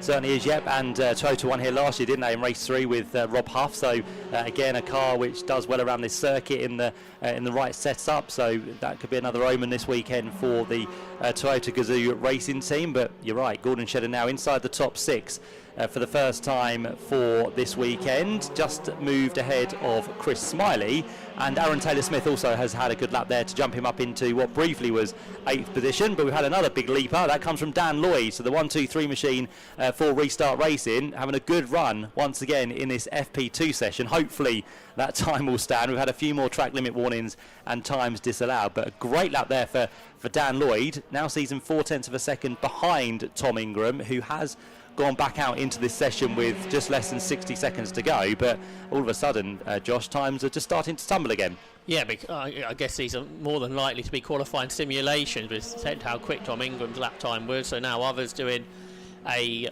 sort of preparation for qualifying coming up this afternoon, and Dan Lloyd in that Ingram. Dan Lloyd hasn't sort of had the luck of his teammate yet in his return to the championship. Had a best result of 9th, was going well at Brands Hatch, got caught up in an incident at Surtees, which fired his car off through the grass, but second quickest here in free practice 2. Could Dan Lloyd score an overall podium, I wonder, this weekend? Yep, well, especially again the pace we've seen from here, but again we always say we don't read too much into this, but there might be a few teams out there not showing all of their hand throughout this FP2, but of course we'll only know by the time we get to qualifying how things will unfold, and of course more important how we get through tomorrow with the races, because qualifying is always one thing, racing can be completely different. But after 35 minutes of FP2 we are now at the end, with the checker flag being waved, with that cars being released from the pit lane to head to the grid to do their practice starts, which will have our very own Alan Hyde down there with his mic, not talking to the cars but listening to the cars, so everyone else around the world who is listening online to us can hear those cars as well. But good session this time around for Tom Ingram. He looks like he's going to be the man who heads this FP2 session as the quickest as we head into the qualifying session. Yeah, that's right. It's a big gap, isn't it, that Tom Ingram has over the rest. At Brands Hatch, Tom Ingram, I think, had 3 seconds of boost to use, but made a mistake and hit it too early, which then meant he couldn't use any of the boost for the rest of the lap, but still qualified towards the front, which was ever so impressive. So you can't rule out Tom Ingram from making that top 6 qualifying session this afternoon, even if he hasn't got so much boost as some others will, because he's second in the championship coming here to Snetterton, and that simulation that he's done is very impressive indeed. But as you making the point, Matt, we'll only really know when we get to qualifying if he will remain there or if there'll be challenges from others. Yeah, and he'll have his 3 seconds again, won't he, for the qualifying lap, so it's going to be deja vu from Brands Hatch for Tingram as he ends the session quickest, and will be in the odd numbers group for the qualifying a little bit later on. So Tom Ingram heading the session on what's going to be a 1:54.509. Second place then goes away in this session to Dan Lloyd right towards the end, a 1:54.917 for him. Third place to Mikey Doble in his Vauxhall Astra with a 1:54.920, and then fourth place is Dan Camish with a time of a 1:55.077. Then we see the next of the Hyundais, which is going to be Adam Morgan. Car number 33 did a 1:55.281, and just fractionally behind that, the man who was quickest in FP1, Jake Hill, ends up in 6th place on a 1:55.307. Then back into 7th place is number 52, Gordon Shedden. He was on a 1:55.324, and 8th place, number 22, Chris Smiley, on a 1:55.337. Aaron Taylor-Smith next up in 9th on a 1:55.346, and 10th place, James Dorlin in car 132 did a 1:55.353, and with the mic open down there ready for practice starts is Alan Hyde. I'm not sure I'm close enough, to be honest. Go on. I need to get stuck in here. Come to the front. Yes, because that'll be Robo, who is about to launch off. He's the first one to have lined up down there on the grid. I didn't see who the car was that was lining up alongside, but I need to get my skates on. I'm far too far down the pit lane. Let me get there. Max Hall is the car that was popping in the background, and I think I'm almost up to the little hole that I need in the fence. Here we go.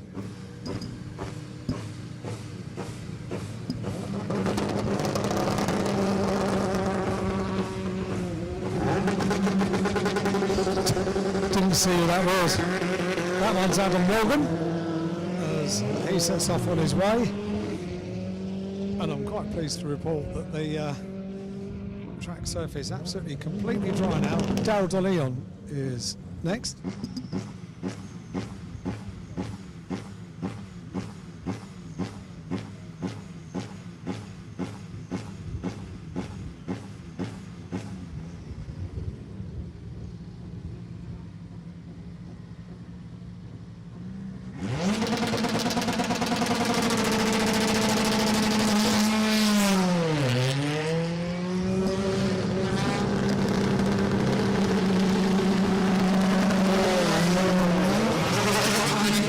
Still and Moffat going off together. Stephen Jelly next up to the line.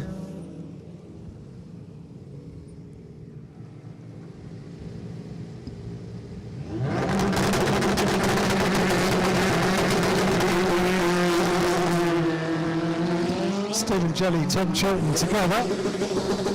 Dexter Patterson next to him. Very impressive, beg your pardon. Gordon Shed alongside. That's Nick Hamilton.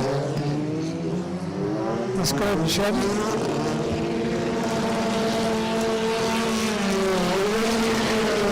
Sam Osborne and Dan Camish away together.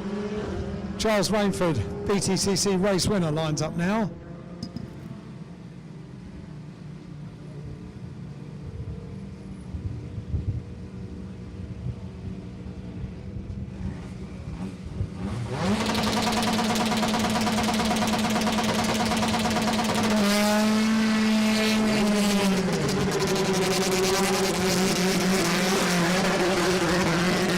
Rainford, run down Lloyd.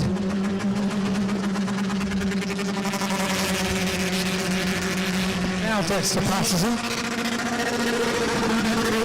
And Ryan Bensley, possibly getting one of only a few opportunities to start one of these cars. James Dorling is directly opposite me. This is Dexter Patterson. That was James Dorling. Let's see how the master Tom Ingram does it, shall we? No, that was Joe Hill, another master. And that was Tom Ingram. And I think, you can tell me, Matt, I think that's it. I think it is. Tingram wasn't quite in his grid hatching though, so that's a penalty, I'm afraid, for Tingram. You're harsh, aren't you? Hey? Well, you've got to practice. You've got to practice right. Thanks, Alan. That was beautiful to listen to, as ever. Nice to see how the drivers get themselves off the line. And, of course, we'll be hearing that 3 times tomorrow when we have the 3 British Touring Car races to look forward to. That is qualifying. That is free practice done. We'll have qualifying to look forward to towards the end of the afternoon. So do stay with us. We've got a nice, busy afternoon to look forward to with qualifying for the Quick Fit British Touring Car Championship. That will be at 3:10. Before that, we'll have 2 races. The first of which will be the Virtue Mini Challenge at just before 2 o'clock, and we'll have the Vera Tools F4 British Championship certified by FIA as well, just after 2:30. So that's what we've got looked forward to on this first day of action at the 3rd event for the Quick Fit British Touring Car Championship. All the cars now working their way back into the pit lane, so they'll be pushed in and had their final checks done before they get ready for that qualifying session a little bit later on. But as we said, they'll be split into groups. So you've got the likes of Ingram and Doble will be together, along with Morgan, Shedden, Taylor Smith, Dan Rowbottom, Ash Sutton, Daryl De Leon and Josh Cook, Max Hall and Ryan Bensley, and Stephen Jelly and Nick Halstead will be in one group, and group 2 will comprise of Dan Lloyd and Dan Camish, Jake Hill and Chris Smiley, James Dorling with Tom Chilton, along with Ronan Pearson, Charles Rainford, Sam Osborne, Aidan Moffat with Dexter Patterson and Nicholas Hamilton. So they are your 2 separate groups we'll have for the first part of Quick 6, which will our new format for the 2025 season to look forward to. So that is what's coming up. Thank you, my dear. That is what's coming up later on for that. Don't forget, you can head yourselves down to the paddock. There's lots for you to do here this weekend, lots for the kids to have a look at, lots of cars to admire as well. The garages, as we said, will be open along the back of the pits. So if you want to go and see some of the drivers, some of the cars, and have a little chat with some of the team members, you're more than welcome to do. And of course, course, we have the full support action as well with the likes of the Porsches, we have the F4s, and we have the Minis, all located in the paddock here at Snetterton as well. And of course, as you come through the paddock, do admire the wonderful Porsche hospitality unit, which is the clubhouse over there,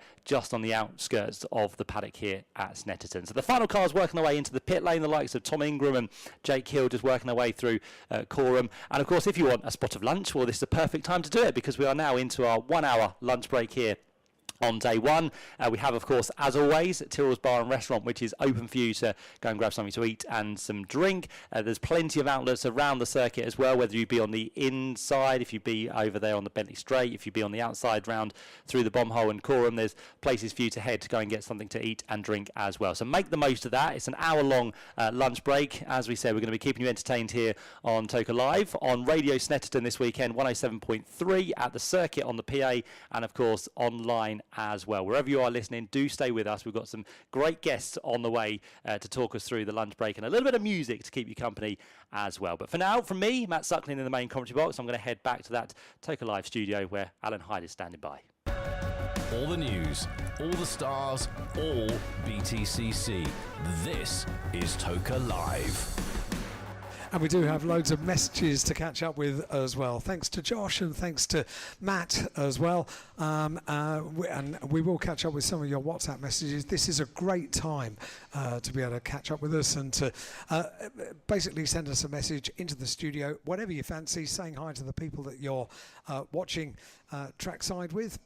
All you need to do is to send us a message on WhatsApp, a message plus your name to 07482 877 877. So on WhatsApp, message plus your name to 07482 877 877. Or if you'd like to send an email, you can do that as well, studio@tokalive.net. We'll catch up with a few of the messages. We've got guests coming into the studio as well over the course of the lunch break. Well, fingers crossed we have guests, but bear in mind that over the course of a race weekend, it might be a driver or a member of a team gets called into a debrief or something, which means they can't join us. But at very least, I'll be keeping you company here in the studio with messages and a bit of music as well. This one is from Mandy and James. Hi guys. Hi, can you say hello to Dom and to Abby? We're here from Devon. They love motorsport and come regularly. We're here for the weekend enjoying all the motorsport. Mandy and James, thank you very much indeed. Dom and Abby, have a great weekend here at Snetterton. Great to have you here all the way from way down south. This one says, hello, please could you wish my son Charles an early happy 16th birthday. This is an early birthday treat for him. His birthday is June the 14th. Thank you. And that comes from Laura. Laura, that's a great present. And yeah, always nice to have an early birthday present. You're a lucky man, Charles, and enjoy the weekend. Into the lunch break now we go, and let's head back to what the drivers said after the opening practice session earlier on today. They had a sit-down talk with Stephen Taylor. Well, Ryan, here we are at Snetterton. An incredible weekend for you, jumping in a BTCC car. Yeah, I mean, it was a dream come true. Always wanted to do it. 40 years old, raced since I was 8 years old. Never wanted to race F1 or anything else. It's always been British touring cars, and I think a lot of people probably didn't see it coming, but it's always been in the forefront of my mind to end up here. Hopefully it's not a one-off. I want to try and press on to get a deal next year, maybe or the year after. So yeah, it's just great to be here. Obviously we're in the deep end. I think the expectations are low. As long as I can improve over the weekend, I'll be more than happy. I'm just looking forward to getting out in the car. Yeah, you're jumping in a Hyundai, replacing Creasy this weekend. How did that come about? What was it like when you got the phone call saying, "Hi Ryan, would you like to drive in the British Touring Car Championship"? Well, it was Monday was a very whirlwind day, if you like, and me and Creasy obviously, at a later point had a chat. I'd kind of heard that, he was kind enough to step aside for this one to, let me fulfil my dream of racing in the British touring cars, which, great credit to him and an unbelievable opportunity. I thought, well, I can't not do it.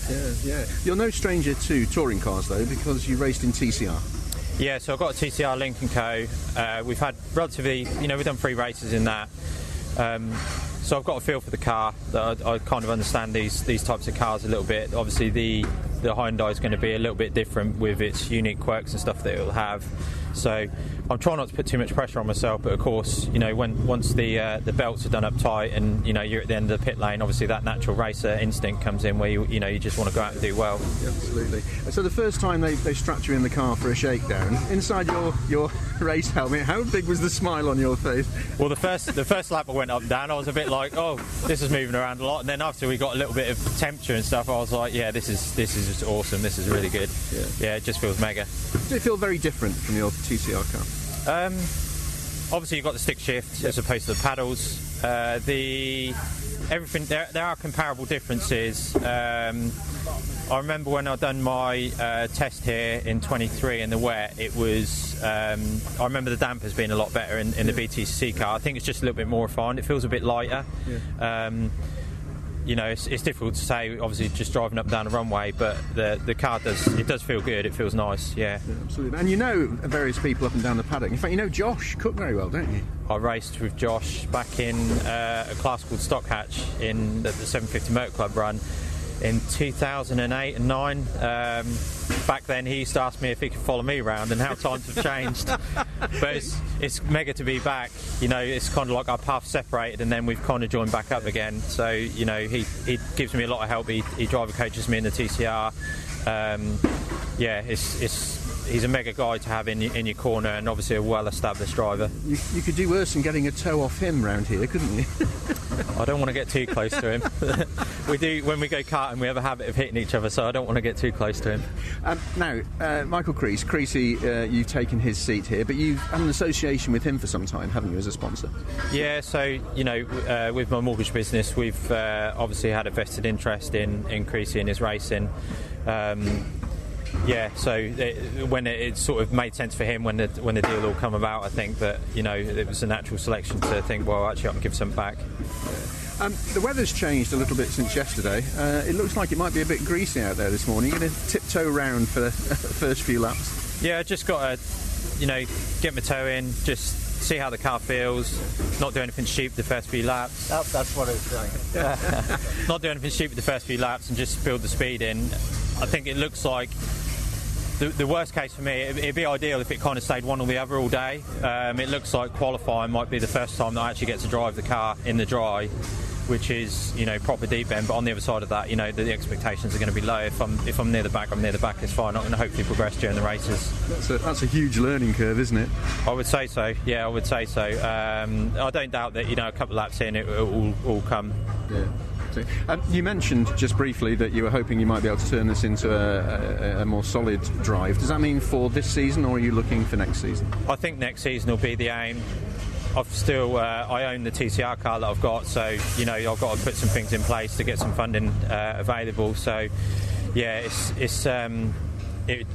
I like to be well prepared, which is a bit ironic given the circumstances that I'm entering this weekend. But yeah, I think next year the plan always has been to do British touring cars and be on the calendar with it. So Creasy was due to do 5 rounds. We've only done 2. This is the third round. Will you be seeing out the rest of what he was planning to do for the first half of the season, do you think?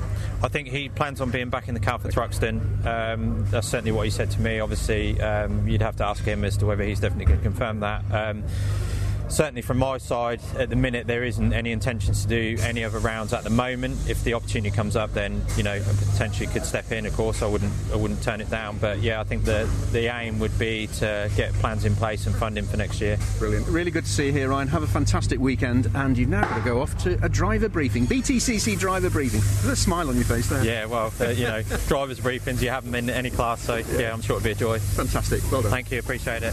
Ronan, FP1 done and dusted here at Snetterton. It's greasy out there and the weather's unpredictable, which is going to make a lot of head scratching this weekend, isn't it? Yeah, absolutely. It scratched my head this morning. I was absolutely nowhere, but it was actually almost a wake-up call. I was driving. I won't use the expletives I used how I was driving, but yeah, certainly on my last lap when I found 1.5 seconds, it was an exploratory session.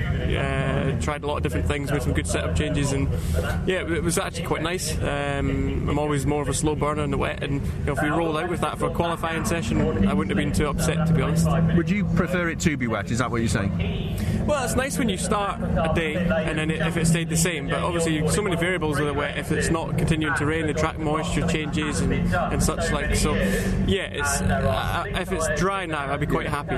But we want a dry FP2 and a dry quali. Absolutely. You've had a little bit of frustration this season, haven't you? Are you getting closer to getting the car to where you want it to be? I think so.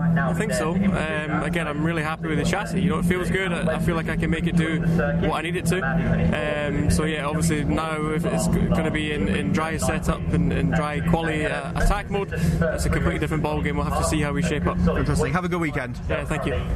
Nick, here we are at Snetterton, FP1 done, very slippy out there, but first of all, your new race suit, which you very proudly paraded on social media.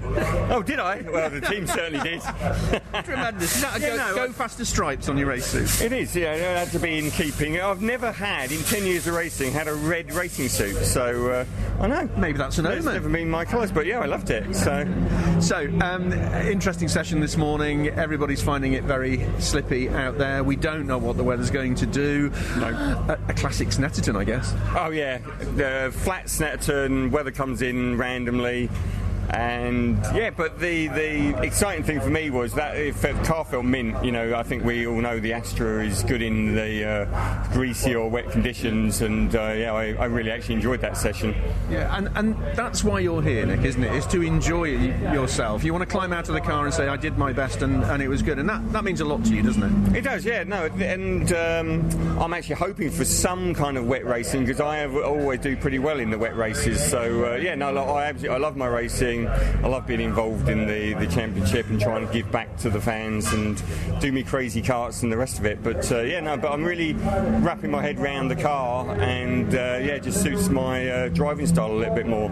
Are you potentially therefore looking for perhaps your best performance of the season here at Snetterton? Maybe it's yeah. It's not always been my 100% strongest circuit, but I'm feeling, you know, around there I was, you know, pace was great. So yeah, let's see what we can do. Absolutely. Well, let's hope your flash new race suit gets you that extra tenth or two. Have a good weekend, Nick. Thank you. Well, Mikey, FP1 at Snetterton. We've had some rain overnight, some drizzle this morning, and everybody's saying it's pretty greasy out there.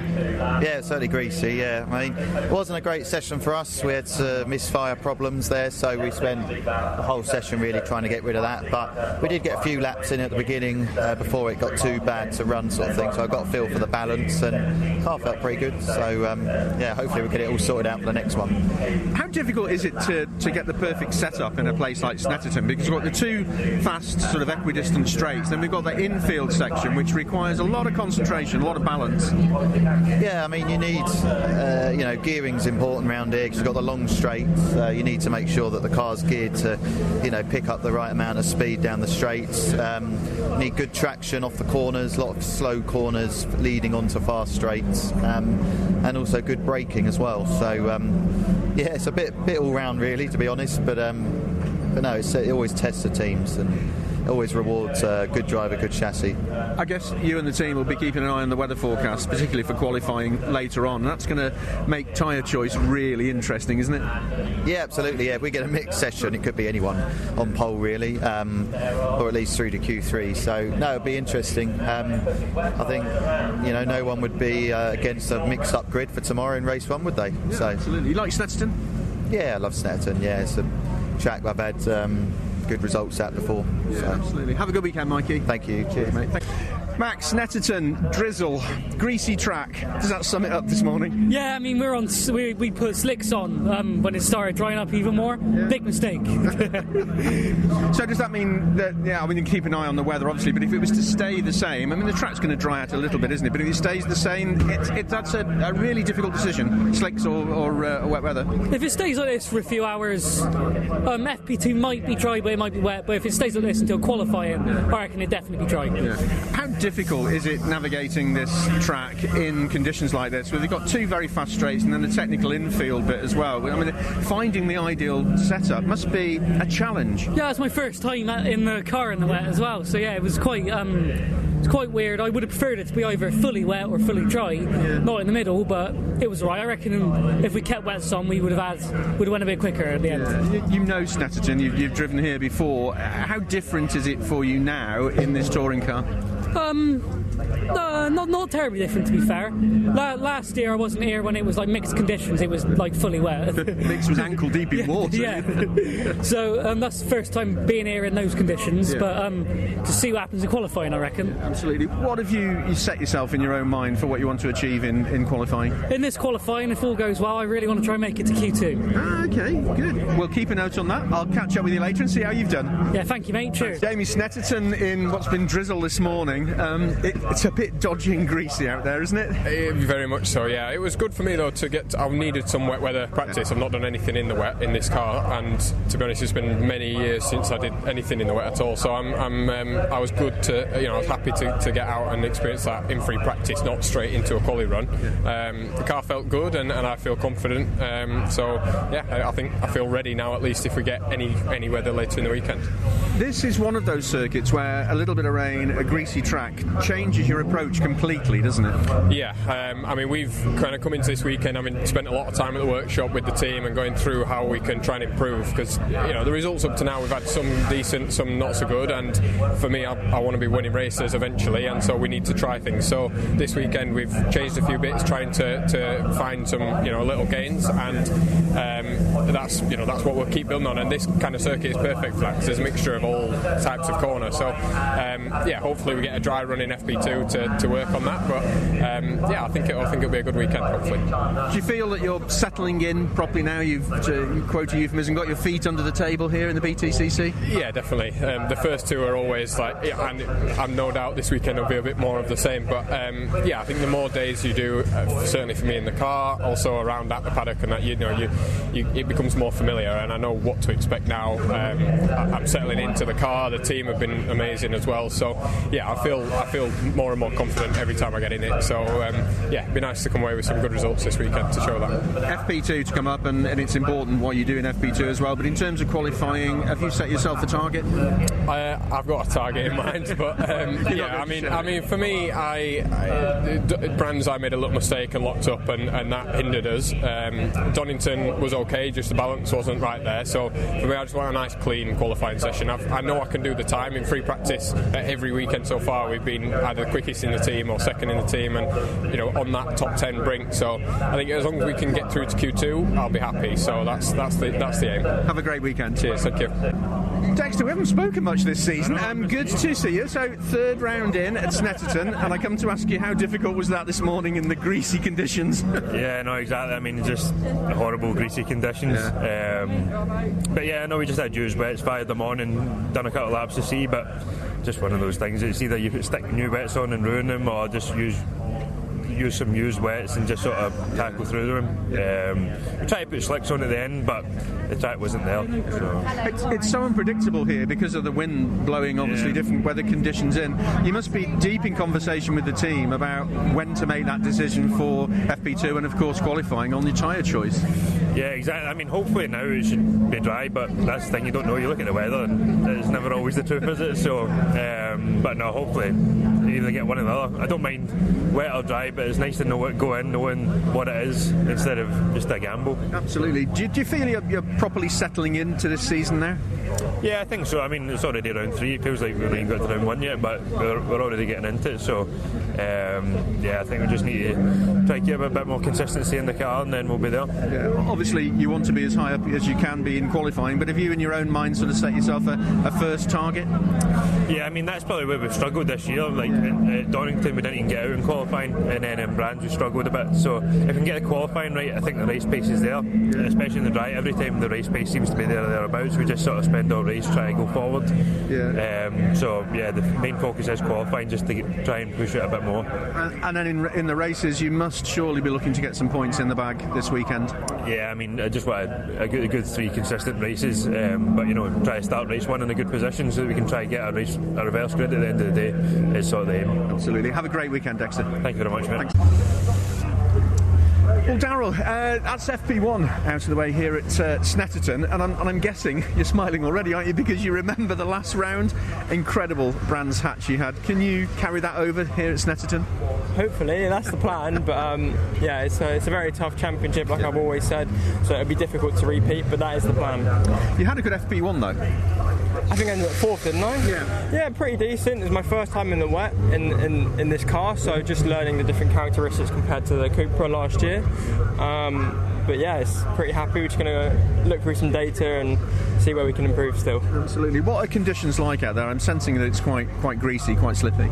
Yeah, it's greasy. It's not wet, but it's just about grip finding really, because there's some places that are drier than others. So it is just about adapting all the time and seeing what works for you. And yeah, it's just greasy. So let's I mean, if it stays like that, I don't mind because we were pretty quick. But let's hope we can keep pushing on and keep up the sharp end. I guess the run-up to qualifying particularly is where the team are scrutinising the weather forecast to see what happens, because tyre choice is going to be critical. Yeah, it's going to be critical. I mean, if it's a drying track, we're throwing slicks on it, and then if it rains again, no one knows what to do. So racing, this is wet weather conditions and drying, and well, to be honest, it's just UK weather. So it makes it more interesting. But I mean, that's the fun of it. So do you like Snetterton as a circuit? It's my local one. To be honest, Brands, Snet, and Silverstone, and Donington actually are all pretty similar distances away from me. But Snet's probably the easiest to get to. I quite like it. It's the first ever track. My first ever day in a race car was around Snet. So that's the importance to me, this track, but it's pretty good. Fantastic. Well, after your performance at Brands Hatch, let's hope you have an. Well, Charles, Snetterton, we're looking up above us. It's been raining. You just said to me it's pretty greasy out there. A tough FP1, really. Yeah, totally. It was my first time driving the car in the wet ever. So, yeah, thoroughly enjoyed it. So to be as close as I am is really, really good. So definitely fills me with confidence if it now rains. Coming into the weekend, it looked like, especially start of the week, it looked like it was going to be wet tomorrow and dry today. So I could see us having a decent qualifying and then try and drive the car for the first time in the wet in a race. But I'm glad that hasn't happened. We had a nice little session there to get a feeling what the thing's like in the wet. And yeah, as always, Dick Bennett's WSR, they produce a fantastic race car. You said to me a second ago that you're having to take, and I quote, some funky lines around here. What do you mean by that? Yeah, I mean, the track's been used so much in the last couple of weeks and it hasn't rained at all, so there's so much rubber down, it's almost like old school karting, and slicks in the wet on like a rental kart. You're so far offline, but thoroughly enjoyable. Even some of the hairpins, you come in on the inside because you get anywhere near the racing line and you just want to lock up. So yeah, really, really good fun, very slippery, very challenging, but happy with the end result. You come here on a high after a brilliant last round there at Brands Hatch. How much of that momentum is still with you? No, thank you. It's self-belief. Like, now that I've done it, as people say, you've got the monkey off your back, you've got the first one, and you have belief in yourself, because we did it on pace, and that was just incredible. So that leaves me with confidence in myself that actually I can do this. And yeah, just keep going as we are and seeing what else we can pick off, really. It's too early in the season to start worrying about bigger aspirations. So just keep picking up points, keep learning, and just keep trying to improve. Can you do the same this weekend? You know what? I would absolutely love to. We'll have to see what happens throughout the rest of today, really. Today would be an option to see whether we can get up the front. If that's the case, then certainly we'll be going for it. Have a good weekend, Sean. Thank you very much. Still on the lunch break, and let's turn it back then to the opening race at Brands Hatch 2 weeks ago with the circuit commentary. Let's turn it back then, and on the other side we'll be gearing up for the next part of the day. Right, here we go then. 24 laps of racing about to get underway. The first race of the weekend for the Quick Fit British Touring Car Championship. The revs rise and we're about to burst into life here with Jake Hill on pole position. He gets the race underway as the lights go out, and it's a good start from Jake. It's a good start from Charles Rainford. Adam Morgan is going to fend off Tom Ingram as well, it looks like, in the battle for third place as they get into Paddock Hill Bend down for the first time. But Ingram swoops around the outside of his teammate on the exit to the corner, and the 2022 champion gets himself straight up to third place with a very good move there. Morgan then in fourth place, and then coming down the hill now for the first time into the left-hander at Graham Hill Bend. Adam Morgan has got cars queued up behind him in the battle for fourth place, and it's side by side in the battle for fifth position here. Dan Camish desperately trying to hang on to the position with Mikey Doble going wheel to wheel with him, and Mikey Doble squeezes up the inside of the Vauxhall Astra at the end of the Cooper Straight. There's more contact between them on the way into McLaren. Doble is sent out wide, and Dan Carish is just about fended him off, and then he's going to lose his own place now to Sam Osborne, who's coming through as well. So the two Napa cars going toe to toe with the Vauxhall Astra, and Sam Osborne about to leap up the inside of Mikey Doble on the way into Paddock Hill Bend, which he does. The Ford Focus is both getting ahead of the Vauxhall Astra, but at the start of lap 2, Josh, it is Jake Hill with a perfect start that leads the race. A very good start as well, though, for Tom Ingram, wasn't it? And he's really quickly caught the BMWs. At Druids on lap 1, he was quite a long way behind, but he's already on terms with Charles Rainford all over the back of the BMW as they go onto the Cooper Straight for the second time of 24 laps. They're bumper to bumper as they turn left through 30s. Rainford's a bit quicker into the first part of the corner, then Ingram hopping over the curbs, sort of has nowhere to go. He kicks up the dust on the inside. His teammate was complaining about that yesterday. They accelerate across the line, and this is allowing Jake Hill to get away now. Yeah, it is absolutely what he needs, isn't it? So Hill goes through with a gap of about 0.8 of a second over Rainford. Further back, there's going to be some action on the way into Paddock Hill Bend here as Dan Lloyd trying to get a job done on the way up the inside through the right-hand corner he goes. Ash Sutton is in 10th place at the moment. Is the highest placed driver on the hard tyre. So that's something as he tries to get that out of the way. And then obviously the race 1 results set the grid for race 2. And of course that's 3 places higher than he started, so it was a good start from Ash Sutton. It was a good start, yeah. Dan Lloyd did manage to fend off that BMW of Darryl De Leon. He made the move at Paddock Hill Bend. He made it stick up at Druid, so that means that Dan Lloyd is now ahead of the number 2 BMW and into the top 8 as the race leaders come through. And further back, Mikey Doble is on the attack here, trying to get one position back from Sam Osborne as they battle now over 6th position, and he gets through before they get to the start-finish line. So the red and white Vauxhall of Mikey Doble back where he started up into the top 6. Dan Lloyd is bringing Darryl De Leon with him, and they're both now bunched up onto the back of Sam Osborne as they climb up towards Druids. Meanwhile, the front runners coming out of Druids down the hill into the braking zone for Graham Hill Bend. The gap, I reckon, has come down between the top 2 a little bit in the last half a lap or so. Not hugely, but it has come down between Jake Hill and Charles Rainford. Ingram is about 6/10 back. The fastest lap of the race has gone to Rainford, which is why, with a 47.617 second lap. He's not quite in striking distance. And then Adam Morgan versus Dan Camish is one to keep an eye on as well, because Dan looks a little bit quicker than the Hyundai in front of him. Dan Lloyd in 8th place has been given a false start penalty. 5 seconds to be added to Dan Lloyd's race. He is currently in 8th position.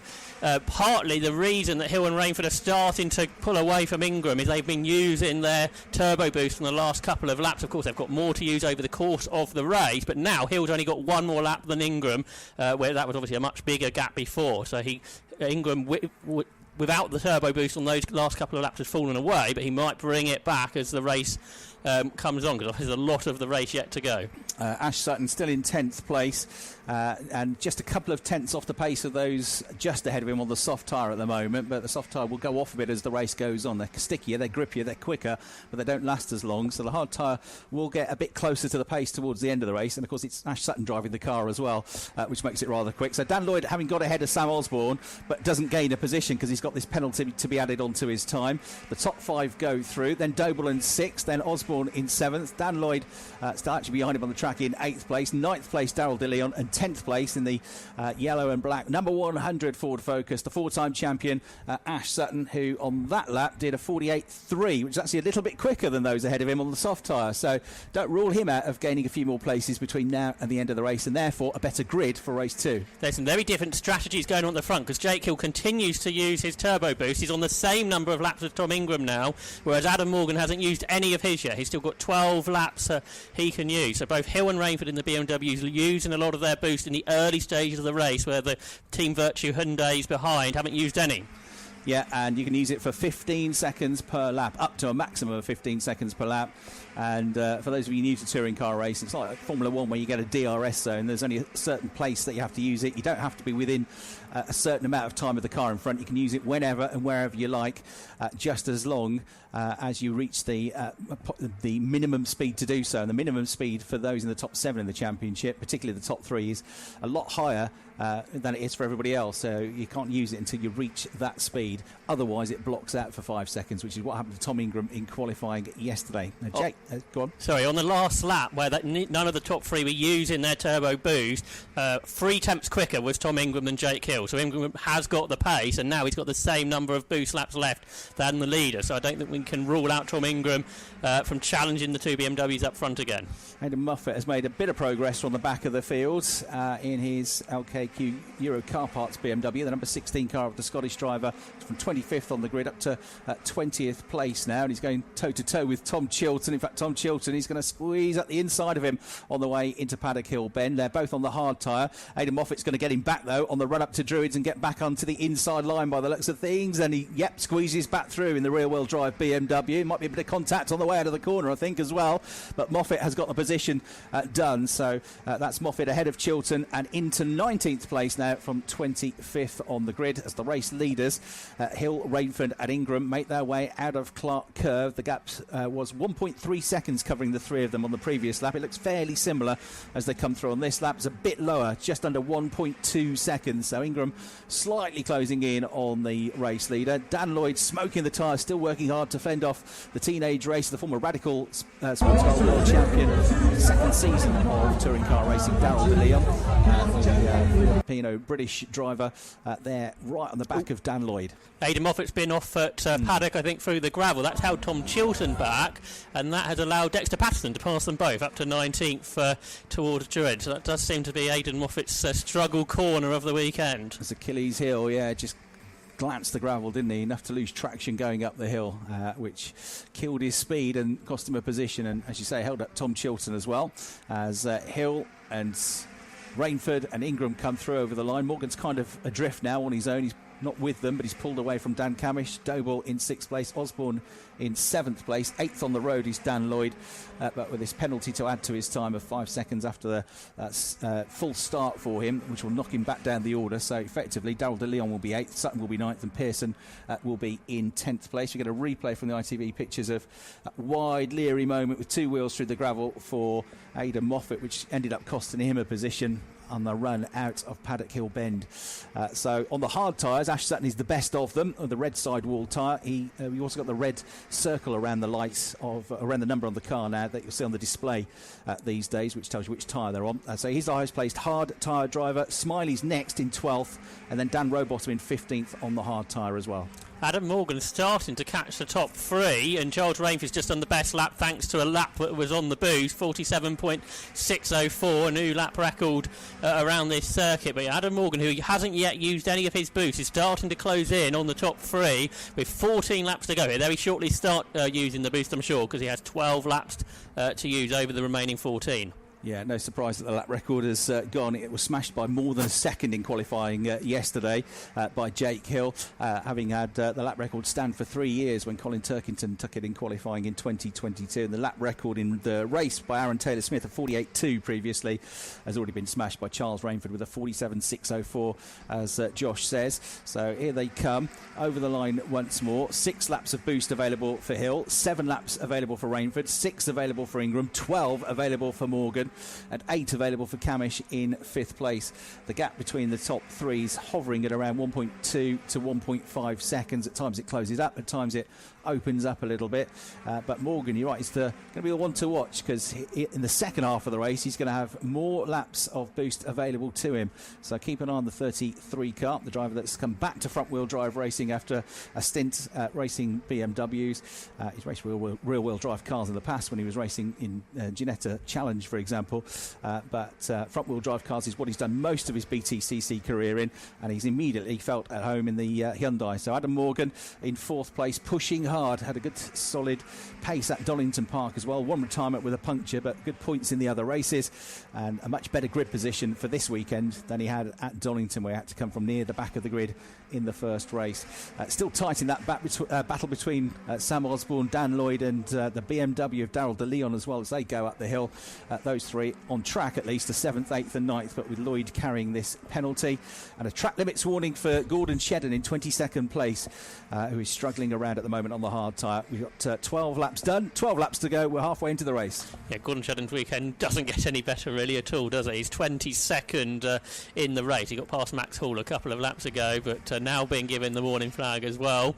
Up front, the top three are sort of equal distanced over the last few laps of the race, but as you say, we're heading into the second half now, so this is when Adam Morgan can start using his boot. He did the first fastest of anybody through Sector 1. He's 3 tenths quicker than the three in front, so that's the difference, and he can do that on every lap, whereas Hill and Ingram have only got 6 left, and Rainford's got 7 compared to Morgan's 11, so he needs to make the most of those extra laps while he can, and he has to start using them by catching the top 3, and that's what's happening at the moment. Yeah, and he's on it again on this lap, looking at the display, the flashing blue lights in the side window of the car. So Adam Morgan is on the boost again to get an extra 60 brake horsepower for up to 15 seconds around the lap. So the car in 4th place catching up. He's got 5 more laps of boost available to him than has the race leader, Jake Hill. So he can use that to get into the pack now. He needs to catch the pack, but also give himself time to get embroiled and have a race with them. But of course, he's got his teammate and the driver that is looking to pick up the championship lead here with the 3rd place finish, Tom Ingram, ahead of him. So you've got to think about that as well. Can they work together to fight the BMWs? It's 2 rear-wheel drive BMWs still leading the way. 3 abreast across the line, a bit further back. The 2 Toyotas working together to get past down Rowbottom. So Rowbottom, who was 16th, has been passed by James Dorlin and Aaron Taylor-Smith. But I think as Taylor-Smith and Rowbottom sort of got together out the corner, allowed James Dorlin to pass them both. It's only for 16th, but it was a very close moment up across the line. Yeah, 15th is the last of the point scorers, and that is now Josh Cook. He got up to 15th and into the points on the previous lap of the race. Dorlin having a go to try and get another position here with Aaron Taylor-Smith, but Aaron just about fends him off on the way into the left-hander at Surtees. Aaron with gear change and clutch issues yesterday, so he missed lots of free practice time, which put him on the back foot really. And you heard James saying he made a couple of mistakes in qualifying, which is why he was coming from 20th on the grid when he spoke to Josh this morning. If you were listening to us on Toka Live when we covered the pit lane autograph session. Right, Adam Morgan, what was his last lap? A 47.9, and that was 3 tenths quicker, nearly 4 tenths quicker than the 2 drivers ahead of him. He's on the hybrid again here in 4th place, pushing on. Track limits warning for Darryl De Leon, so he's got to be careful. The track limits warnings mostly coming at Paddock Hill Bend and at Graham Hill Bend, and coming out of Clearway somebody's kicked up the dust, which is just about settling as the leaders come through. That was Nick Hamilton, and that means that Nick Halstead has gained a spot. I think Hamilton had a moment there yesterday, didn't he? And then he drove up the grass for quite a while before he was able to get the car back under control. 8 laps of the race to go then. The top 4 separated by 1.7 seconds. Side by side behind us, Darryl De Leon round the outside of Dan Lloyd. Lloyd has got a penalty to be added to the end of his race, but nevertheless Darryl De Leon was quite keen to get past so he can go after Sam Osborne, but he was unable to go round the outside. Meanwhile, the 2 Team Virtue teammates turn through Graham Hill Bend absolutely together now. Is there going to be some teamwork here between Tom Ingram and Adam Morgan, or is it going to be sort of a race between the 2 of them, I wonder? Through 30s, up towards Clearways, more battling further back in the pack because Michael Crease and Stephen Jelly have switched positions. That's Crease gaining a place up to 13th. Yeah, it was Michael Crease with a nice move up the inside on the way to Paddock Hill Bend under braking. He was actually a 10th or 2 back when he crossed the line, but a nice move from him. Meanwhile, Alan, you've got a pit lane visitor. Yeah, Nick Hamilton into pit lane. I just saw on the television pictures him having a slightly wide moment, and maybe that's a problem on the car that caused that, but nonetheless he's into pit lane. Thanks, Alan. Right, Adam Morgan has now caught up that lead group. So it's 4 for the lead of the race. 2 BMWs, 2 Hyundais. It is Hill from Rainford, from Ingram, from Morgan. Morgan on to the back almost as they go onto the Cooper Straight. And this is the lap Rainford can use his boost to catch Jake Hill, and then they're all equal for the final 6 laps. The final 6 laps, they will be on the boost every single lap because they have that available to them. And you can see the difference that Charles Rainford's been able to pull away from Tom Ingram using that boost and catch Jake Hill, but now it's even Stevens between all of them for the final 6 laps. Michael Crease is on a charge. He's got himself onto the back of Chris Smiley now. Now Smiley's on the hard tyre and Crease is on the soft tyre, which is the quicker tyre, but which might start to go off now. But Crease is definitely the quicker of the 2 in the green Hyundai as he comes through over the start-finish line. The 777 car is a bit too far back to have a go at Smiley on the way into Paddock Hill Bend, but he's definitely been reeling him in. So Creasy up in the points at the moment, looking to gain another position on the driver that was quickest in free practice 2 yesterday. On the high hybrid now is Tom Ingram going down the Cooper straight, uphill on the way into the left-hander at Surtees. He just can't quite close the gap to the two BMWs. What he doesn't want is to have to now defend against his teammate, that final spot on the podium, and that's what he might have to do, because Morgan is almost with him now as they come out through Clark Curve. Over the start-finish line they go. 5 laps to go, including the one they've just started, as the top 4 go through into Paddock Hill Bend. Morgan has now got himself to within 0.3 of a second of Tom Ingram, and Dan Lloyd is going to have a charge up the inside of Sam Osborne, and he gains a place on the road, but of course he's got this penalty for the full start, which is going to knock him back behind the 2 cars that are directly behind him anyway. So Sam Osborne loses a place on the track, but doesn't actually lose a place as Tom Ingram checks the mirrors. Both he and Morgan on the hybrid as they come onto the Cooper straight. Yeah, that battle you just described does allow now Darryl de Leon to have a go at Sam Osborne for what in reality will be 7th place in this race, so that's another battle to watch out for. The top 4 with it's 2 pairs of teammates, isn't it? So you kind of wonder what might happen over the remaining 4 laps. It's sort of been that few car lengths between the 4 of them throughout the distance. The times are pretty quick, aren't they, on the soft tyres? They're not fading away here at Brands Hatch, and with that bigger difference between the softs and the hard rather than the softs and the mediums at Donington, Ash Sutton's not been able to do anything from his 10th position. He's still there in 10th. It's going to be points to pick up and then look for the rest of the day what he can do. No, the top 2 just did 47.9s and their best laps are 47.6s, so the soft tyres still hanging on. The cars, of course, a bit lighter of fuel as well. Hill, Rainford, Ingram, Morgan, the top 4. Camish kind of on his own in 5th. Doble on his own in 6th. 7th on the road, but with a penalty for a full start is Dan Lloyd. And then you've got Sam Osborne, effectively 7th, trying to fend off Darryl de Leon in the BMW. And Darryl looks quicker of the 2 at the moment, both on the soft tyre. Then 10th on the road is Ash Sutton in the first of the hard tyre shod cars.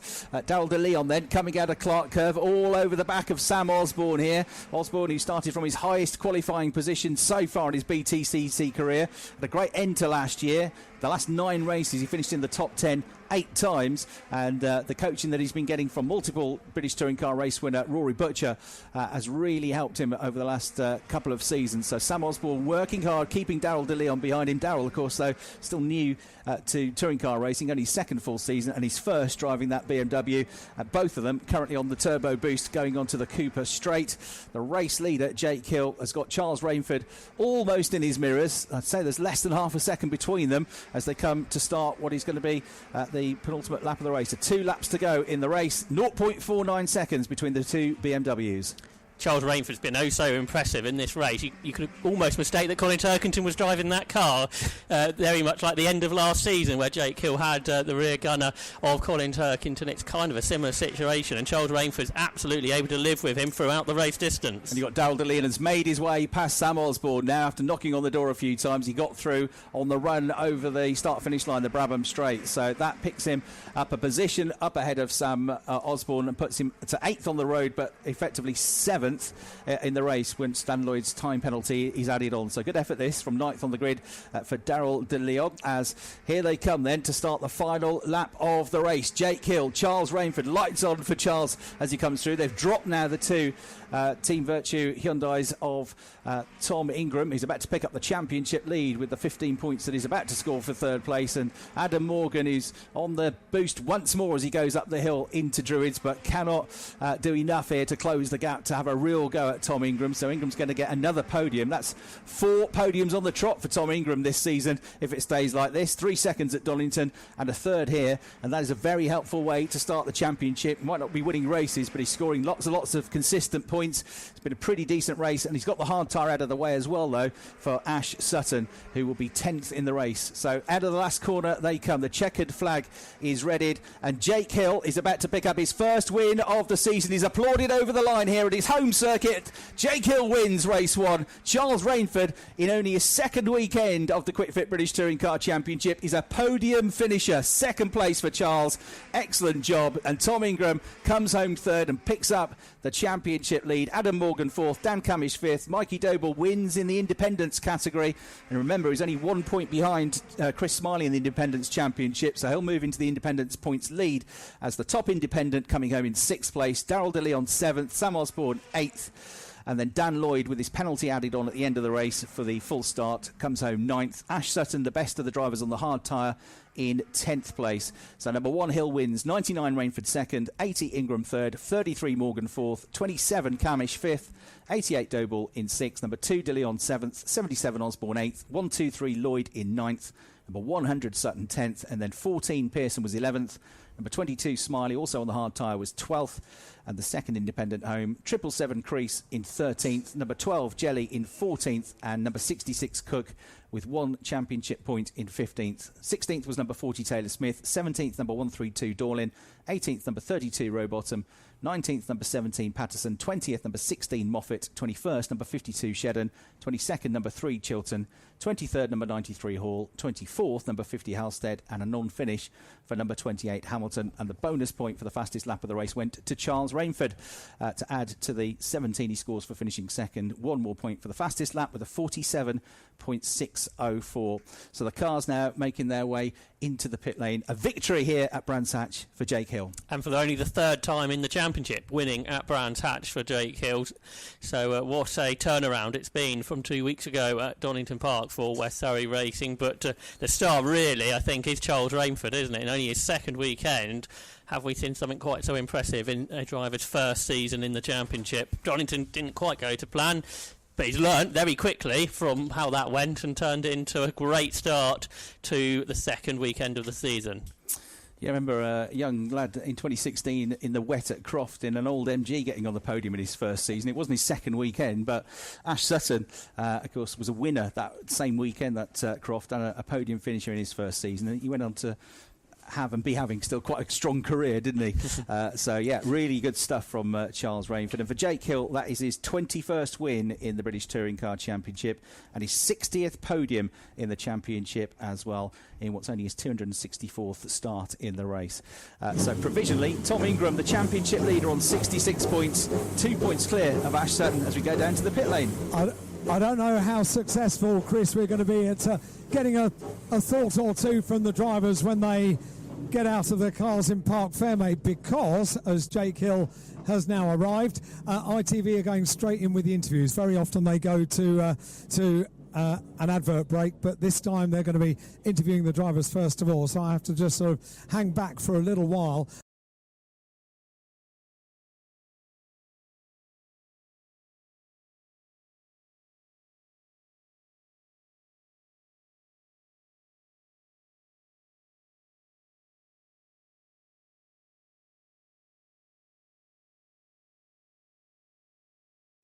Wherever you go, one of our stars of the Legends Championship, Will Gibson and his team, listening in online to Toka Live up at Alton Park. Stay safe and have a great weekend, guys, and great to have you listening. Thank you very much indeed for writing in. Right, without further ado, let's get up to the commentary box and set the scene for our first race of the weekend. It is for the Virtue Mini Challenge, 20 minutes in prospect.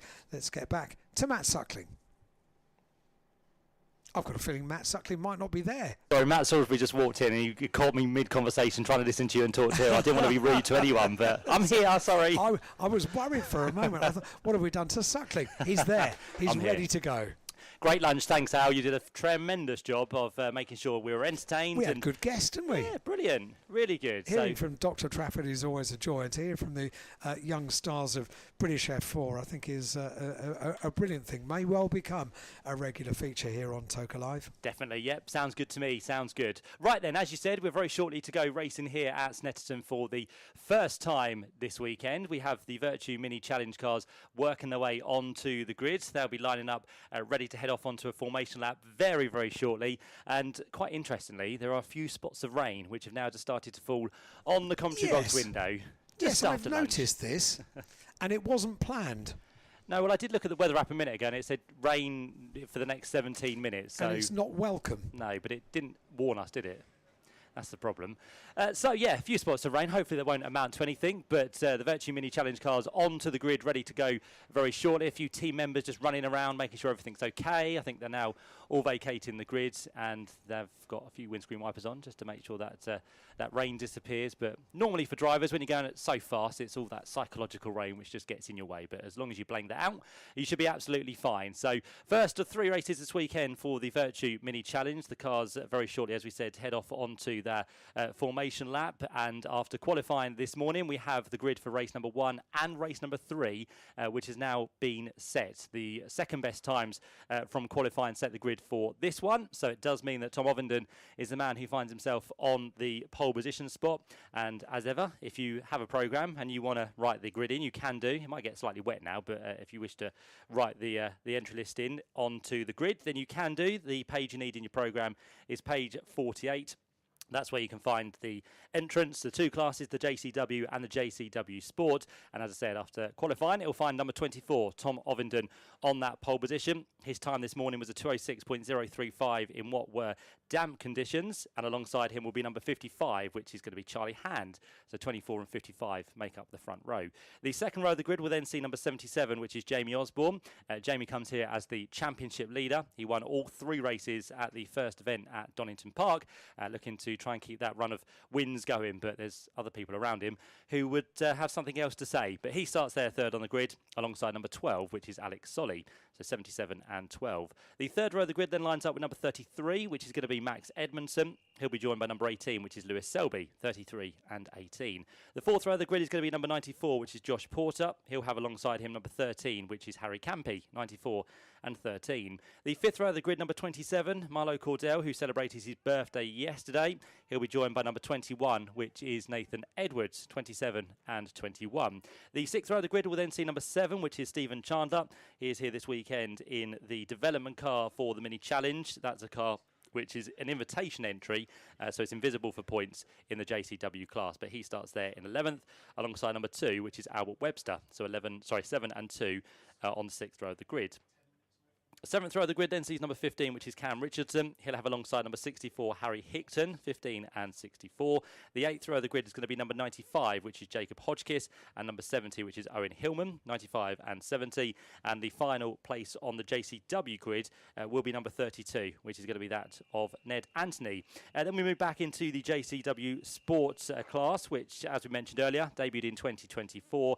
This is a class for cars that look exactly the same to the JCWs at the head of the field, but they do run less power and also have a H pattern gearbox. They'll be slightly off the pace of those ahead of them, but they have their own separate class, and this lines up as follows. Number 56, Ben Crossley on pole, alongside number 42, which is Henry Howarth, so 56 and 42. The second row, number 10, is Archie Johnson, joined by number 210, which is Chris McKenzie, 10 and 210. And the final row of that JCW Sport class is number 22, which is Nicky Gauchi, and number 29, Will Crooks. So that's how they all line up for their first of 3 20-minute races this weekend at Snetterton. We have got the final countdown to be held, and then we'll have the green flag lap to get underway. Of course, this will be the first time they've been out since qualifying this morning, and again, conditions were changing, but they might be back to what they had earlier today, because with the few rain spots we've had, as I said, don't think it will amount to too much for the drivers to worry about, but we'll see how they all handle the first corner on the first lap as the cars now head off towards Richie's corner for the first time. Come here this weekend, as we said, with Jamie Osborne leading the championship. He has a buffer of what's going to be 32 points over Tom Ovenden. Of course, you get points for qualifying. The quickest qualifier gets an extra 6 points. And for this year, you also get the extra points in the race, but they have been reduced from what was 6 down to 3 for the fastest lap within the race. So that's going to be 3 points for that person. 50 points go to the person as the race winner. So although it seems like there's a big amount of gap between the top 2, at 32 points, it can all very much change if you have a good result and your competitor doesn't have such a good one. So 32 points separate the top 2, Jamie Osborne and Tom Ovenden. Lewis Selby then sits third for Napa Racing UK on 104 points, and fourth place for Jacob Hodgkiss on 94. So they're your top 4 within the JCW Drivers' Championship. We also have the Rookie Cup for this year. Last year we had the Directors' Cup and also the Graduates' Cup, but that has now disappeared and just leaves us with the Rookie Cup. And it is Jacob Hodgkiss who leads the way in that one on 94 points, just 2 points of a buffer over Albert Webster. And behind them we've got Cam Richardson on 79 points, so very close between them, just 15 points separate the top three. And then we have the JCW Sports Division, as we said, racing once again this season. The Drivers' Championship there looks as follows. It's Henry Howarth on 146 points. He is 28 points ahead of Ben Crossley, and Archie Johnson sits third on what's going to be 90 points. So that gives you an update on the championship standings as we come into this first race of the weekend. If you're with us this morning in qualifying as well, we mentioned about Stephen Chandler's car. He's got a brand new livery on that bonnet, and it does give us what looks to be a turtle, doesn't it? And Matt Salisbury has done some digging and investigation work, and we're informed that it's actually called Bubbles. So that's what we can associate that car with now. It's Bubbles, which represents the Ocean Respect products by his new sponsor, Sensorless. So that's the reason that he's got that new livery on the car for this weekend. So we can spur on Stephen Chandler and Bubbles on the front of the car. So that's cleared that subject up after asking what the character might have been. But we've now found out that it's representing the Ocean Respect products by his new sponsor Sensorless for this weekend. So Bubbles and Stephen Chandler going from the 6th row of the grid. Clouds still dark overhead, but no more rain has fallen since we got the cars onto the grid to line up. So I think we should be okay. As I said, here at Snetterton the wind blows in quite quickly, so that weather, when it does arrive, does disappear as well. You can indeed. So cars working away, trying to get plenty of warmth into their tyres, making sure that they have what they need on the run down to the first corner at Ritchie's. When I say the run down, it's kind of a flat run up towards the first corner at Ritchie's, but all the drivers are looking to do what they can through the exit of the corner. Tom Ovenden started his season on pole position at Donington Park. That didn't go too well for him as he didn't get the best of starts, so we'll be trying to put that right this time round as he works his way up towards the line. We have 20 minutes of racing to look forward to. We do have the clock ticking down on the gantry, but I can tell you that we still have 20 minutes in this race. So I think that clock is just out of sync from what we need. But we do have 20 minutes to look forward to. So the first few rows now into place. It's the blue, white and red machine of Tom Ovenden on pole, car number 24, alongside number 55, which is the all-orange machine of Charlie Hand. The second row is the Napa liveried cars of what's going to be Jamie Osborne, alongside the number 12 machine next up, which is going to be that of Alex Solly. And then further back again, you have the black Dayglow yellow and orange car, which lines up on the inside of row 3. One to watch out for. We're going to watch this race with anticipation. The first race of the weekend for the Virtue Mini Challenge. The red lights come on and 20 minutes of racing gets underway. When they go out, which they do, and it's a good start this time from Tom Ovenden. Not the best of starts from Charlie Hand on the outside of the front row. So all of a sudden, Jamie Osborne is going to be straight into second position. And also, the other Napa car of Alex Solly is going to try and get himself to the inside of Charlie Hand in towards Ritchie's, which he does. They're side by side through the entrance to the corner.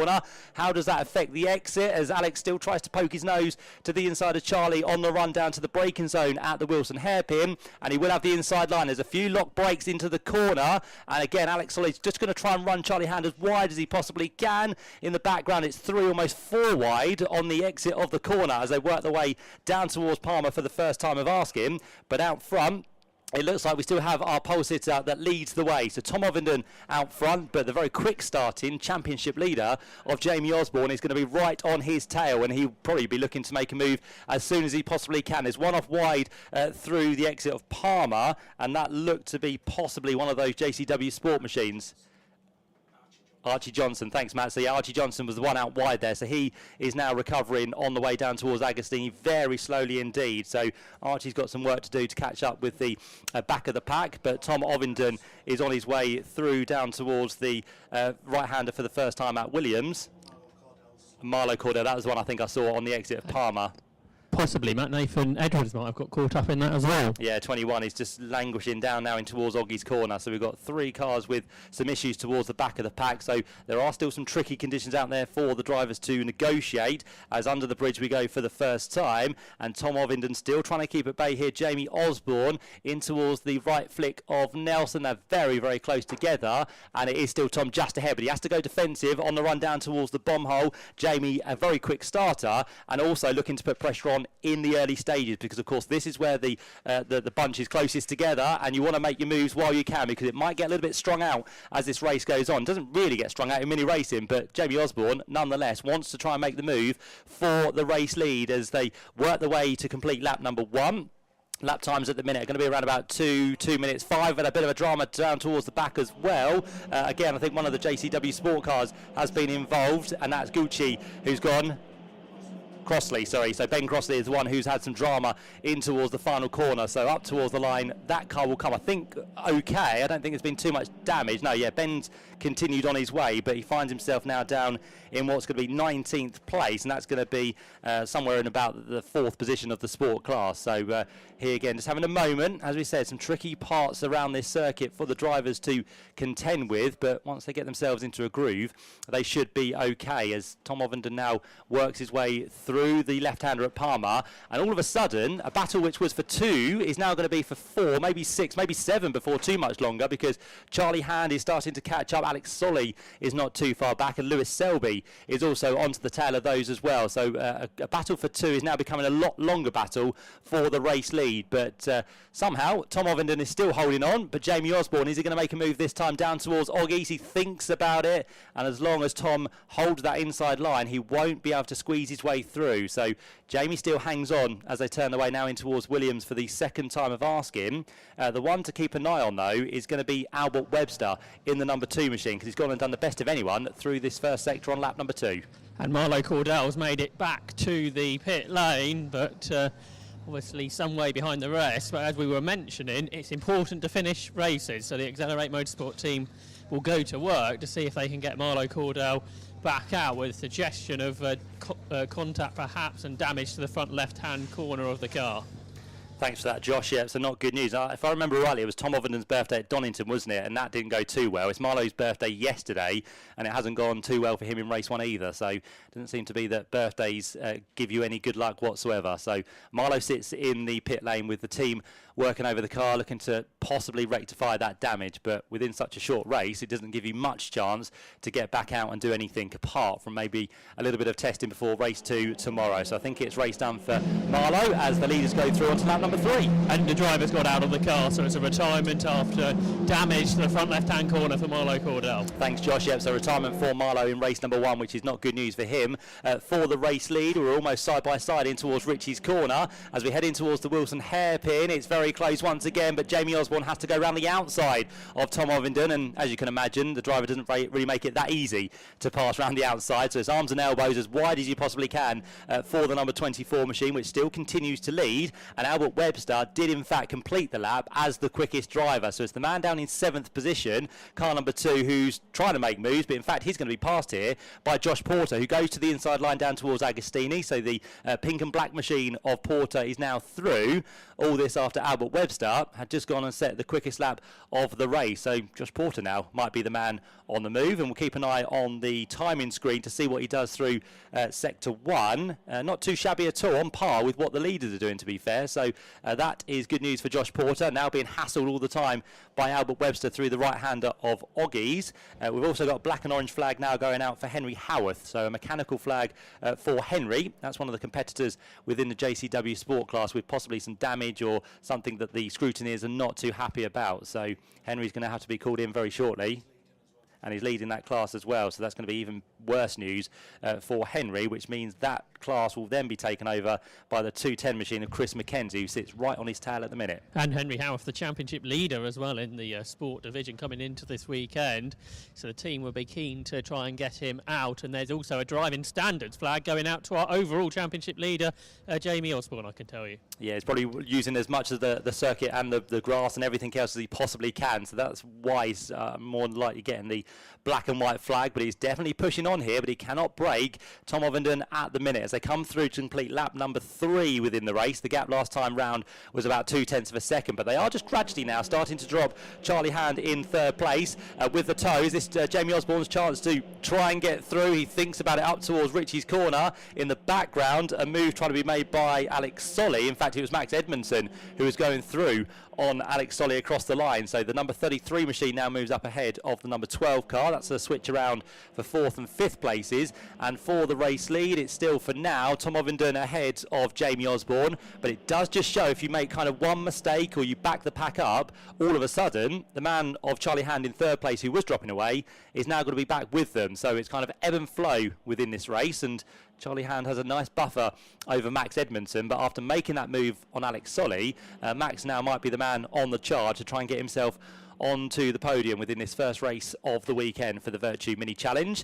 Top 3 work their way down towards Hamilton. Still 4th place for Max Edmondson, 5th place for Alex Solly, 6th place across the line and still is that of Lewis Selby, and then the move being made by Josh Porter last time through on Albert Webster, who sits there in 8th position, and then behind you've got 9th for number 7, which is Stephen Chandler, and 10th place at the minute for number 95, which is Jacob Hodgkiss. So that's how they all ended the 3rd lap of the race.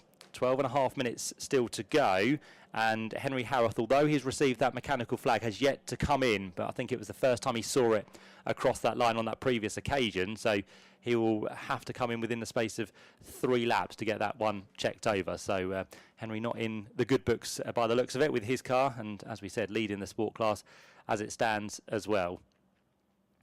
Tom Ovenden turns his way then down towards the bomb hole for the 4th time of asking. Still being hassled by Jamie Osborne, but as I said, he can't quite break him at the minute, so they stay in line formation as they come through. This is where Jamie really looks quick, but again, he's on the inside line, which then becomes the outside line for Murray, so he doesn't really have a chance of getting the job done unless he has to go all the way round the outside line, which he could do because he's not really under pressure from the car behind, so Charlie Hand not close enough to unease Jamie Osborne, as to speak. But here we go again, Jamie Osborne just flicking through to the other side of the track there just to try and be a nuisance in Tom Ovenden's mirrors, but that doesn't really fool Tom for the time being.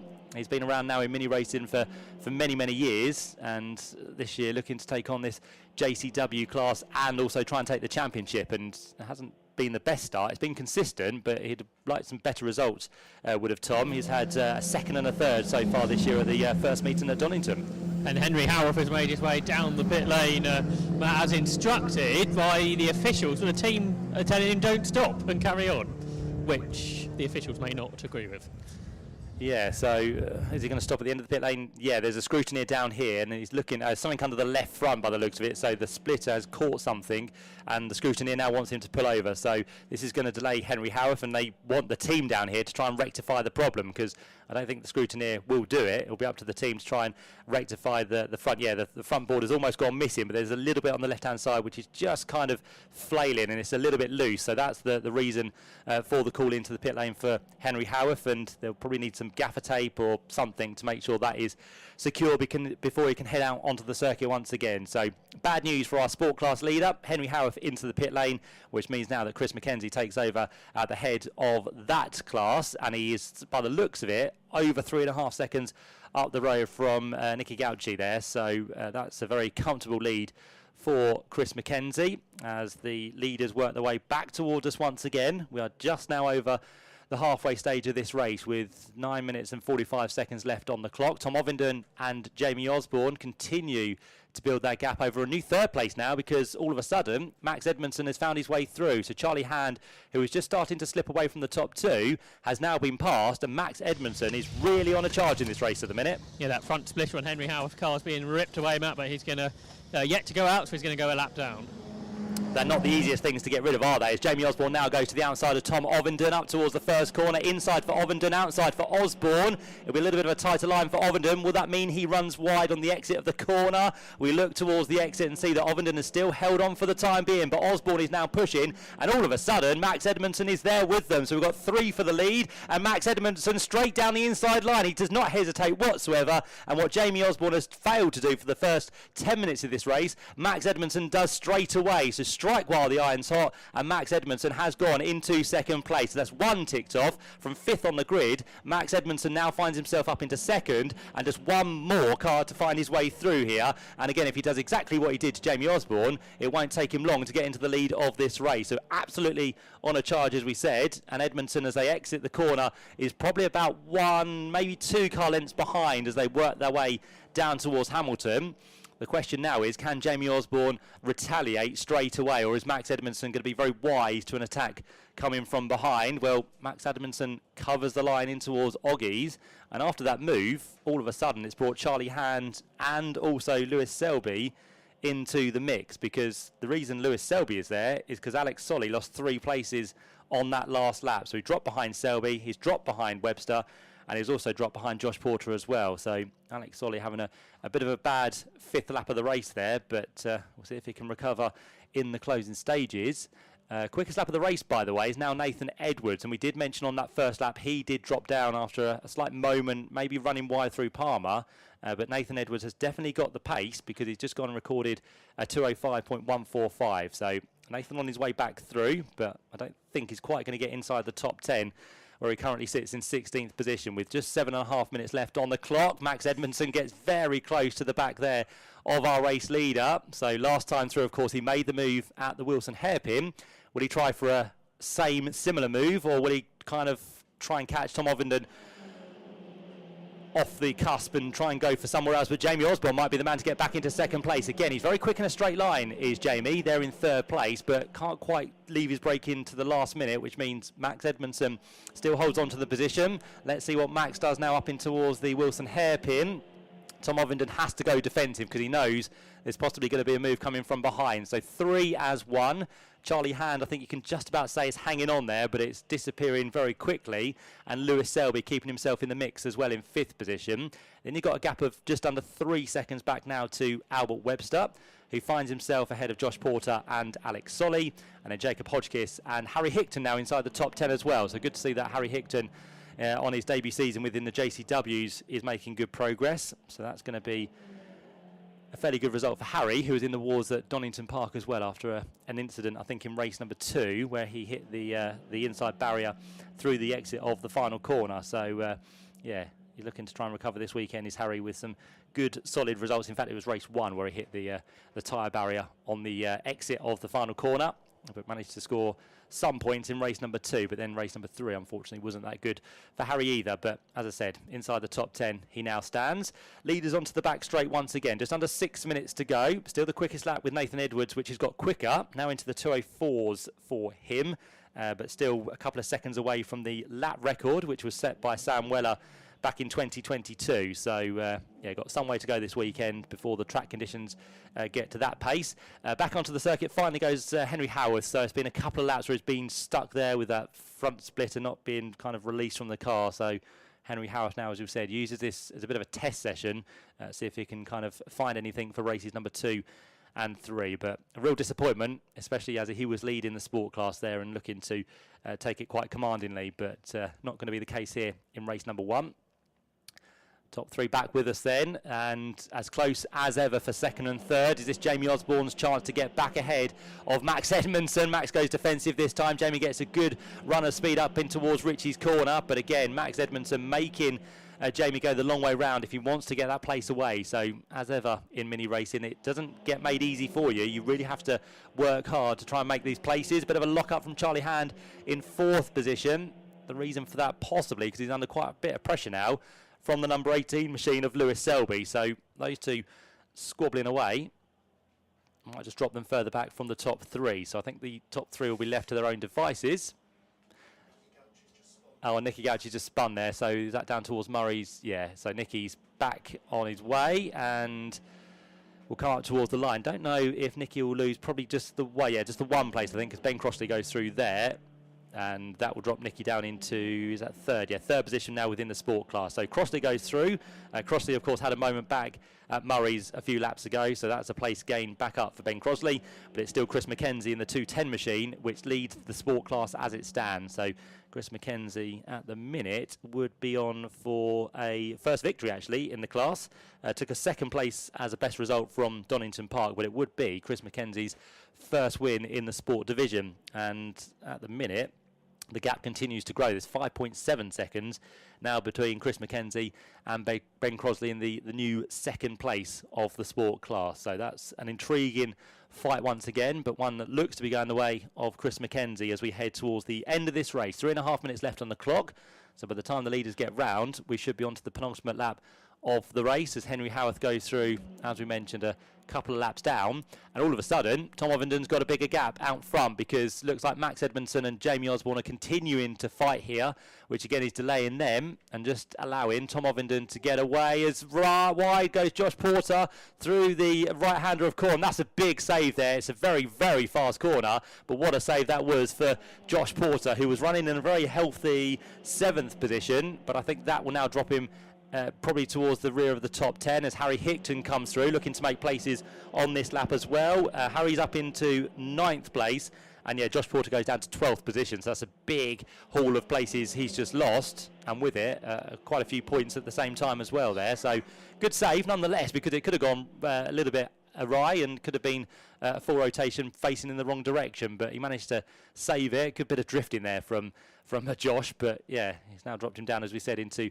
12th position as we head on to the penultimate lap of the race.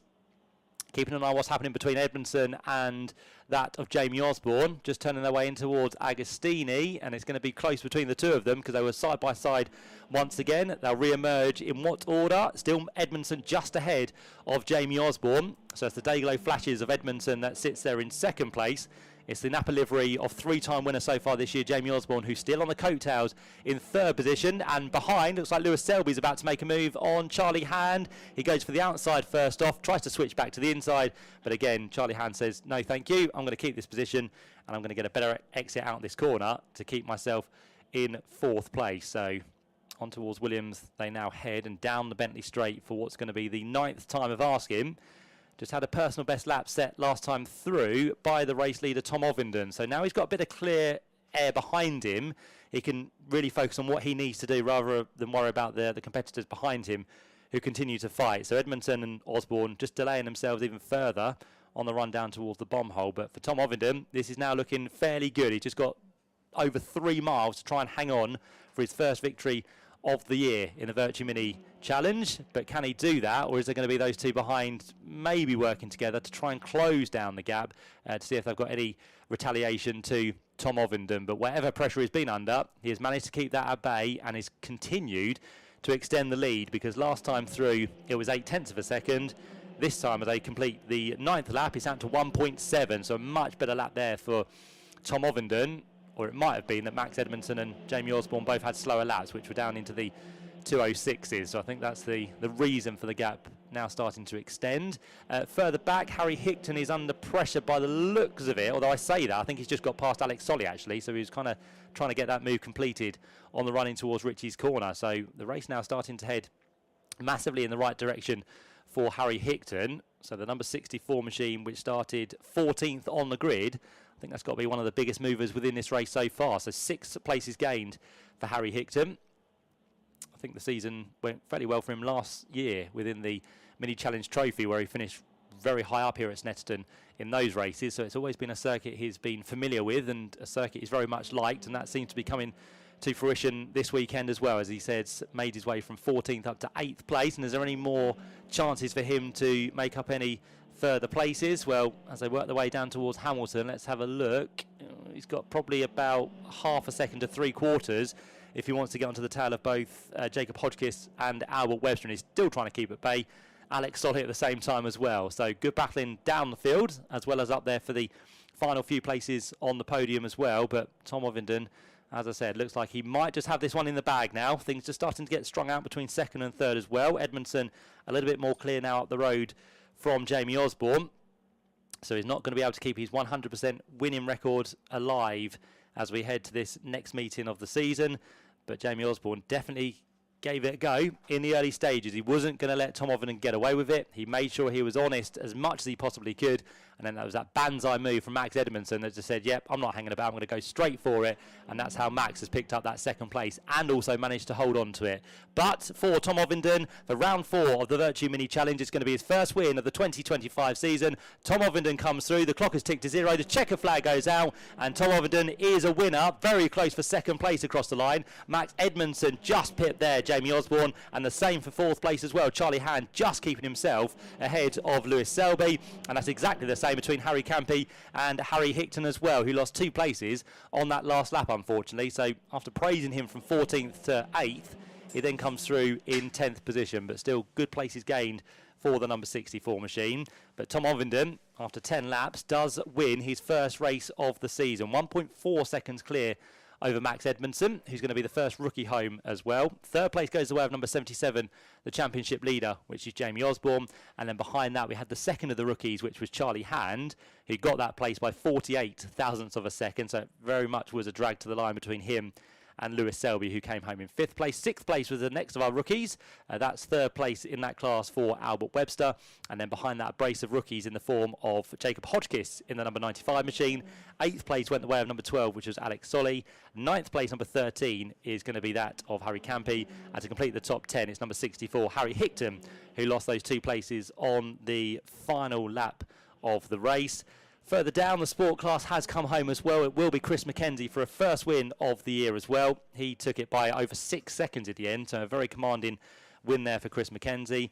Ben Crosley came through in 2nd position, and Nicky Gauci came home in 3rd place to complete the podium. So that's how the sport class gets completed. And of course, our overall top 3 being Tom Ovenden, Max Edmondson and Jamie Osborne. Just looking at the results this year, that's the first podium as well for Max Edmondson. So a man who's found himself quite a way down in the championship after Donington Park came here in 12th position for the Pro Alloys racing team on just 65 points. So all of a sudden, that's going to pretty much catapult him up the order within the championship. But more importantly, his first podium of the season, as Henry Howarth now comes through to complete the race as well, albeit 2 laps down. But at least Henry did manage to get that car slightly fixed, back out, and a bit of time on track before race 2 tomorrow. But yeah, great job there from Tom Ovenden, which is good in terms of the championship as well, because what was a gap of some 32 points now gets cut by a further 6. So we're going to be down to 26. And in fact, more than that, isn't it? Because Jamie Osborne finished there in 3rd place. So it's going to be 50 points for a win for the man who came through in 1st place. And for 3rd place, you get 40 points. So 10 points difference, which means that all of a sudden, the gap between the two of them comes down to 22 points. And that's what we said. If you have a good result and your kind of competitor doesn't, it really does have a big impact on the gap between you in the championship. So that's good news for Tom Ovenden, who makes it a little bit closer now between the top 2. And great news, as I said, for Max Edmondson, who jumps himself up with a good, healthy 44 points. In terms of the fastest lap, well, that went the way of Nathan Edwards. He managed to hold on to that right towards the end. He did a 2:04.430, which means he also gains 3 extra points towards his championship as well. So that's an added incentive, as always, for those who go for the fastest lap in the race. But for now, the drivers work their way down the pit lane, getting applauded by the team members, personnel, mechanics, all the other members of the team that put so much effort into these cars to make sure they get out there and get the results that they so rightly deserve. But Tom Ovenden, I'm sure he's going to be a very happy man as he trundles his way now into Parc Fermé. Jamie Osborne will be there on the podium with him in 3rd. And Max Edmondson, as I said, the first podium for him of the season as well. And the man to greet him down there in Parc Fermé is Josh Barrett. And Tom Ovenden punched the air where before he even had stopped coming down into Parc Fermé. So very, very happy, our race winner for the first time this season in the Virtue Mini Challenge. Tom Ovenden, it was very close for 2nd place, wasn't it? But Max Edmondson came out on top. But our race winner jumps out of the car and has his race winning photograph taken after his first win of the 2025 season. Then once those photographs are taken, we'll be able to grab a word with the race winner once he takes his race crash helmet off. So we will, if we're okay, we'll speak to Tom first. Well done, Tom. Really hard fought, particularly the first half of the race. Yeah, I was struggling, to be honest, the first half of the race, just with the rear, but I knew as the fronts went off that the car would kind of come to me, and it did. So no, absolutely over the moon to get that one done. I've had a bit of a curse from pole recently, so it's nice to get that off my back. No, really, really, really happy with that. Donington sort of ended up being a bit of a challenging weekend, so you come back in the best way possible here. Yes, it was. Pace was good. Jamie was just so fast through a race in, so it's nice to know we made a bit of progress there. Thank you, mate. And yeah, no, absolutely buzzing that. Just got to keep it going tomorrow now. A few spots of rain on the green flag lap. Did that cause any concerns? Obviously, it wasn't a problem in the end. It wasn't so much the green flag lap, it was the dummy grid waiting there. I was thinking, this is getting heavier, but when you're going along, I think the wind's not too bad today, so it's blew it away, luckily. because that was a bit nerve-wracking then. But no, luckily it held off and we won. So I'm really happy. Yeah. Well done. So there's our first race winner of the weekend here at Snetterton, and the first winner of the weekend in the Virtue Mini Challenge. Second went the way of Max Edmondson, and we'll speak to Max just in a moment's time. He's I think might have to pass on his GoPro footage, so that's what he's doing at the moment. So we'll let him do those important things first, and then we'll grab a word with Max Edmondson, second place after a really close battle with Jamie Osborne throughout the distance. So the drivers here having to do sort of admin duties as well as the driving. And then just in a moment's time we'll be able to speak to hopefully Max Edmondson and to Jamie Osborne after finishing in second and third positions before we head off to the podium. And Max has done that now, so we'll have a word. Well done, Max. Second place, a really good result. Yeah, if I didn't get a bad start I think I would have been a bit further up, but yeah, it was a good race. And a big battle there with Jamie at the end? Yeah, he just went to the left going into the hairpin, and I think he was just so focused on overtaking Tom, he forgot that there was a few people behind him, and I capitalised off that. But yeah, it was a good race. And looking to go one place better tomorrow? I'll try, but you can't promise anything. Well, good luck with that. Well done on second place. So there's Max Edmondson. Jamie Osborne is now over the other side, so we'll grab a word with him, then we'll have spoken to our top three drivers in this the first race of the weekend. Jamie, right, for a quick chat. Not quite, I guess, the plan you hoped for, but again, it was a really good start. No, as I said earlier, to be fair, this weekend is just about points hauling for me. If I can get as many as I can, just to bring that gap as far as I can to Tom, then we're happy. So start off with Podium. I'm happy as it is. We showed great pace all weekend, and we've just proved it there as well. And possibly a top spec could come tomorrow. Hopefully, yeah. Hopefully, we'll see. Well done on the podium. So there's our top three from round 4 of the Virtue Mini Challenge. I'm going to head off to the podium, so briefly we'll head over to Alan. This is the sound of the BTCC. Online, around the circuit and on FM radio, this is Toka Live. Josh gets himself ready for the podium, which is coming up, our first podium of the weekend. One of the really great things about Snetterton is that the grid, the Parc Ferme area and the podium are all very, very close together. It's a very picturesque podium just in front of the tree, which is in front of the race control building. And as soon as Josh is ready for the podium, we'll get down to him and listen to the presentation of all of the trophies for all of the categories. We will very soon be racing once again. We are just 7 minutes away from the scheduled start time of the first of our Vera Tools F4 British Championship certified by FIA races of the weekend. Matt will be taking us through the grid fairly soon. If I just look out my commentary box window, the studio window, waiting for the cars to form up on the grid down there. We'll bring you that in just a couple of moments, but also a chance to have just a couple of your messages that have popped in. Hi, this is Adam. You recently did a shout out for my promotion at QuickFit. I'd like to shout out to Natalie for being supportive and giving me the push I needed to make it where I am. I'm so lucky to have her. That's quite a little love story which is happening today on Toka Live. This is from Roy, Ollie and Harvey with Team Boyd Transport Racing here this weekend. Could you give a shout out to Roy for driving here all the way from the Netherlands? That's impressive to be here at Snetterton this weekend. Well, you are more than welcome, Roy, and well done for driving. All you need to do to get in touch on WhatsApp, message plus your first name to 07482 877 877, and if you are listening around the circuit, 107.3 is the frequency that you need to tune in. If you've got a little portable radio, I understand the portable radios preset to that are available to purchase here at Snetterton Circuit. 107.3. Tune it in your car so that you can keep in touch in the morning when you're driving in. We'll go live tomorrow morning, just a short time before the first cars join the circuit for the first race of the day. 9:20 scheduled start time for the cars we've just seen, the Virtue Mini Challenge. They've got a 20-minute race tomorrow at 9:20, and again at 1:25. And the second race, we get the unique opportunity. We get 10 minutes, as we do for the Porsche Carrera Cup tomorrow as well. We'll get the opportunity to have a grid walk and to hear from the drivers down on the grid inside the cars, getting ready to start their race. So between Josh and I, we'll cover all of those things tomorrow here on Toka Live. Good luck to Charlie Edge in British F4. Lots of love from Mum and Matilda. Thank you, Mum and Matilda. Thank you for writing in. I'm sure there are plenty of supporters around the circuit here offering their support to these young drivers that are about to race over 20 minutes. The grid is lining up. We're ever so close to the circuit here, so we can just look out the back of the window with the Porsche right at the front. Scott Stringfellow at the wheel of that, and alongside is Kieran, his observer, and I think we're ready with Josh. Unfortunately not, Alan. I think there's social media interviews going on still in Parc Ferme. So I suspect we might have to switch over, because that sounds like you're not too far away from the F4 cars. I think we probably need to build up to the start of our British F4 race, Josh. So thank you very much indeed.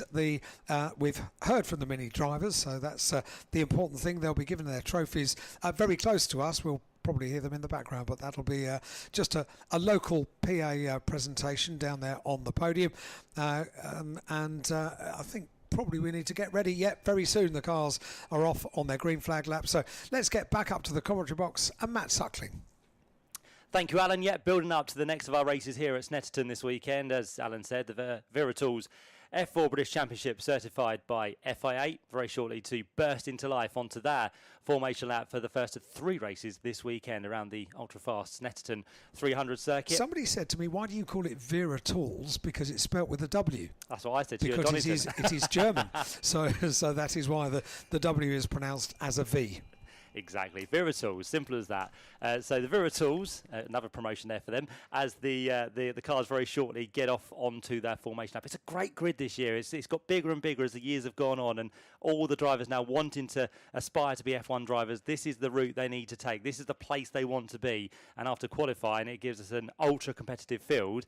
This grid set by, again, a bit like the Minis, the second fastest in qualifying. Finn McLaughlin just struggling to get away there. I think he almost stalled it, but he's recovered, which is good.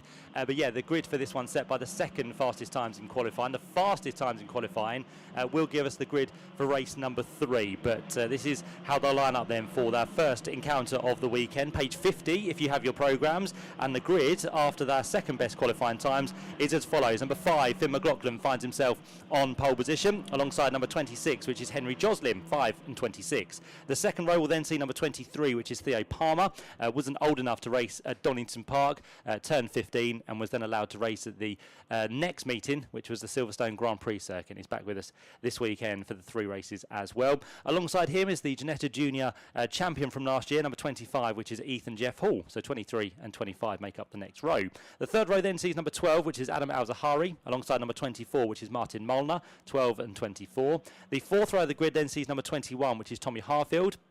First of our Cup competitors, the Challenge Cup competitors for this year, is there 7th on the grid alongside number 47, which is August Raber, 21 and 47. The 5th row, number 22, will see Joel Bergstrom, and number 6, Leo Robinson, so 22 and 6. The 6th row of the grid will then have number 42, Rowan Campbell-Pillin, alongside number 20, which is Ella Lloyd, 42 and 20. The 7th row will then have number 69, which is Yu Hao Fu, alongside number 17, Chloe Chong, 69 and 17. The 8th row lines up with number 4, which is Xavier Avramides, and number 90, Chase Fernandez, 4 and 90.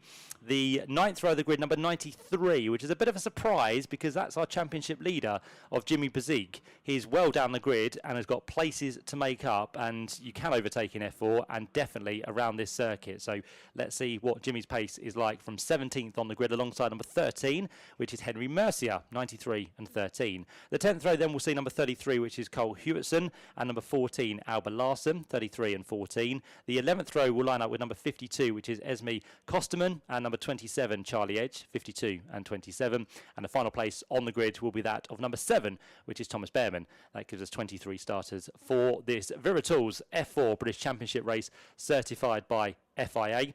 As we head into this weekend, the championship stands with Jimmy Bezique as the championship leader.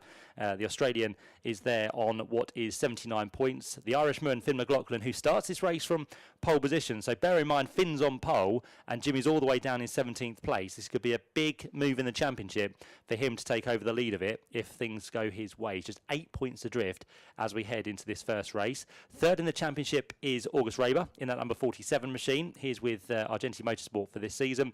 He sits on 68 points, and then just behind on 66 is Martin Mola in the number 24 machine. So very close after the 6 races we've had so far this year. Wins have been split between 4 drivers. Most of those wins have gone either way of Jimmy Bezique or August Raber. The man, though, who sits on pole position, yet to have a win this year. What can he do from pole position? We're about to find out, because the Red Bull liveried high-tech machine is there on pole position alongside Henry Joslin with the Fortec Motorsport team, the unique colours they have, which is red and white, and then onto the second row where you'll find the 23 car Theo Palmer with the XL Motorsport team alongside number 25 Ethan Jeff Hall for Argenti Motorsport completes the first couple of rows. So 20 minutes of racing to look forward to. The green flag has waved from the back. The revs rise from the single-seaters. And F4 racing this weekend is about to get underway. Red lights come on now, and when they are extinguished, we'll go racing. Long hold, but we finally get away. It's a bit of a sluggish start there from the inside of row number 2, which is Theo Palmer. Considering he's only done 3 races, that is not too bad, but he's still going to be down in about 3rd, maybe 4th place as they turn their way for the first time in towards the first corner at Ritchie's, but a blinding start from the man who was off from pole position, Finn McLaughlin. He just about found his way up towards the Wilson hairpin, but already starting to steal a march over the rest of the field as they all just about turn their way for the first time in towards the first corner at Ritchie's, but a blinding start from the man who was off from pole position, Finn McLaughlin. He just about found his way up towards the Wilson hairpin, but already starting to steal a march over the rest of the field as they all just about safely make their way through. A bit of hip and shoulder on the exit of the corner, but no harm, no foul as they work their way down towards the left-hander at Palmer for the first time of asking. So Finn already, as I said, has about a 5 or 6 car length lead as they work their way in towards Agostini. I'm just trying to work out who sits there in second place. Is it the man who started on the front row alongside him? Let's have a look as they peer back down towards Hamilton. It's in fact Adam Al-Zahari who's got himself up into second place, so that's a fantastic start from him. And for third place, it looks like it's going to be the 26 machine of Henry Joslin. So the man who started on the outside of row 1 has lost 1 place. And where is Theo Palmer? I think Theo's down to about, it looks like he's 7th place as they head their way through Williams for the first time. So he really has had a slow start, didn't quite get the initial getaway, and once you don't do that, you then are hounded by everybody else around you, especially with those behind who make the better starts. So out front is Finn McLaughlin, Red Bull livery car for him. Second place then for Adam Al-Zahari, which is the number 12 machine. He's with Rodin Motorsport and the man from the UAE, so he sits there in second place. And then for third place, it should still be Henry Joslin as they come back into our sight through Coram. And Henry Joslin has a couple of car lengths lead over the car behind, but then it's going to be a 4-way train behind him. So we've got a good battle going on at the minute for the final step on the podium, and we'll shuffle the order and we'll tell you exactly who sits behind Henry Joslin, the man in third place. Fourth place across the line is going to be the 42 machine of Rowan Campbell-Pillin. So it's been a good start from him as well. He's made up 7 places from where he started. So an absolutely blinding start for him, just like Adam Al-Zahari, who sits there in second place. Behind the top 4, Ethan Jeff Hall is the man who's lost 1 position at the end of that first lap. And Joel Bergstrom is another man who's made progress from 9th on the grid, now up into 6th place. So they are your top 6. Martin Molnar lost out down to 7th. And Leo Robinson was a man who gained 2 positions. So he sits there at the minute in what's going to be 8th place. But yeah, lots of interesting movers and shakers there. Some lost, some gained, but it gives us a bit of a jumbled order towards the head of the field. The only one that hasn't been jumbled, I think, at the end of that first lap is Finn McLaughlin. He started on pole and still leads this race at the end of lap number 1.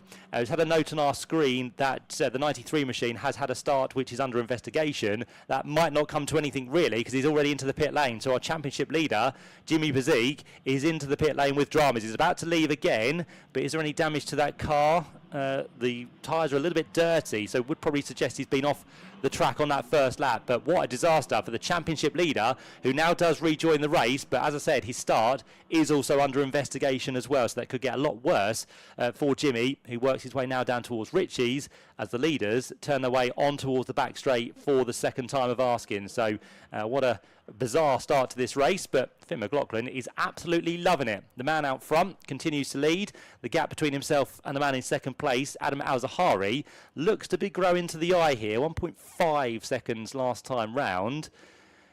Let's have a look and see as they come down towards Murray's. I think, yeah, it might be slightly bigger than it was last time round, but Adam Al-Zahari I don't think is losing too much here. So let's see what the timing screen says to us as they come up across the line. It was 1.5, it's now 2 seconds, so it has grown by half a second between the two of them.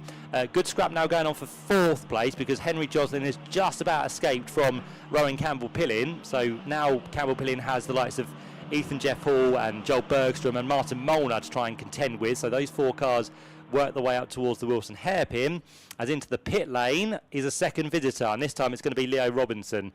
So Leo, who for this year has moved across to the Teams Cup winners from last year, High Tech, and Leo Robinson finds himself in some strife as well, which is not good news for him. So a couple of big contenders in the championship already, with some dramas in the pit lane. And what this one might be for Leo Robinson, it's probably going to be one that doesn't see him go any further, because I can already see the car being pushed back onto the slow lane, and the team don't look too rushed about what they want to do to get that car back out. So a problem for Jimmy Bezique on the first lap, which has seen our championship leader drop to the tail of the field, and he will be now trying to work his way back through. What he will need is a safety car, but whether he's going to get that, we'll have to wait and see. But the other one, as I said, Leo Robinson now into the pit lane as well, with some dramas which we're not too sure the problem of those, but Leo Robinson for now is also out of this race as well.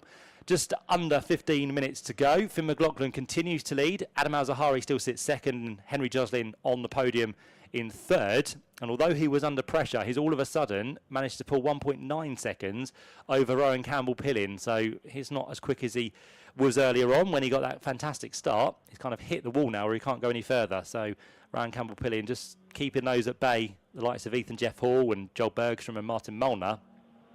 But whether any of those can get past him, we'll have to wait and see. But for now, Rowan Campbell-Pillin is just keeping them at bay as they come up towards the line to complete lap number 3. We've got a black and orange flag as well, now starting to go out for car number 4. So that's going to be Xavier Avramidez. So there's some mechanical issues with that one. And as I look out the window, can I see any telltale signs? Well, in fact, he's into the pit lane as well now, and I think there is a loose front wing on his car. So Xavier is in, and there's another one, I think, with a loose wing as well, Josh. Yeah, that's number 13. The Argenti Motorsport crew will go to work on Harry Mercier's car then. So several front wings change. It sounds like it might have been dramatic before I got here. We've got 2 front wing changes and a third car making its way down the pit lane, which is number 69, Matt. So that's going to be Yuhao Fu, isn't it? Yeah, so Yuhao, who was outside the top 10 after qualifying. Quick change there for the number 4 machine. So Xavier Avramidez is back into the race, and it looks like we're going to have Henry Mercier back into the race before too much longer as well. Yeah, but he stalled the car and he can't refire it up. So it would have been a very quick front wing change from Argenti Motorsport, with the car not getting back underway. So further work going on perhaps before he'll be able to... he's getting underway now, so Henry Mercier heads back into the race. There's also a time penalty board being shown, I can tell you, Matt, 5 seconds for car number 27. Yep, so that's Charlie Edge, who has had a penalty for a start procedure, so that is possibly for a jump start. So Charlie Edge will receive that penalty onto his current time. Where is Charlie in the order? He is down in 16th place, and I think he's second within the Challenge Cup at the minute as well, so that's not going to do him any favours as it stands. It looks like we have the number 14 machine of Albert Larson, who leads the Challenge Cup at the minute. So that's for drivers who are only doing effectively a part season. 7 rounds they nominate at the beginning of the season, and that gives them kind of points for the Challenge Cup, but it doesn't give them any podiums, but it gives them a chance to get out there and race when they can't do the full campaign. So at the minute, it's Albert Larson that leads that class, who's about to come across the line in 14th place overall, up towards Ritchie's they now go. Meantime, the gap out front has very dramatically come down, because all of a sudden the gap that was 2 seconds between Finn McLaughlin and Adam Al-Zahari is down to just 0.3 of a second, and Adam Al-Zahari had a little bit of a look there on the exit of Palmer Corner, so all of a sudden something has possibly gone wrong for Finn McLaughlin, or something has gone very right for Adam Al-Zahari. Whatever's happened, they've very much found themselves now together on the track, so battle for the lead is very much on. And don't count out Henry Joslin, who's starting to work his way back into this mix as well. I think there's a problem for Finn McLaughlin. Has he got a damaged front wing as well? I'm just trying to look out the window and see. That doesn't look at the best of angles, but I haven't got the greatest of views. But it didn't look like it was in a straight line there, so possibly some dramas for Finn McLaughlin. And now he loses the lead, because through Williams, he's got no stability by the looks of it, and Adam Al-Zahari has gone through. So speaking up about Finn McLaughlin, who hasn't had a win so far this year, this was the prime time for him to do that after starting on pole position. But Adam Al-Zahari, who finds himself 12th in the championship, the man who runs with Road & Motorsport, he has had a win so far this season. That came in the reverse grid race at Silverstone, but for now this might be an outright win for Adam out front. I believe Jimmy Pezik has made his way down into the pit lane now, Matt, as well, and he came into the weekend as a championship leader, I think. He did, yeah. He was in at the end of lap 1 for some reason. I think he might have gone off, but yeah, Jimmy Pezik is into the pits, as you mentioned. I think Finn might be joining in very shortly, because there's something not quite right with that car as he comes through the final corner. Let's see what Finn does. Does he dive for the pit lane? He does, Matt. Yep. I think the team are prepared as well. There's no wing whatsoever, so it's not just a funny angle anymore. The wing has come off completely for Finn McLaughlin, and he'll be very disappointed after a great qualifying this morning. So the high-tech team go to work, because so many cars are having problems here. A championship point, top 10 in this championship, could still be possible. They are struggling though to get the nose off. That's happened now, and the new front wing is going on to Finn McLaughlin's car. Just wonder how he did it, Matt, because it sounds like he has been leading the way, whether he run wide over a curb, and that has damaged the wing.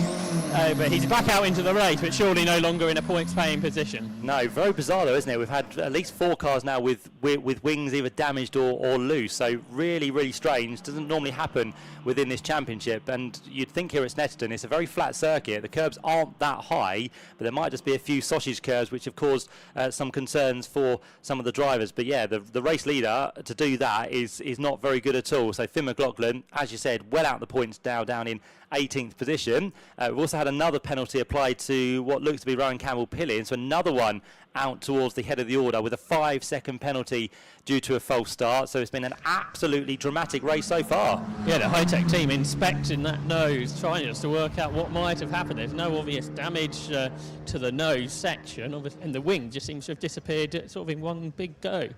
Yeah, so there's going to be some investigation work after this to maybe get a word from Finn, because he'd have been the only one that really knew what happened being inside the car. But of course, might have some evidence on the camera as well to check that out after the race. But it really has shaped this race now into a different process as we start the second half with just under 9 minutes to go. So it's Adam Al-Zahari who leads.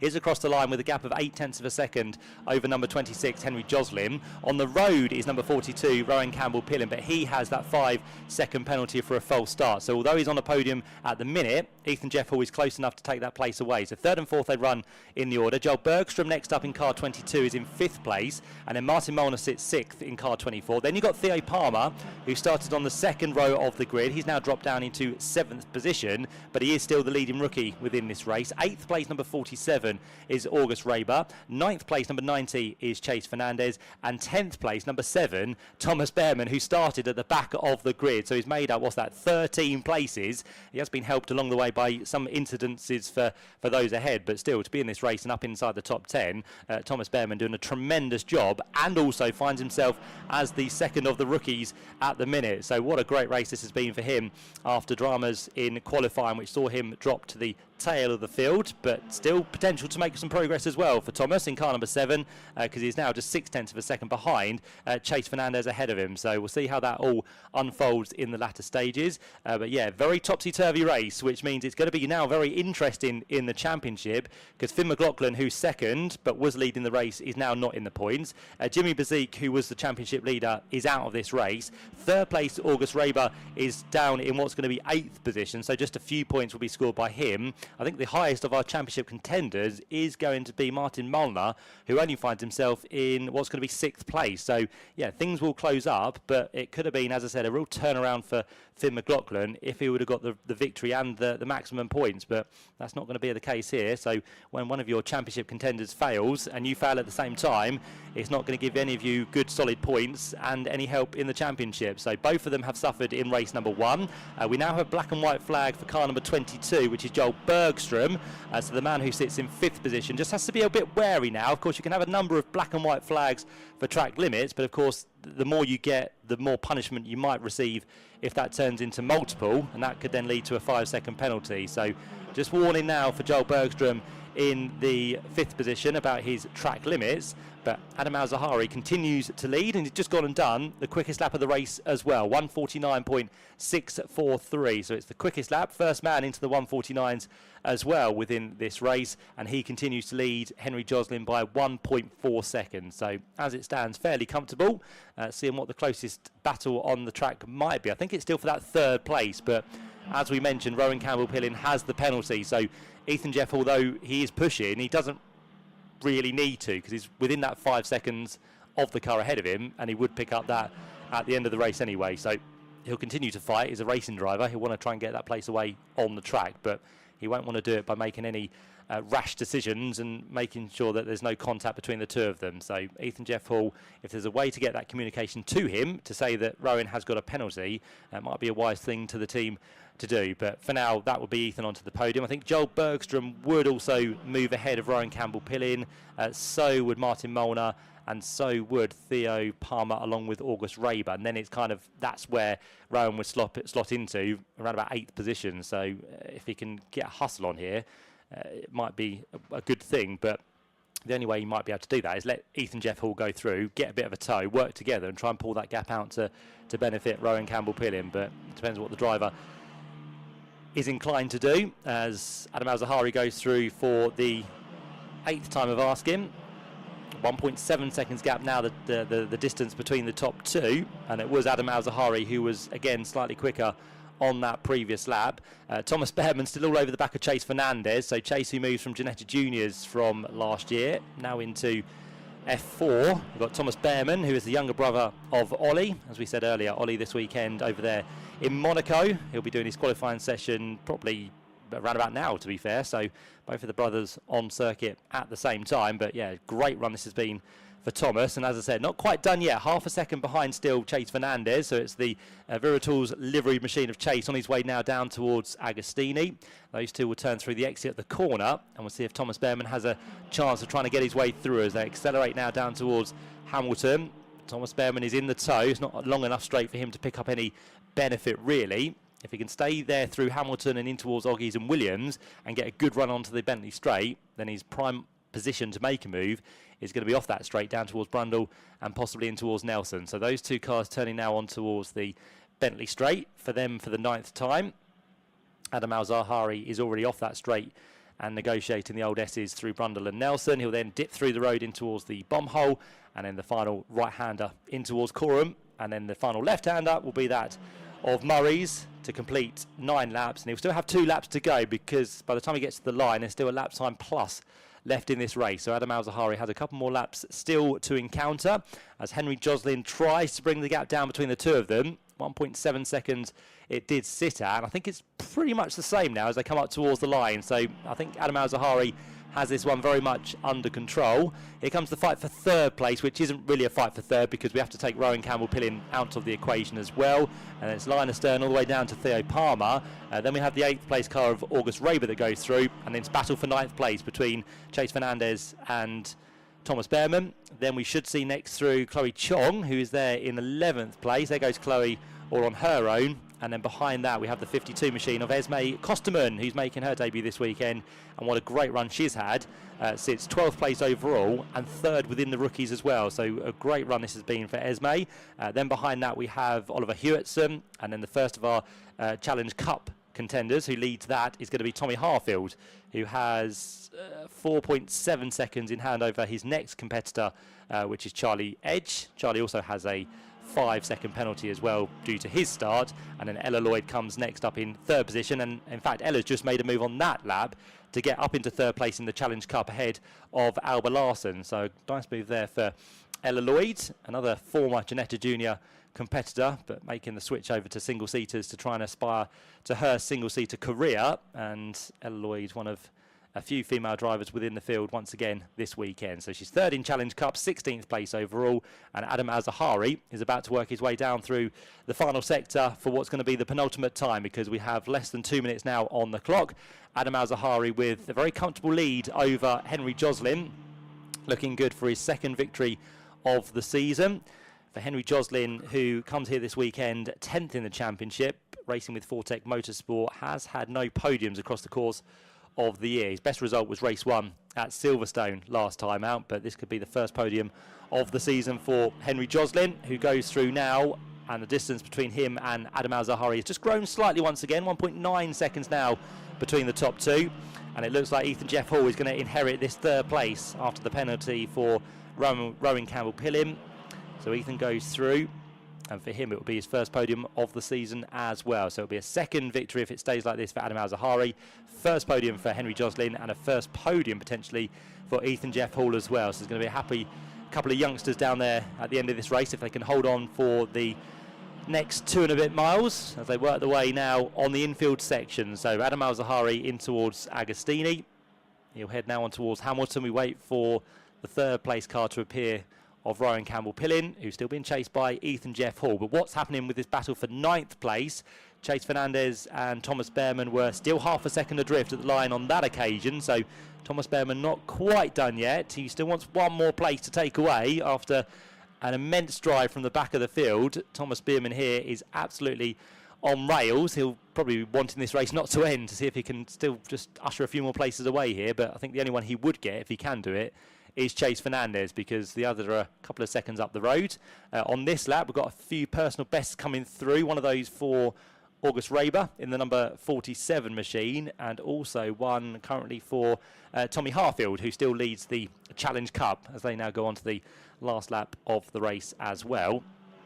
Just wondering with the points for where Martin Molnar sits, would that be enough to lift him into the championship lead? It's going to be close, but I don't think it's going to be quite close enough. He might get to 2nd ahead of Finn McLaughlin, because Finn's still out of the points and August Raber is in 8th. So it's going to be close, actually. It's going to very much get tight towards the top between Jimmy Bezique, Finn McLaughlin, August Raber and Martin Molnar. So it will be ever tighter as we head towards the race tomorrow. The checker flag is out for the 7th round of the Viratools F4 British Championship, certified by FIA. It's a win for Adam Al-Zahari, his 2nd of the season. A 1st podium for Henry Joslin, who finishes 1.8 seconds adrift in that 2nd place. And for Ethan Jeff Hall, he inherits that 3rd position, his 1st podium of the year as well, in the end after the penalty for Rowan Campbell-Pillim.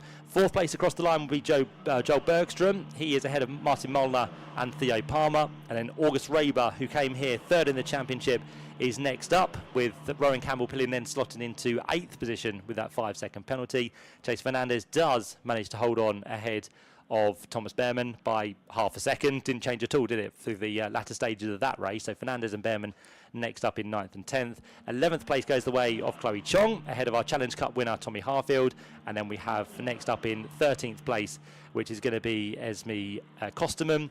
Behind that, Oliver Hewitson and Ella Lloyd in 15th place. Then we see Alba Larson ahead of Charlie Edge, and Finn McLaughlin gets to finish down in 18th place, but that has no impact on points or any result for tomorrow, because we have the grids already set for race 2 and race 3.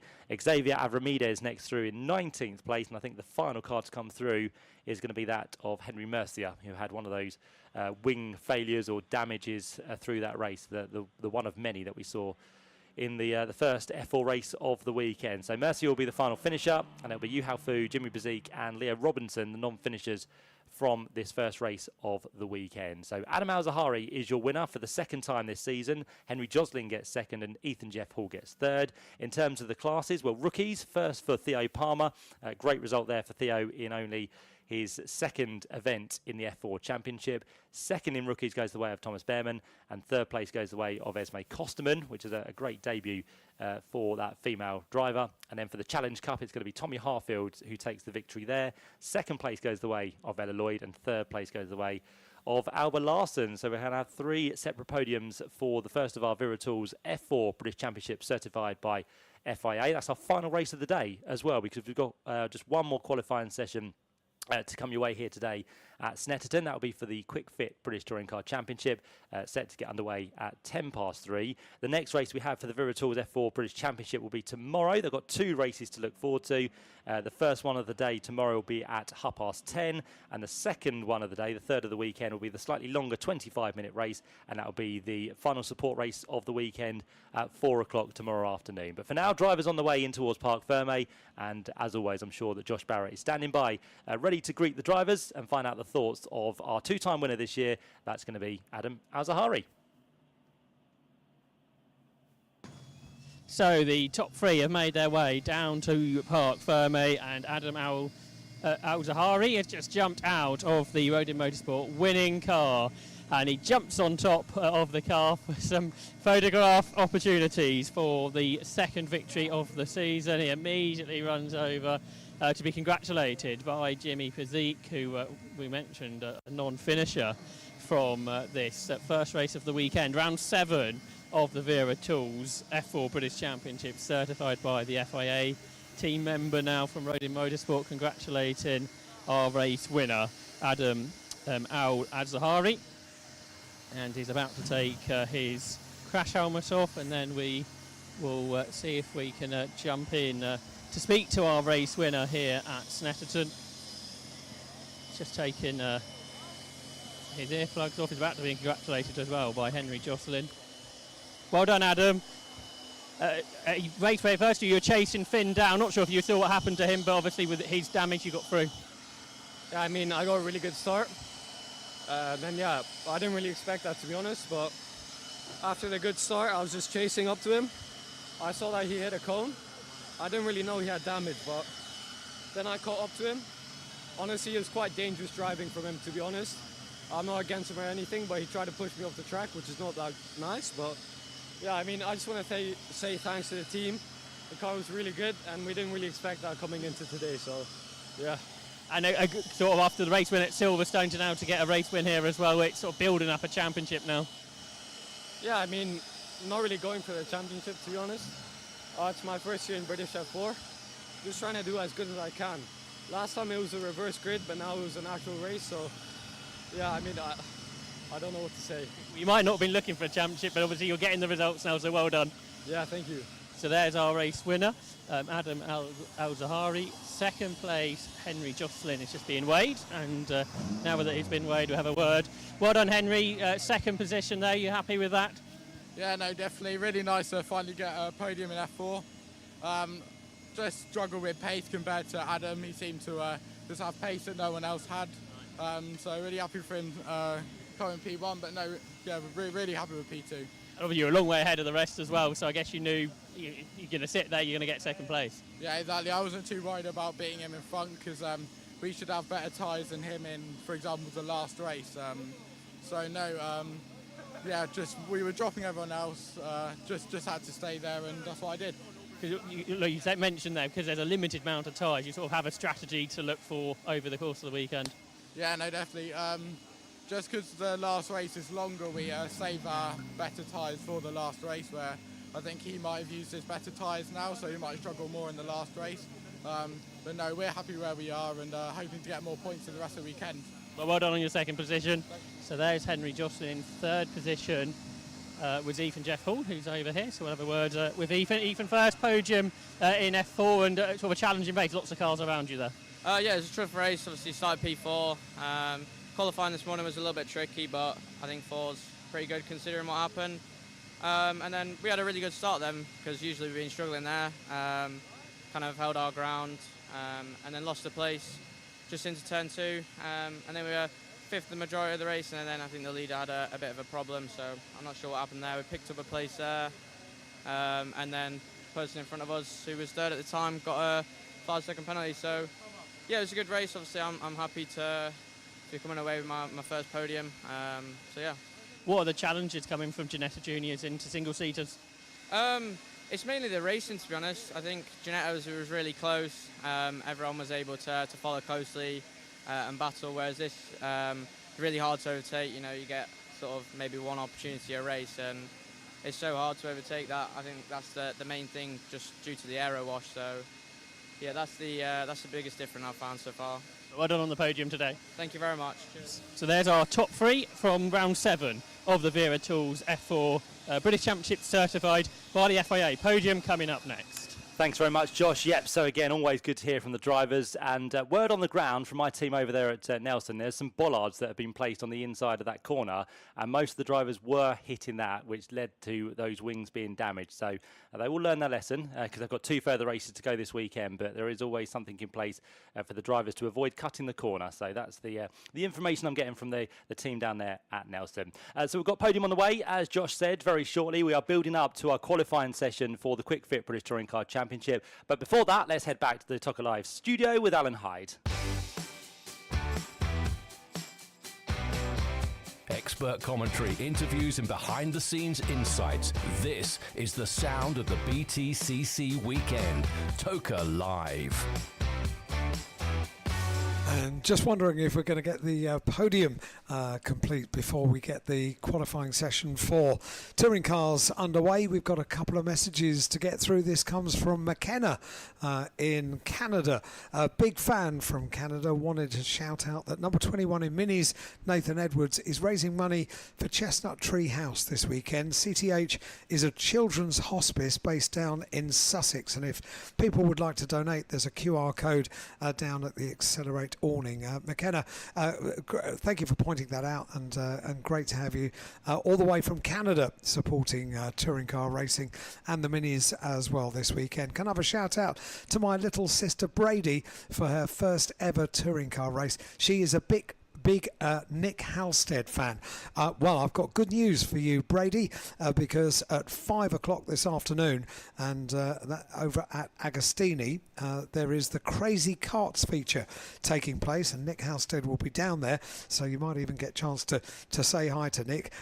It's happening at Agostini, and the entrance will be via the ambulance gate, so don't do anything until you're told that you can do so, but it will be after everything is finished on track at 5 o'clock this evening. But still, don't go onto anywhere near the circuit until the marshals have told you that you can do so.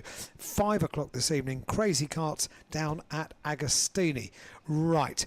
Now I'm counting down to the start of qualifying for touring cars, where I will need to take the radio mic from Josh. So you've got 3 minutes. How are you doing? There is a discussion about what the podium is going to be, so I think we're better swap over, Alan. I think we'll do a little bit of a swap over. Josh, thank you very much indeed. Let's get up to set the scene for qualifying. 1 hour of qualifying for the Quick Fit British Touring Car Championship, this excellent format that we have now, which will culminate in the Quick Six, all shooting it out for pole position. And to take you through all of it is Matt Suckling.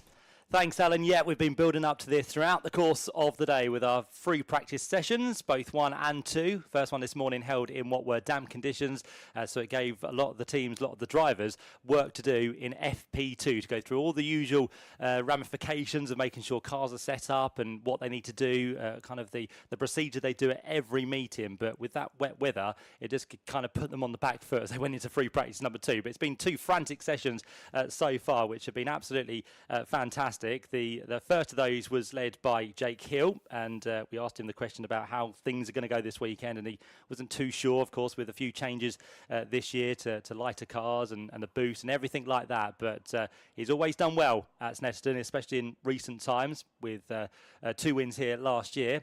And then Tom Ingram was the man who was on top at the end of free practice 2, and another man who's right up there in the championship. Second as we come here this weekend, Ash Sutton is the man ahead of him, a man who's finished on the podium 4 times out of 6 races so far this year, and he comes here with a buffer of just 5 points. But it is once again those champions from the last few years that find themselves first, second and third in the overall standing. So as we kind of touched on earlier, that experience goes all the way, doesn't it? Because you have to pick your moments and you have to make sure you're in the right place at the right time. But as we head into this qualifying session, how are they all going to get on? Because this Quick Six format, which is once again back for for this season. It was introduced for 2024. Very, very popular indeed. And the way it works is that qualifying will begin with 2 groups. So we've got 2 groups for the first part of qualifying. They are split into even and odd finishing positions at the end of free practice 2. So we have 13 in one group, we have 12 in the other. And from those 2 sessions, we have 6 drivers, which will go through from each one. The quickest 6 will move into the second part of qualifying. The grid from 13th on backwards will be set after the first part. And for part 2, the 12 that are remaining will go for, once again, the top 6 places, which will get them through into the quick 6, the final bit of qualifying that we have. And, of course, the other 6 will set the grid for places 7th on backwards. And then the final quick 6 go for another final 10 minutes to determine the grid from 1st down to 6th place. So that's how it all goes. It's very fast. It's very frantic. It's all taken from the IndyCar series, which have used this qualifying format for many years, which is very popular. And it has become very popular here as well. So 4 separate 10-minute sessions. We'll have a break between all of them, but part 1 is very shortly to get underway as the green flag is now waved and qualifying for the Snetterton round is about to begin. And we can tell you exactly who's going to be out in this first group as they work their way towards the end of the pit lane. We have Tom Ingram, who is in this first group. He'll be joined by his teammate, which is Adam Morgan. Also in there is going to be Ryan Bensley, who makes his debut here this weekend. We also have number 2, Daryl DeLeon in the BMW, number 32, Dan Rowbottom in the Focus, Ash Sutton in the 116 Focus, number 40, which is Aaron Taylor-Smith in the Toyota Gazoo Corolla, along with number 52, his teammate Gordon Shedden, number 88 and number 50, Mikey Doble and Nick Houston from the Vauxhall Astra team, and then 66, Josh Cook with his teammate, number 12, Stephen Jelly, 93, Max Hall. They are the ones that take part in this first bit of qualifying, and that will leave us with the other contenders who'll be out in part number 2. But as we know, Alan, this is a very, very good concept for the British Touring Car Championship, and it's going to be an exciting hour to look forward to. It's also really slightly odd because you think because we've got half of the grid down here in pit lane that I'd be able to quite freely talk to many of them, but they're not. They're pacing up and down. They can't wait to get into the car. When the drivers come back having finished this process in qualifying, they don't want to talk. They're too busy looking at the screens. So it's really quite an anxious hour for drivers. But if I do bump into anyone that's looking as if they might be a friendly voice to have a chat to, I shall certainly do so. Great stuff. Thanks, Alan. Yep, so in this session, we have also the Toka Turbo Boost, which is the new concept for this year. We had hybrid last season, but now it's the Toka Turbo Boost, which is used. And for TTB, through this qualifying session, it's the first time today that comes into effect, because through free practice, they will have the acquired amount they are allowed to use, which is 15 seconds per lap. But now it's all determined on championship position. So Ash Sutton, who is out in this session, gets just 1 second of boost per lap. That's all he gets, so he has to make that work to the best of his ability, which is no mean feat, to be fair. We also have Tom Ingram out in this session. He has 3 seconds of boost per his lap, so that's a little bit more than Ash, but still not a lot. Adam Morgan, who is out in this session, he'll get 9 seconds of boost per lap. And then we have Dan Rowbottom, who is out there as well. He has 11 seconds due to where he sits in the championship coming into this weekend. Dan Camish has 13 seconds of boost in this session per lap, and they are the only 5 we have in this session. The rest of them get the full availability of 15 seconds per lap, so that has another factor on this qualifying session. As Daryl DeLeon goes through onto another lap, the rest of them will come in to do the tyre swap that they always frequently do in these sessions, but on such a long circuit, it then doesn't give them much time to get back out there, get on with the lap, and if they make one mistake, it then leaves you even less time to make sure you get a lap in. So this is the other equation this weekend on this circuit. It's such a long lap, whereas at Brands Hatch last time out we were doing 50-second lap times, but here we're about 1 minute 50, 1 minute 54, so it's a lot longer. So the teams have to be on the ball, making sure those tyres are rotated, getting them pushed back into the fast lane as quick as they can and getting them back out there, because already there's only 6.5 minutes left in the session. By the time Tom Ingram gets round, there's going to be 4.5 minutes, which gives him pretty much just 2 flying laps, and he needs to make sure both of those are good. He only needs 1 to be fair, but he needs to make sure that he gets at least 1 in and 2 just to be sure. So that's going to be the factor to keep an eye on. And of course, track limits could come into the equation as well. We had that quite a few times at both Donington Park and Brands Hatch last time out. So track limits is always being watched by the officials, and of course just 2 wheels over the line could lead you to some drama as well. So lots to think about for these drivers as they work their way now back out onto the circuit. And for the drivers we have with Tom Ingram and Adam Morgan, who have just rejoined out the pit lane, Daryl De Leon is the only man that's carried on out there. I think he's the only BMW actually in this half of the qualifying session. So his other 3 teammates, Jake Hill, Charles Rainford and Aidan Moffat, they'll all be up against each other in part 2 of qualifying. Or the second half of part 1, as we should say. Now we do get the pictures, courtesy of ITV, so we can watch around the circuit to see what is going on. But for now, the first of our sectors to be recorded, that is a competitive time, is of course Daryl De Leon. So through the first sector, 38.6 is what he's done. Second sector, 42.9. And the final sector, with the lap now to be completed, for Daryl De Leon, he'll set the benchmark, but that is still quite a way off where we expect the times to be. A 2:01.437 for Daryl De Leon. So again, for the BMWs, they don't tend to come into the pit lane to do the rotation. They do stay out there to do the rotation on their own accord. So Daryl De Leon will have another lap to go for, and we'll see what he can pull out the bag next time through. Well, Chris Smiley was just very jolly because the screen inside the garage flicked from just the timing feed from TSL to live pictures from ITV, and he said, oh well, that's all right, we've paid the TV licence, we can watch it now. He also said, and he made a really good point, you know, he said these sessions go so quickly, don't they? And you know, as far as you're concerned, once you've brought the car in on a long lap like this at Snetterton 300, once you brought the car in, you've swapped tyres from corner to corner, you're back out again, you're halfway through. Exactly, yeah, and before you know it, it'll be his time to get in that car and go out for his qualifying session, so hopefully he doesn't miss it, but enjoying... Balaclava going on now. Good man, good man. Enjoying the pictures then down there in the pit lane is Chris Smiley, as Daryl De Leon is now onto his second lap, and again, this is a good one. A 36.5 through the first sector, is about to come to the end of the second sector as he works his way under the bridge, down towards Brundle and then in towards Nelson, and it's a 41.1, so again, best of anyone through sector 1 and sector 2.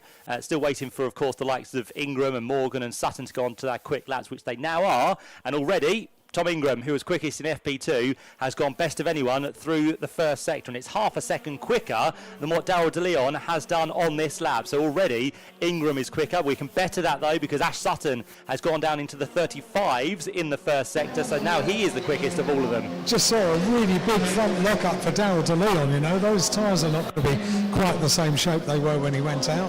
Yeah, so might just hold to his lap here towards the end. It's still a personal best and best overall in sector 3, but is that going to hold a 156.004? Qualifying lap record here at Snetterton, a 154.526, and we already got under that in free practice, and Tom Ingram flies through the corner at Brundle and Nelson, absolutely flinging that car from side to side. He's got great control over the Hyundai as he works his way now down towards the bum hole. Great control has got the champion from 2023, and he definitely showed that earlier on. He's got the right rear just lifting off the tarmac as he works his way now through the long right-hander of Coram. If he can get it stopped down towards the left-hander, a puff of smoke from the unloaded tyre, but he gets through the left-hander, he accelerates up towards the line, and Tom Ingram is the best of anyone through sector 2, but Ash Sutton is chasing. Ingram comes to the line. What can he do? Is it the 54s? He goes through and does a 54.477, which is a new qualifying lap record. So already on his first flying lap, Tingram has gone to the top of the times, but here comes Ash Sutton, the man who held that from 2023. Can he go any quicker? No, he can't. He misses out by 0.127 of a second and does a 154.604. So it's Ingram and Sutton, the two protagonists within the British Touring Car Championship for many seasons, currently find themselves up against each other in this first part of qualifying. They are first and second, with Adam Morgan now slotting into third place. Aaron Taylor-Smith in his car is there in fourth, which is the Toyota Corolla, and Daryl De Leon, who's still out there, but he comes through very shortly. He's doing personal best, but nothing again to challenge the one towards the head of the order. So Daryl De Leon still hanging on to a place within the top 6 as it stands. We still have some times to be recorded from the likes of Max Hall, Stephen Jelly, Nick Halstead, Dan Rowbottom and Ryan Bensley, and now we're about to come through to complete that first flying lap of the session. With 90 seconds left on the clock, they go through. Stephen Jelly goes into 7th place, which is outside the quick 6 that he needs to be in to get through to the next part of qualifying, but it is still Tom Ingram who is quick, and he's gone even quicker through sector 1, so he's not hanging about. He loses a little bit through sector 2, but to be fair, he's only lost 20 thousandths of a second compared to the best time through there, which was set by himself. So he's still on for a good lap here, and Tom Ingram looking to extend the margin over Ash Sutton. So for now, those two are going through, along with Mikey Doble, along with Josh Cook, Dan Rowbottom and Adam Morgan. The other 7 that feature in this qualifying session would be out, but we still have a lap to be completed by most of the competitors out there. We might get a few more through as well towards the closing stages, as Tom Ingram now fires himself up towards the line. He crosses the start-finish stripe, and Tom Ingram goes even quicker, a 1:54.417. He narrows the gap down to the new record by 0.06 of a second. So he's absolutely on rails, is Tom Ingram. Sutton follows through. What can he do? He brings the gap down to 0.02 of a second. As Sutton has in fact gone quicker by 0.02 of a second. So a 1:54.415. He's taken back the qualifying lap record once again, and it's Ingram now who finds himself in second place. But there's nothing to choose between the top two as they head now onto the final lap within this first part of qualifying. And Dan Rowbottom has made his way into the quick 6 on that last lap, went 5th quickest. Aaron Taylor-Smith just missed out. He was on a good lap. The last sector wasn't so good though, so Aaron Taylor-Smith 7th quickest, a couple of attempts slower than where he needed to be. Yeah, Darryl De Leon is the sole BMW in this session, as we said, so he's going to try and fly the flag for them, but he's currently down in 8th position. He's done a personal best through sector 2, but is this lap going to be enough? He's got the checker flag waiting for him, so has the Honda Civic ahead of him as they accelerate up towards the line. There goes Nick Halstead through. He will not make it through into the top 6. Stephen Jelly will not make it through, and Darryl De Leon is in 7th place, so he will miss out as well, as Dan Rowbottom goes slightly quicker up to 4th place. So yeah, that's interesting, isn't it? How those top 6 got there pretty quickly, didn't they? No one else has really been able to challenge. Darryl De Leon and Aaron Taylor-Smith just missing out. Taylor-Smith slower through sector 1 on this next lap. Gordon Shedden, though, he's perhaps one to watch. He's just done a personal best through sector 1. Taylor-Smith still pushing on, just kicks up the dirt as he comes out of Williams and heading down the Bentley straight on his last lap of the session as the checkered flag is out, Matt. Yeah, flashing lights there for Adam Morgan as well, so he's just kind of indicating to Ash Sutton he's still on a quick lap, so he would like the space to try and complete this lap. He is inside the top 6 as it stands, but Gordon Shedden, as you mentioned, and possibly Aaron Taylor-Smith could get themselves up there, although Aaron Taylor-Smith through the second sector hasn't done anything too inspiring, so he could potentially be out as Gordon Shedden heads down towards the final part of the lap. He's got the boost being used as well, so he's on it. He's still got about 10 seconds to use if he wishes. This could really give him the boost to the line that he needs, but for now, Gordon Shedden finds himself down in 9th place. Adam Morgan up towards the line is still in 6th position. Across the line goes Aaron Taylor-Smith. He'll be out down in 8th place, and for Gordon Shedden, let's see what he can do. The final one that could upset the apple cart might be able to knock Adam Morgan out of the first part of qualifying, but towards the line comes Gordon Shedden. He crosses that line and he will go 8th at best, so he gets ahead of Aaron Taylor-Smith, his teammate, but he will not make it through, Josh, inside the next part of qualifying. Yeah, that'll be a disappointment, I'm sure, for both Shedden and Taylor-Smith, but the Toka Turbo Boost is supposed to sort of slow Ash Sutton and Tom Ingram down, but that hasn't happened at all. They're qualities, that's why they're champions, and they've been able to overcome that, at least in this first part of qualifying, to go fastest and second fastest, and basically with nothing between them, 0.02 of a second. And shortly in Group 2, we'll see perhaps who might be able to challenge the two of them for pole position this weekend. Exactly, so Ash Sutton will make it through to part 2 of qualifying. He does a 1:54.415, which is 0.02 of a second quicker than the Team Virtue Hyundai of Tom Ingram. Mikey Doble, what a great lap that was for him in the Motor Parts Direct with Powermax Racing Vauxhall Astra. He goes through along with Dan Rowbottom, the second of the Napa Racing 4 Focuses to make it through, and then Josh Cook in the One Motorsport Honda Civic gets through along with the Team Virtue Hyundai of Adam Morgan. So they are the 6 that will progress through to part 2 of qualifying, and then the ones that miss out are going to be the number 2 machine of Darryl De Leon. The Team BMW does miss out for this time. Gordon Shedden also misses out along with his teammate Aaron Taylor-Smith. Max Hall doesn't make it through after qualifying just 10th place within this first part of qualifying, along with Stephen Jelly, Nick Halstead and Ryan Bensley, who takes part in his first qualifying session of the Quick Fit British Touring Car Championship. So we can breathe just for a minute. We get the next group ready to go. We have a short break, and another 10 minutes is to look forward to, Josh, because within the next 90 seconds they'll be out ready to give it their all to try and make it through to part 2 as well. Yeah, and with some big names, including, of course, last year's champion, Jake Hill, going out in Group 2. But we saw in free practice 2, Daniel Lloyd particularly was very quick. And you've got Dan Camish, multiple winner in the BTCC, out in this group, as well as the most recent winner in the championship, Charles Rainford. So, again, looking to get into those top 6 positions to move forwards to the next part of qualifying. But already, as you've just been saying, Matt, Sutton, Ingram, Doble, Rowbottom, Cook and Morgan progressing to part 2 of qualifying.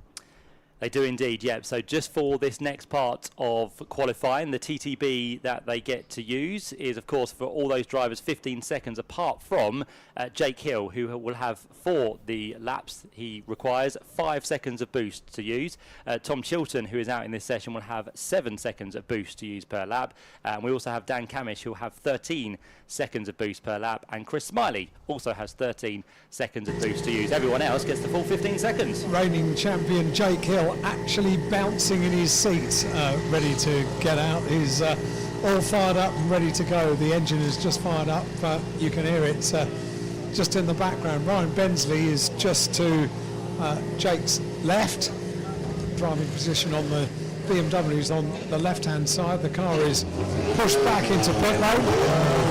First gear engaged, down the pit lane it goes as soon as the green flag is waved. So cars out on the circuit. Michael Crease having a chat to Ryan Bensley. I was hoping, just as the cars were going out to start this segment of qualifying, to get a word with Ryan, who is just about to... Yeah, I'll talk to you if I can, Ryan. I just wanted to get your thoughts on your first qualifying session in the BTCC. Yeah, it was very frantic. It is. I mean, it's... Okay, go. You've got 10 minutes, that's it. Yeah, it caught me out a little bit. I think I was too kind to the other guys, letting them through when they were on hot laps. I should have just got on with it, which has obviously compromised my position. But, you know, given the limited amount of running that we've had in the dry in the car, you know, literally we turned up today. All the testing that people are seeing today is all we've done other than the shakedown. So, you know, to be where we are is probably, I would say, expected, but you know, we know where we can improve, so hopefully in the race we can move forwards. I have to say the race suit is exceptional. I've seen photographs of it before, but seeing it in the flesh is something else. Yeah, well, I thought it was something a bit different. I always joke to people and say when you got race 1 at 11:30 and then a mortgage appointment at 12:30. So it's a suit and shirt and tie, and I tell you what, it's a cracking design. Yeah, people can come down and have a look. There you go, Ryan, well done. Thank you very much indeed. Good to have a chat to you, just to get the thoughts of Ryan Bensley fresh out of the car. Yes, it's all a bit frantic, I think he said. You're not wrong. Very different, isn't it, from the 35-minute practice session you get to have a chance to change things, and then you're thrown into the fire with just 10 minutes to get the job done. So, yeah, Ryan Bensley learning on the job here, so to speak, but he is out of the first part of qualifying. We'll see what part 2 delivers for those that have made it through. But for now, again, it'll be the turn of those who need to swap the tyres to come in at the end of this lab. Those that stay out will probably be the BMWs, because they tend to go round and just warm their tyres up with how they do that, being a rear-wheel drive car. So Jake Hill will come through. He'll stay out there on circuit. The magnificent livery once again this season, the Laser Tools, which is always a pleasure to look at, and even better when the sun shines as well. So he carries on. Charles Rainford carries on, and Aidan Moffat carries on. The rest, though, should be into the pit lane to do that tyre swap. And as we wait for all them to come in, we'll see what the BMWs can do in terms of their first few laps in this session, Josh. Yeah, they tend to, although they go through this sort of different way of processing to those, progressing to those quick lap times, but it normally takes about the same amount of time, doesn't it, to get those tyres into the operating window. You probably can push immediately, but you're not going to get the ultimate lap time.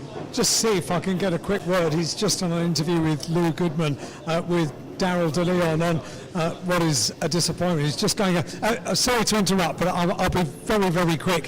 You know that motorsport is the highs and the lows. It goes from the top step of the podium to qualifying, and it's a whole different ball game this weekend.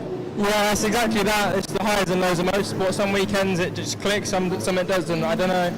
We're going to have a look at the data, but I thought that was it. But we were well. Okay, Darryl, thank you.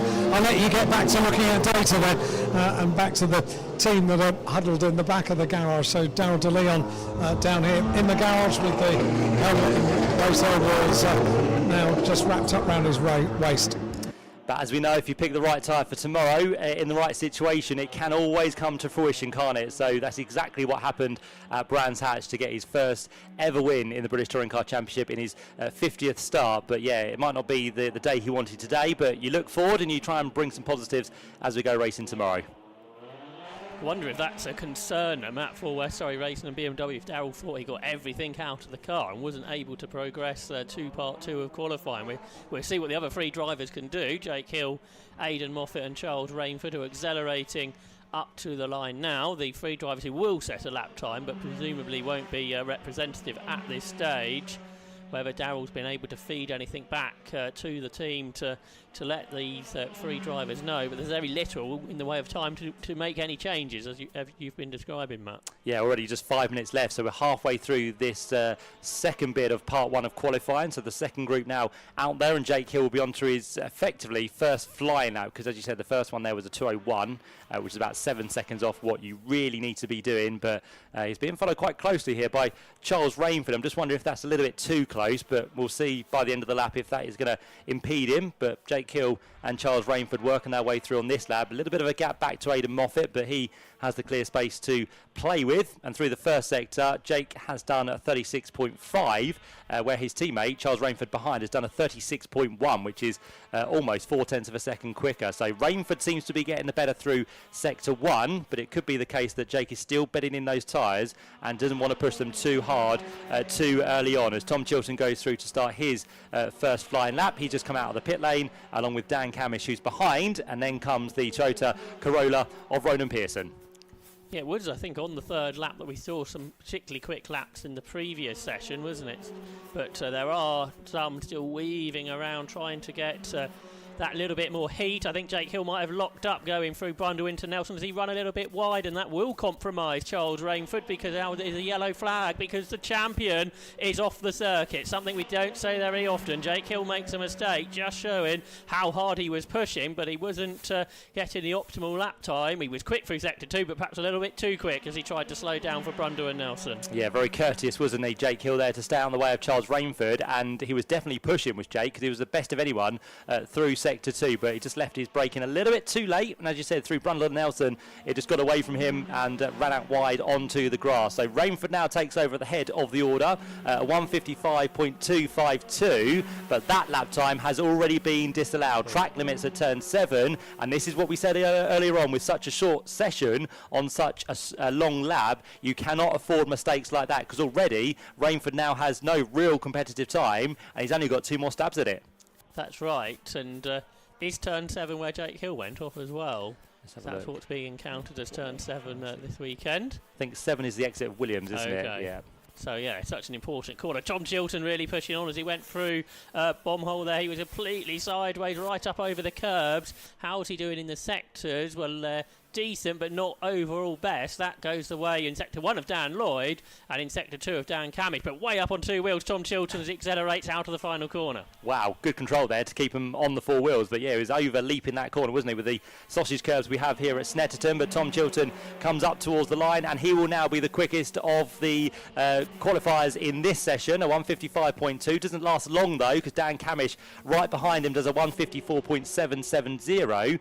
Still not quite down into the realms of Ash Sutton and Tom Ingram pace just yet, but Camish hasn't done a bad job on his first lap there, and there's still more quick times coming from behind, because Dan Lloyd is really on a lap, and he will be through very shortly. He's done the best of anyone through sector 1. It's a personal best through sector 2, and here now comes Dan Lloyd for Restart Racing. He did a great job in FP2. He goes across the line to go second quickest on a 1:54.963. And while he was doing that, James Dorlin put in a great lap as well. He did, yeah, 4th quickest for him. There's a car which has had a track limit warning, number 14, so that's going to be Ronan Pearson who loses it. Chris Smiley does a great lap as well, a 1:54.829.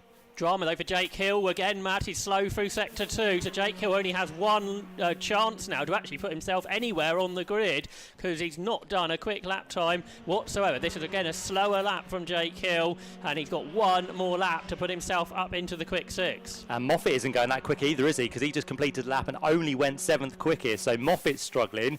Jake Hill, as you mentioned, is struggling as well. The only one that seems to be going okay is Charles Rainford, but it's only 4th place. That lap for Charles Rainford has stood after his track limit warning and time disallowed over there at turn 7. But yeah, as you mentioned, the BMWs, just after we heard from Daryl De Leon, doesn't seem to be working for them in this qualifying session here at Snetterton. And through sector 1 for Jake Hill, we're about to find out what it looks like for him. He's going to go through there now down towards Agostini, and with that it's a 36.2, which is 0.3 off sector 1 best, which has been set so far by Dan Camish. But it is the best he's done so far in that sector, and he needs to keep pushing on, regardless if Charles Rainford just ahead of him on the road does or not, or Aidan Moffat. I think Aidan Moffat might have been backing out. If that's the case, he won't be progressing to part 2 of qualifying. So at the moment it's Camish, Smiley, Lloyd, Chilton, Rainford and Dorlin in the top 6, but Dexter Patterson's on a pretty good lap. Nick Hamilton's improving, Jake Hill's improving. What about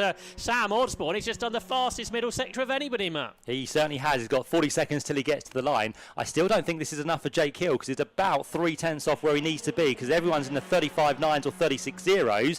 Through sector 2 it needs to be about 40.7, and he's done a 41.2, so I think he's still going to be well out of the top 6 at the end of this lap, as Sam Osborne is up towards the line. He takes the checker flag and will be 8th, so he does a great second sector, but it wasn't quite good enough to complete the lap in the 3rd sector and go inside the top 6, which he needs to go through to part 2. Charles Rainford completes the lap. He will be just about inside the top 6, along with Chilton and Lloyd, Dorlin, Smiley and Camish. But for Jake Hill, down in 12th position, about to take the checker flag, last year's champion, is only going to be 10th position. So the BMWs massively struggling with Moffat and Hill out. It's Rainford that makes it through. The ones we've still got to watch out for are Dexter Patterson, who's not really quick through sector 1, and I think that's the only one apart from Pearson who might be able to do something, but none of them have done a personal best through sector 1. But Jake Hill, he was in 12th, he's only gone up to 10th place. He's going to be almost towards the back of the grid tomorrow. Yeah, it's really not expected whatsoever. He was quickest, okay, it was wet, in FP1. He was pretty quick, wasn't he? 6th, I think, in FP2, but it's all gone wrong. It all started when he went off at Nelson on that first proper flying lap, went onto the grass, and perhaps that was the best of his tyres. I think he locked up, so perhaps that was the drama. What about James Dorlin, though, Matt? 3rd quickest in this session, and is he the only Toyota that's going through, I think, into the top 12? So that's a great effort from the debutant this season in the championship. Certainly is, yep. So James Dorlin for the line. He's in fact going to go for the pit lane because he's secured himself inside the top 6 to go through to part 2. So he'll be delighted. Chris Smiley's done a tremendous job as well. We said this car was working nicely this weekend. He's had a great season so far with what is now 3 independent wins and 2 top 5 finishes in the first 6 rounds of the season. So Chris Smiley, absolutely looking good for the final part of qualifying, but he still needs to make it through the second part, which he's already into, but can he get it through into the quick 6? That's going to be the interesting factor for Chris Smiley. But for this session, it's going to be Dan Camish who goes through as the quickest driver on a 1:54.591. He'll be joined by Chris Smiley in second place with the Restart Racing Hyundai. Third place then for the 132 machine of James Dorlin, and then behind that Dan Lloyd makes it 2 Restart Racing Hyundais through to part 2, and then Tom Chilton and Charles Rainford is going to be the only BMW through into the second part of qualifying. So that is him through, but the other ones, of course, that miss out are Aidan Moffat, Sam Osborne, Dexter Patterson, along with Jake Hill, Ronan Pearson and Nicholas Hamilton are the ones that do not progress. So a real shock story for Jake Hill, who came here this weekend 3rd in the championship after those 2 podiums, one of them being a win at Brands Hatch last time out.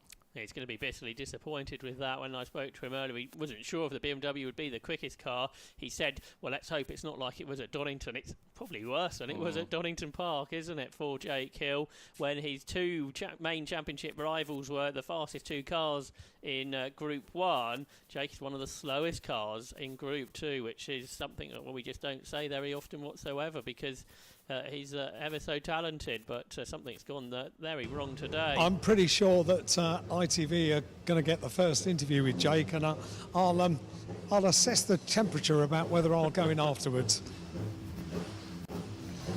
Yeah, I think that's a good plan, Alan, because I think he was pretty pleased when I spoke to him this morning, but that's when it was wet, and in the dry it's a very different situation, it seems, for the BMWs this season.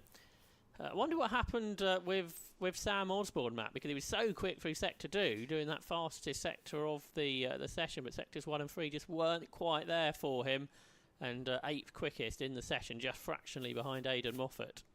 Yeah, certainly wasn't he? So some pace to be found there from Sam. But yeah, if you can't link the whole lap together, it really can come undone. We're just watching replays, which you won't have the benefit of today, but we can see that lock-up from Jake Hill on that first real lap that he was going for it. And it was just a trail brake, wasn't it? He kind of had the brakes locked and he just couldn't get off it. But as we said at the time, he was the quickest of anyone through Sector 2, and it might have just been a little bit too late on the brakes, trying to get that best time through Sector 2, which then just kind of hampered him on the exit of the corner. So that really did unfurl the lap for Jake there. So I'm sure he'll be as spirited as he can be. He's a good lad. He's a youngster. He's taken, of course, the championship last year. But as we said, you have a bad Saturday. Your ambition and your kind of poise for tomorrow is just to turn that around. And if you have to backpedal through the weekend from the last race to see how it's all going to end, that's what you've got to do. So he's been handed the bad one today, but Jake Hill will come out, I'm sure, fighting as best as he can for tomorrow's first race. I wonder if he'd use a bit of tyre strategy tomorrow, Matt, to try and plan out his day. We saw that with the likes of Aidan Moffat last time out at Brands Hatch. Race 1 didn't go very well, but then he flew through the grid in race 2 and was well inside the top 10. So I'm sure that'll be the plan, but it might be quite a long debrief this afternoon just to work out what the best strategy will be for tomorrow morning. Certainly will, yep. So Jake Hill just having his interview with ITV, and Alan is lurking in the background, ready to jump in just to assess the mood as soon as he can. But yeah, Jake Hill, I'm sure, as I said, will be as positive as he can. He's a good lad, but yeah, not the day he would have wanted today here at Snetterton. I am standing very by, and sorry, Jake. This feels like the media are vultures, but I need to get your thoughts after that. Yeah, not ideal, is it? That's a good way of putting it. I don't know, just a lack of speed. I mean, I had a small lock-up on my last lap there, my best lap, because I had a big lock-up under the bridge on my first push lap. And yeah, just a lack of speed. I don't really know why at the moment. So yeah, we've just got to look into it and understand why. That changes the complex of race day, doesn't it? Yeah, it does for sure. You know, we have to have a different approach now, but you know, Ash managed it well at Donington, and I'm sure we can do the same. Top man, Jake. Thank you for talking to me. There we go. Yeah, Louise finished the interview, and I dived straight in afterwards. So I had to apologise for that. I don't feel good about doing that sort of thing, but we needed to hear from the champion. Great stuff. Thanks, Alan. Yeah, always nice to hear thoughts of drivers and what possibly went wrong there, and very good to Jake to have a chat to you as always. So he'll now go back to the truck, look over the data and see what they can muster up for tomorrow's first race of the weekend. But for now, his day is done, and the final 12 that have made it through are on their way out, as I think Ash Sutton was a little bit slow there on the exit of the Wilson hairpin. I don't think it's anything to worry about. I think he just wants to be probably towards the rear of the train. Not sure that's right. The car came to a stop at the end of FP2 and came back on the back of a tow. And for Ash Sutton, who was quickest in the first part of qualifying, well, he'd refired the car, hasn't he? He's reset the car, but the car was next to stationary, wasn't it, coming out of the Wilson hairpin? So we must watch the 1:16.5 Ash Sutton to see if that reoccurs. Yeah, definitely. So not what he would have wanted to get this session underway. And of course, even though he's got going, he's wasted 60 seconds trying to get that car fired back up. So it's going to delay him even further now in this session to get back to the pit lane, do the tyre swap and get back out. So it does again put him slightly on the back foot for this second part of qualifying, which now only has just over 8 minutes to go. And the 12 we have in this session now joined together. We have Tom Ingram in car number 80. We have his teammate number 3, which is Tom Chilton. We have number 33, which is Adam Morgan. Then we have the only BMW left within qualifying for today, which is 99, Charles Rainford. We have the first of the Napa cars, which is going to be Dan Rowbottom, car number 32. Ash Sutton, who runs the 116, but this 100-year livery, which we had at Brands Hatch for the first time. Dan Camish, teammate to them, is there as well in car number 27. And then James James Dorling in car 132 is the only Chota that makes it through into this session. Then we have the two Hyundais from Restart Racing, which is 22 Chris Smiley, 123 Dan Lloyd, and then we have also the number 88 machine, which is the Mikey Doble Vauxhall Astra, and the 66 Josh Cook One Motorsport Honda Civic. So they are the 12 that feature in this second part of qualifying, and once again just the 6 that make it through to the quick 6 at the end of this qualifying session. And as always, the car's back into the pit lane, but Charles Rainford carries on his way, and also by the looks of it this time Josh Cook is going to stay out there as well, so he's going to possibly try something a little bit different. Yeah, we saw that at Donington Park from Josh Cook. I'm still a bit concerned about Ash Sutton, Matt, because the speed traps through Sector 1 and Sector 2 are significantly slower than anybody else. So whether that Napa Racing Ford is still running as it should do, he's made his way down into the pit lane, and the answer will be very clear very soon whether Ash Sutton's Ford is going to be good to go in this second part of the qualifying. I'll see if they're going to do anything else to the car, because Ash has just stepped on just inside the mouth of the garage. They are just swapping tyres corner to corner at the moment, and as they do so, it's a very quick process. They're going to send him, I think, straight away on his way, clips in place, tyres done, hands in the air, car is dropped down. Malcolm Swetnam, team manager, indicates from the back of the car, yep, pull me back, and Ash Sutton and Dan Redbottom leave pit lane together. Yep, on their way they go once again. So I think that's a good thing. He made it back and the team were able to just have a quick check of the car. So that is the positive thing for Ash Sutton, who leaves the pit lane now behind his teammate Robo. So they head off into the session with just under 6 minutes to go. Josh Cook then is still weaving around, but he's done a fairly impressive first sector time, 39.2. But up the road, Charles Rainford is going to be the first man to set a lap time.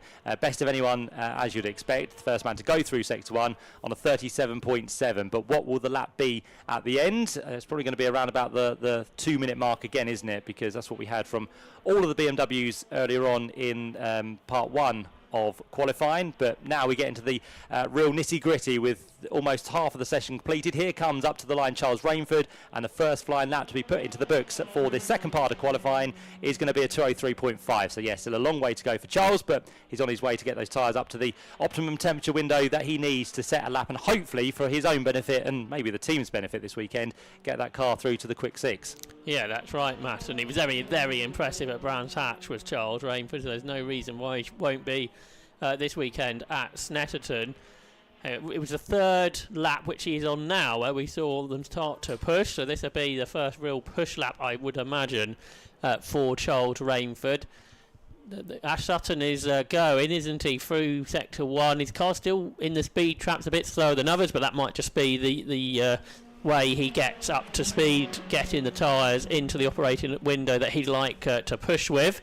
But Josh Cook using sort of the different strategy, that using the laps to get the cars up to the tyres up into the operating window rather than the tyre cross that all the other front-wheel drive cars have elected for. Through Sector 1 he's a tenth slower than Charles Rainford, but I think we're still a little bit off of the peak times, aren't we? Because I think we were in the 35s in Sector 1 earlier. We're in the very, very low 36s on this first real flying lap of Part 2 of qualifying for Round 7 of the 2025 Quick Fit British Touring Car Championship. Yeah, and we have currently 8 drivers out of the top 9 in the championship through into this second part of qualifying. The only one that hasn't made it through out of those top 9 is Jake Hill, so that's a thing to bear in mind as well. So those who find themselves up there in the championship are through, but Jake Hill is the one who's lost out the most, unfortunately. But Charles Rainford on this lap now doing not a bad job. He's done a personal best through Sector 1 and Sector 2.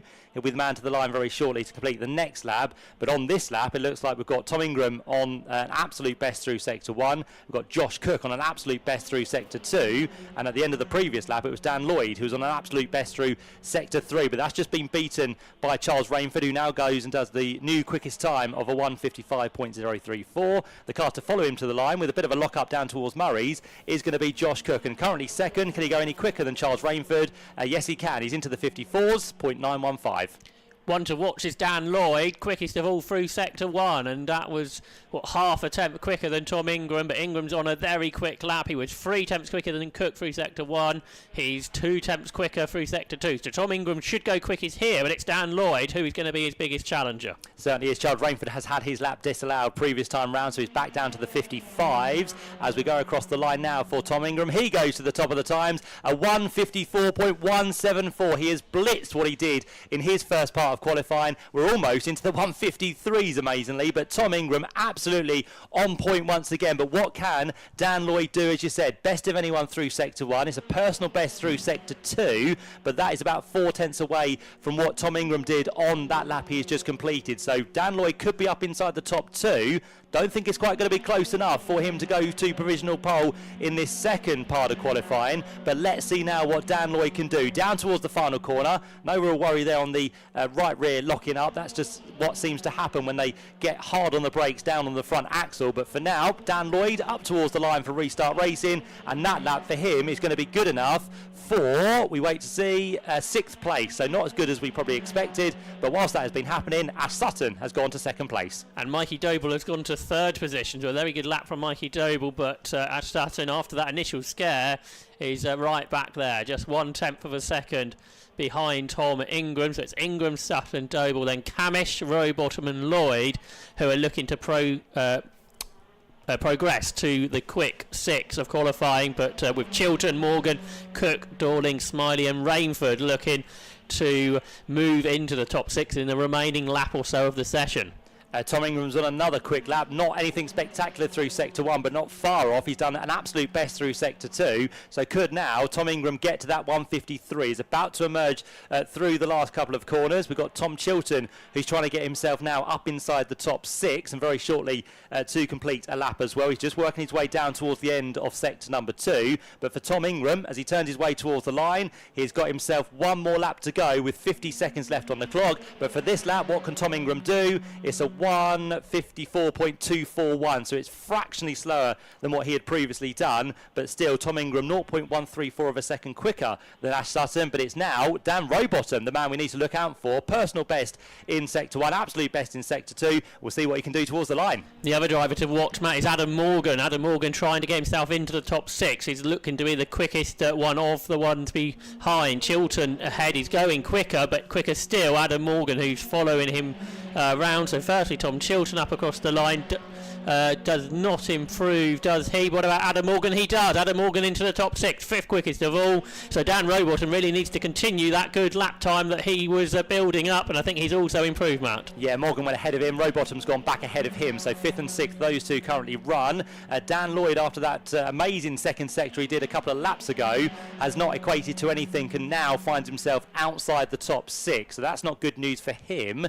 Josh Cook is on a lap, but nothing spectacular by the looks of it, so I think Josh Cook could be out of this second part of qualifying as things stand. We've got the 27 machine, which has lost a lap time, so that now drops Dan Camish behind his teammate Dan Rowbottom, but both of them, as it stands, find themselves in to the top 6. Dan Rowbottom then drops down because up ahead of them goes Adam Morgan once again, because I think Dan Rowbottom's time has also been disallowed. Okay, that puts him at risk, doesn't it, in 6th position. Not sure though if anyone is going quicker behind. Josh Cook has already taken the flag, his 8th quickest. Charles Rainford has taken the flag, 11th. No BMWs in the top 10. Chris Smiley has taken the flag in 12th. So Rowbottom under threat from Dan Lloyd, Tom Chilton and James Dorling, but Chilton has backed off.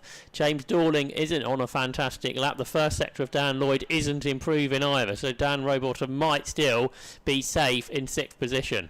Yeah, it could well be, because as you said, no one else really improving on that final laps. Robo was doing fairly good through sector 1, but the message might now be through that no one else is improving. You should be safe, so I think he's just backed off on the run down towards the final sector. And Dan Rowbottom, is he going to go for the pit lane or is he going to continue onto the lap? Well, one of the Toyotas is, and that's going to be James Dorling up towards the line, so he goes through. I think James Dorling will be out, yep, down in 10th position. And for Dan Rowbottom, he does complete the lap. Was that Dan Camish? Yeah, it was Dan Camish in 4th place, so he'll be safely through as it stands. Robo will complete the lap as well, so he just wants to be secure as possible, but it wasn't an improvement in place, but it was a better time from him. But he stays there in 6th place, and the rest of them, by the looks of it, will be into the pit lane, because Dan Lloyd slows now, Ash Sutton slows as well, and they are the last 2 effectively to take the checker flag. So, as it stands, the ones that go through to the quick 6, the final part of qualifying, will be Tom Ingram, who finds himself 2nd within the championship, Ash Sutton as our championship leader, Mikey Doble, who is the man who is the first of the independents, the only independent that makes it through to the quick 6 for today. Dan Camish is the 2nd of the Napa Racing Ford Focuses to go through to the quick 6. Adam Morgan is the 2nd Team Virtue Hyundai, and Dan Rowbottom is the 3rd of the Ford Focus Team Napa machines that also makes it through as well. So they'll be your quick 6 for the final 10 minutes, and the ones that lose out are Dan Lloyd, Josh Cook, Tom Chilton, James Dorlin, Charles Rainford, and Chris Smiley down in 12th place. Just a tenth of a second is all that Dan Lloyd missed out on progressing to the final part of qualifying, but I suspect he'll be pretty pleased with 7th. I think that's his best qualifying of the year. Same can be said for James Dorlin in the top 10 for Toyota, but it's West Surrey Racing that will be questioning what's happened. Donington Park, not great. Brands Hatch, fantastic. Snetterton, it's worse than Donington, I think, isn't it? With no cars inside the top 10, and tomorrow, all of a sudden, a very challenging day. And Snetterton traditionally has been a BMW circuit.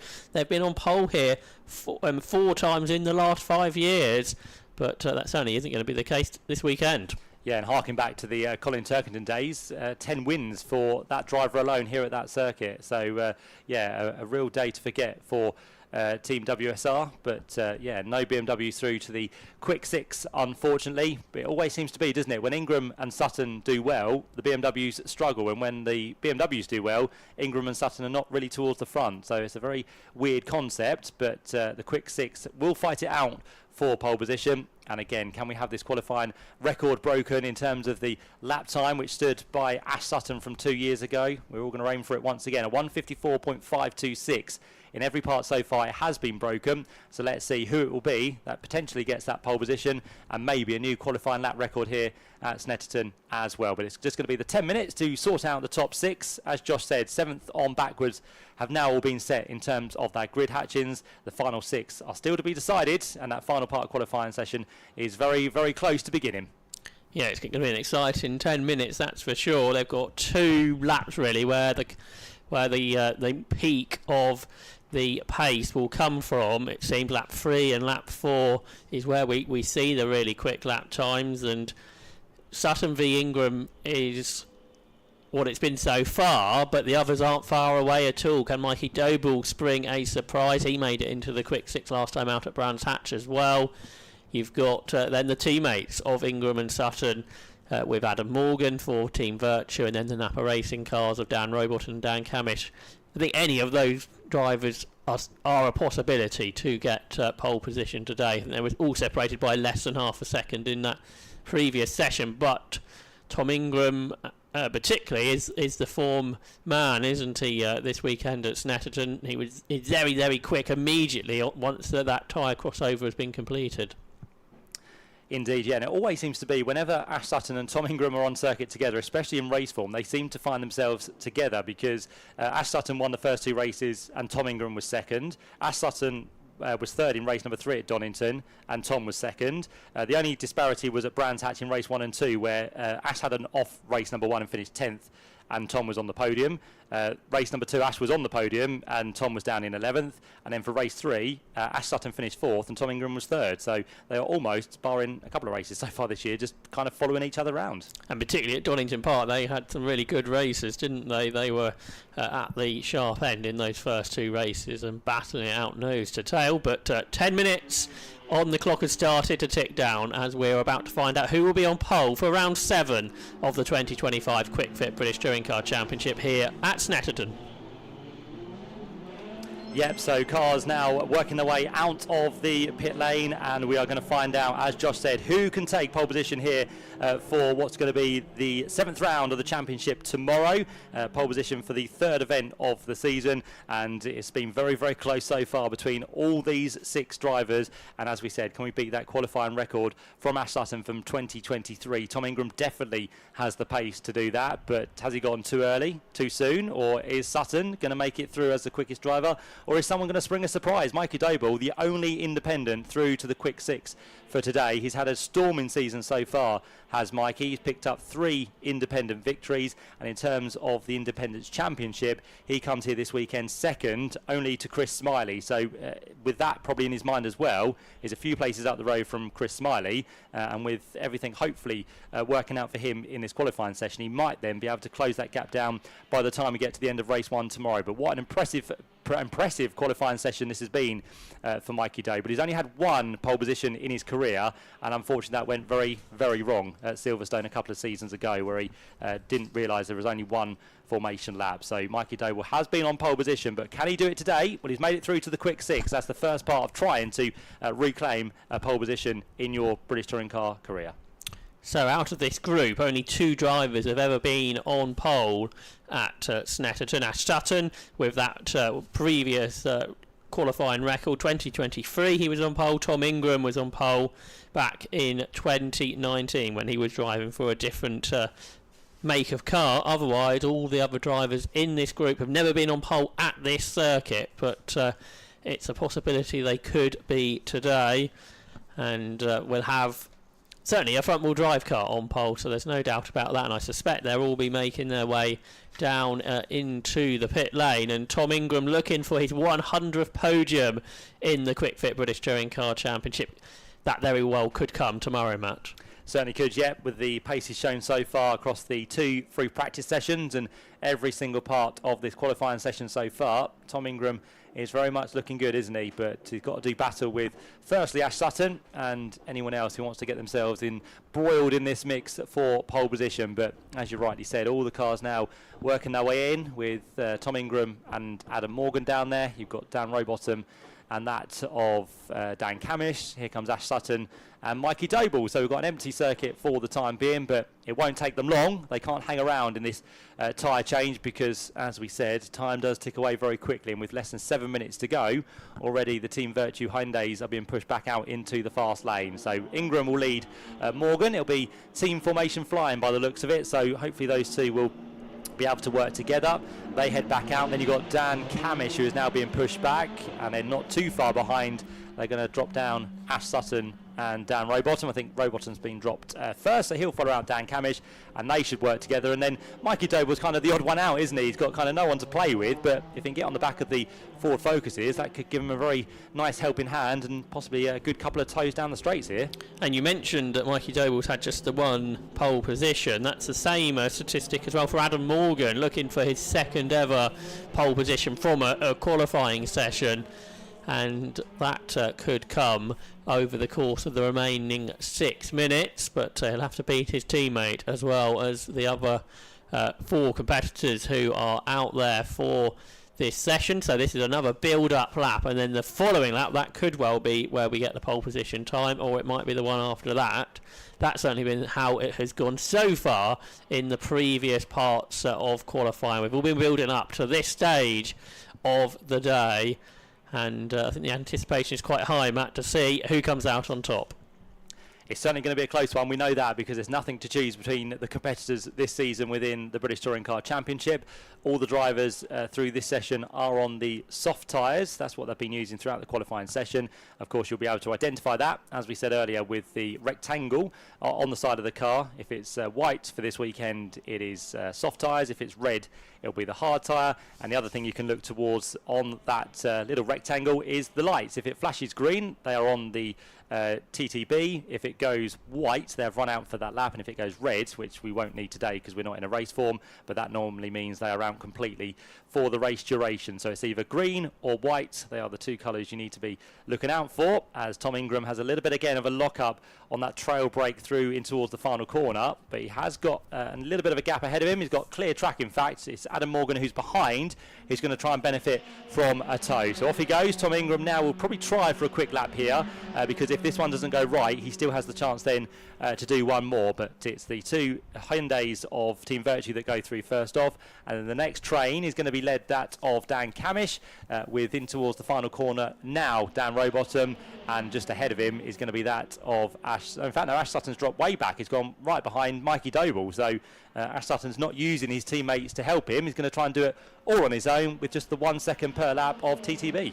Yeah, presumably that's all okay after the earlier drama. It sort of puts that question mark in your mind, doesn't it? But different strategy being utilised by the multiple champion Ash Sutton, but he's certainly pushing on now as he accelerates up across the line to start his first flying lap of the session. In sector 1, a 35.7 from Tom Ingram. That's a very good first sector, 0.2 of a second quicker than his teammate Adam Morgan, but not as quick as Dan Camish, who's flying 35.5, 0.2 quicker than Tom Ingram for Dan Camish. Wow, that is incredible, isn't it, from Camish? So he's gone through sector 1. We still wait for Robo and also Sutton. Robo does a 35.9. Sutton's right on the limit at the minute as he works his way through Palmer. Out of here, we'll get the split for the first sector for Sutton, and it's going to be, as he heads down towards Agostini, a 36.1. So he is, in fact, the slowest of all of them, isn't he, through that first sector? So Camish the quickest, Sutton the slowest, and then you've got all the others in between on the 35.9 or a 35.7 as it stands.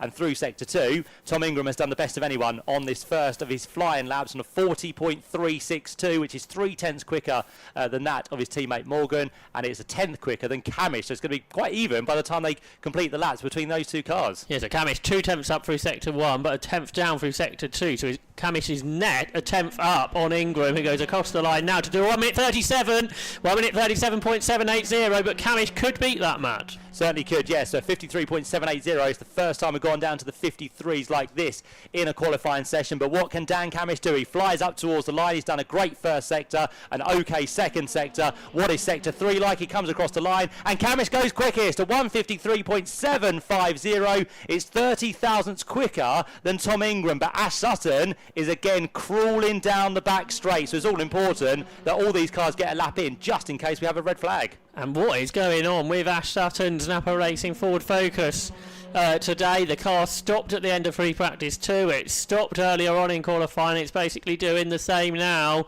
So it's real drama then for Ash Sutton as his teammate's done that absolutely flying lap. The fastest we've ever seen a BTC car around this circuit, but only 300ths quicker than Tom Ingram, and we are going to get that red flag situation. Certainly are. He's just millimetres away or metres away from the escape road down there at the end of the Bentley Straight, but he's not able to fire it back into live. So that is not good news for the car of Ash Sutton. That'll be him out of qualifying. But we might actually still get some running in this, because what normally happens is we go out to 5 minutes, if I remember rightly. So we should get an extended... You do remember correctly. Oh, thank you. Yeah. So yeah, we should get an extended time here for cars to complete more laps. But yeah, what a day for Ash Sutton. As you said, 3 times today that has happened. They were going to try and hopefully make it through for the 3rd time and try and have a look at the problem after this qualifying session. But Ash Sutton, I suppose the only relief he's got from this, he's made it through to the quick 6. Yeah. So at worst, he's going to be starting now 6th on the grid. Yeah, that's right. If this happened in the first part of qualifying, he would have been starting outside the top 20. So when you look at it that way, it's a good news story, isn't it? But they need to sort the problem out. That is... without doubt, the team will be very aware of that, but it could be a long evening for Napa Racing to firstly diagnose what is causing this on the car, and then to make sure it doesn't happen in any of the 3 races tomorrow. The other drama, Matt, was Adam Morgan's lap time got deleted for track limits, so he also hasn't got a lap time in. So it's Camish, Ingram, Rowbottom and Doble, the 4 did. But at 1 minute 53, you said you wondered if it would come, and it did, and it's a quarter of a second under a 54, 153.750. Very impressive from Dan Camish as he's looking for his first pole position of the season. Yeah, and you mentioned as well, Josh, there was a kind of advantage of a 10th of a second as we compared Sector 1 and Sector 2 between the 2 drivers. In the end, that came down to just 0.03 of a second between the 2 of them. So, again, it was slightly better for Ingram through the 3rd sector, but Camish had done enough in that sector. He went quickest to make sure that he held on to it as he crossed the line to complete his, so far, only kind of qualifying lap of this session due to the red flag. was a 54.5, wasn't it, the previous qualifying lap record for Ash Sutton here at Snetterton on the 300 circuit. We did say that these lap records over the course of this year were going to be absolutely smashed, and it continues to be the case, doesn't it? Goodness me. Yeah, an incredible time there. So not just a few tenths of a second, it's 8 tenths of a second that Dan Camish has gone quicker than the previous best that we've had from Ash Sutton. It's a little bit of disbelief for Ash, who did hold that record. He is out of this qualifying session, and we're going to get the flatbed into operation to lift that car out of harm's way. It shouldn't take too long. They've just got to get the screws into the top of the car, lift it up, and obviously it can't be towed, so it's going to have to be a lift job for that of Ash Sutton. So it now means, Josh, that we have this red flag. We are going to reset the clock to 5 minutes, so we're not done and dusted just yet. There still could be some retaliation, not just from Tom Ingram, but the likes of Dan Rowbottom, Mikey Dable, or even Adam Morgan. That's right, but there's probably not going to be the opportunity to do the tyre crossover, is there? So if you are going to be able to go quicker than that, you're going to have to do it sort of the old-fashioned way, without having being able to come into the pit lane. But it's such a fast lap that Camish did. Is there really an opportunity you have to question for anyone to go quicker? Because that is a mighty effort. It's not just 8 tenths quicker than what we saw a couple of seasons ago, but it's also significantly faster than the first 2 sessions, particularly from Dan Camish, because he wasn't at the top, was he, of either of the first 2 parts of qualifying, but he got that lap absolutely right.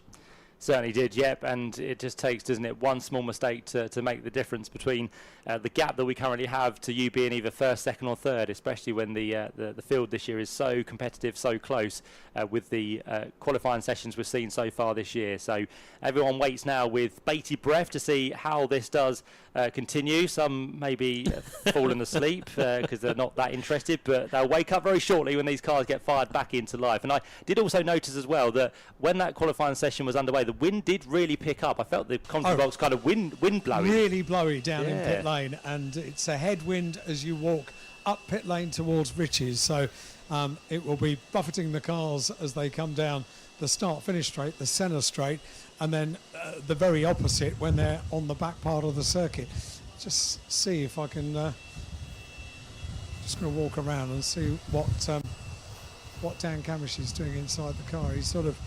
So he's in his situation where he's, I think, visualising, so almost with his head leaning on the side of the seat of the headrest. So I'm not going to interrupt him at this stage. See if anyone else is possibly going to be able to have a chat to me before they go back out. The door is closed on Robo's car. Oh dear. That's not very nice, is it? Walk past Robo's car and get a squealing microphone. There's quite a loud speaker down there in pit lane, so I will walk at the back of the garages. It's always easier to do that because the speakers don't interrupt, but I'm not sure I'm going to get too much of an opportunity to speak to anybody. Sounded like we had a Dalek in the house there, didn't we, briefly? But it did. It did. Doctor Who returns. It scared me. So Alan's searching for drivers, but they're in that zone, as you said. They're waiting for this session to resume, which is not too far away because Sutton's car is now almost clear on the back of the flatbed. I'm just going to have a quick word with Aidan Moffat because he's been patiently waiting at the mouth of the garage. Thoughts on today, Aidan? I think pretty happy with where we are actually, which sounds a bit silly being in 14th, but you know, looking at from our side from a driving perspective, I maybe lost a couple of attempts on our best lap, but I don't really think we could have asked for much more. You know, Charles was, if we put everything together, all we would have really done is maybe been in his position. With him getting through in 6th, none of the cars had the pace to do what the time some of these guys are doing, which are exceptional, aren't they? Yeah, it's a bit worrying.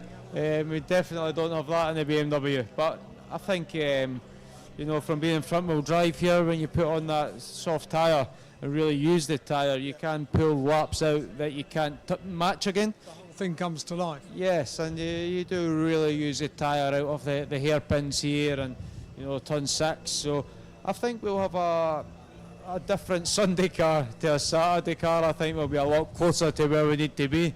Today, I don't think we're even in the same race, but tomorrow I think we'll be in a good spot. Can I ask you, Aidan, about this wind, because it's really gusty down here? How much does that affect the car on the circuit? You could say it's worth a second a lap. I'll need to be worth them in 2 seconds a lap to keep us happy. It's one of them. When you're in a right consistent flow, I think then you feel it a bit more because it changes some of your braking points and the way the car turns in. But a day like today, where you're going from wet to greasy to dry to old tyre straight into a new, you don't even know where you are to notice the difference. I totally get that. Final question. I've seen you in conversation with Colin.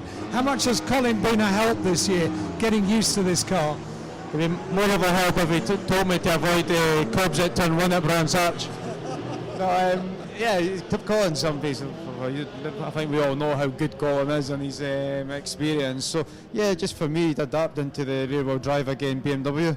I thought it would be a lot more like the Infiniti, and it's a very different style. That Infiniti was a bit unique, it turns out. So, that was the only rear-wheel drive I've ever done. So, it's having Colin there just to give advice and even set up stuff, knowing what works, because we're having to find the feet again a little bit with the car after the hybrid coming out, and just the way the weight distribution shift has affected this car.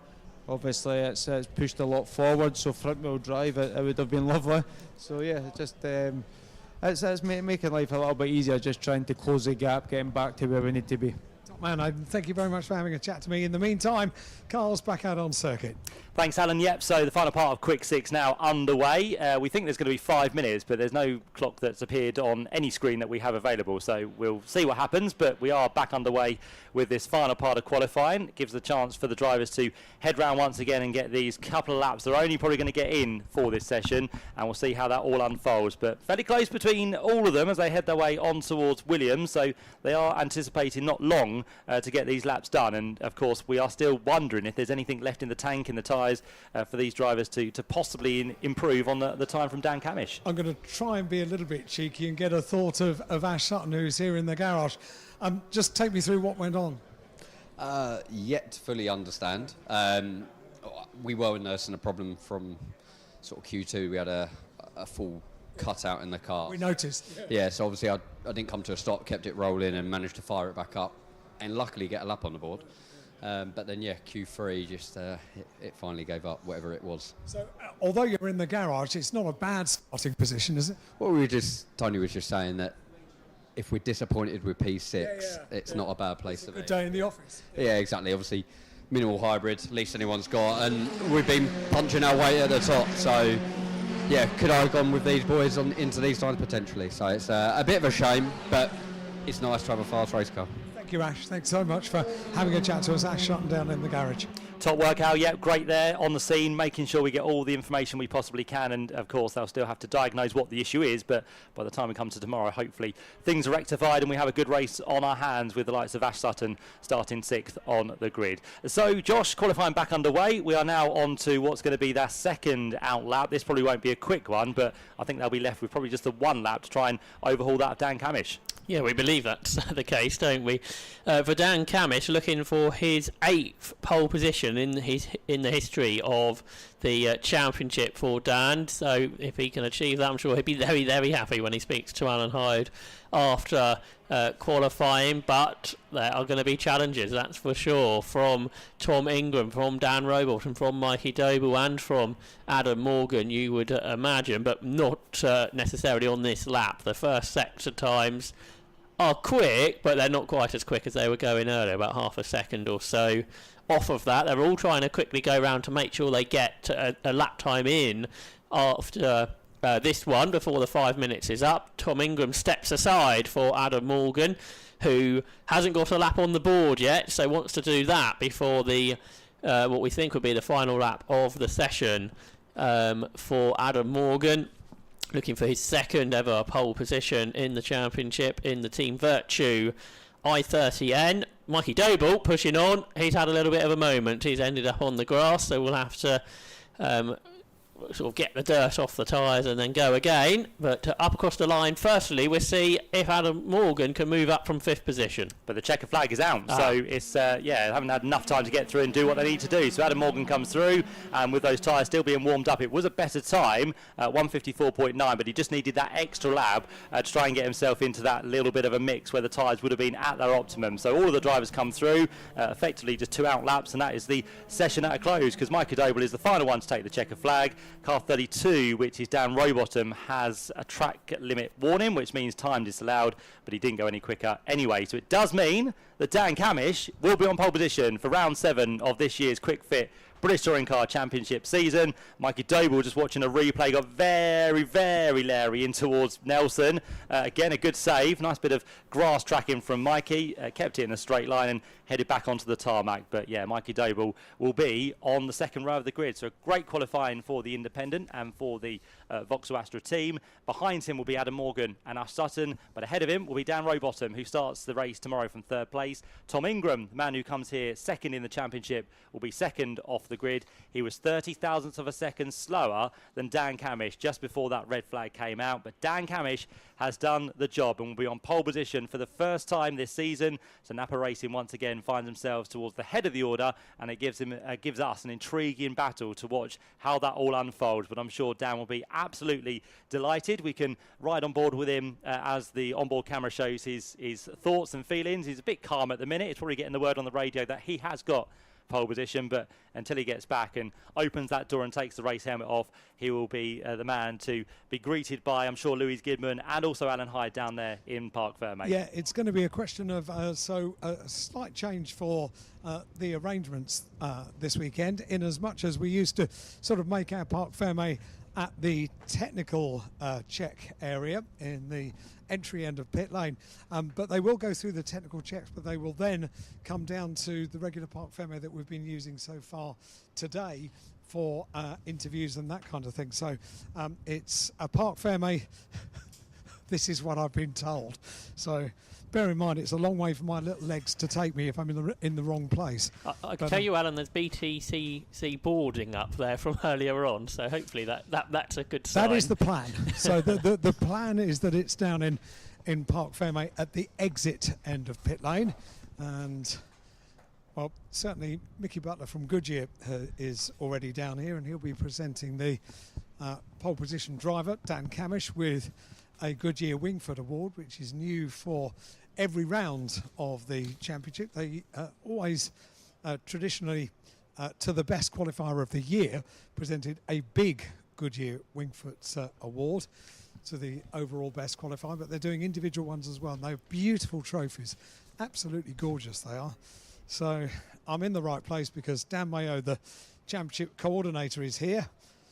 Mickey Butler is here. Everyone else is here.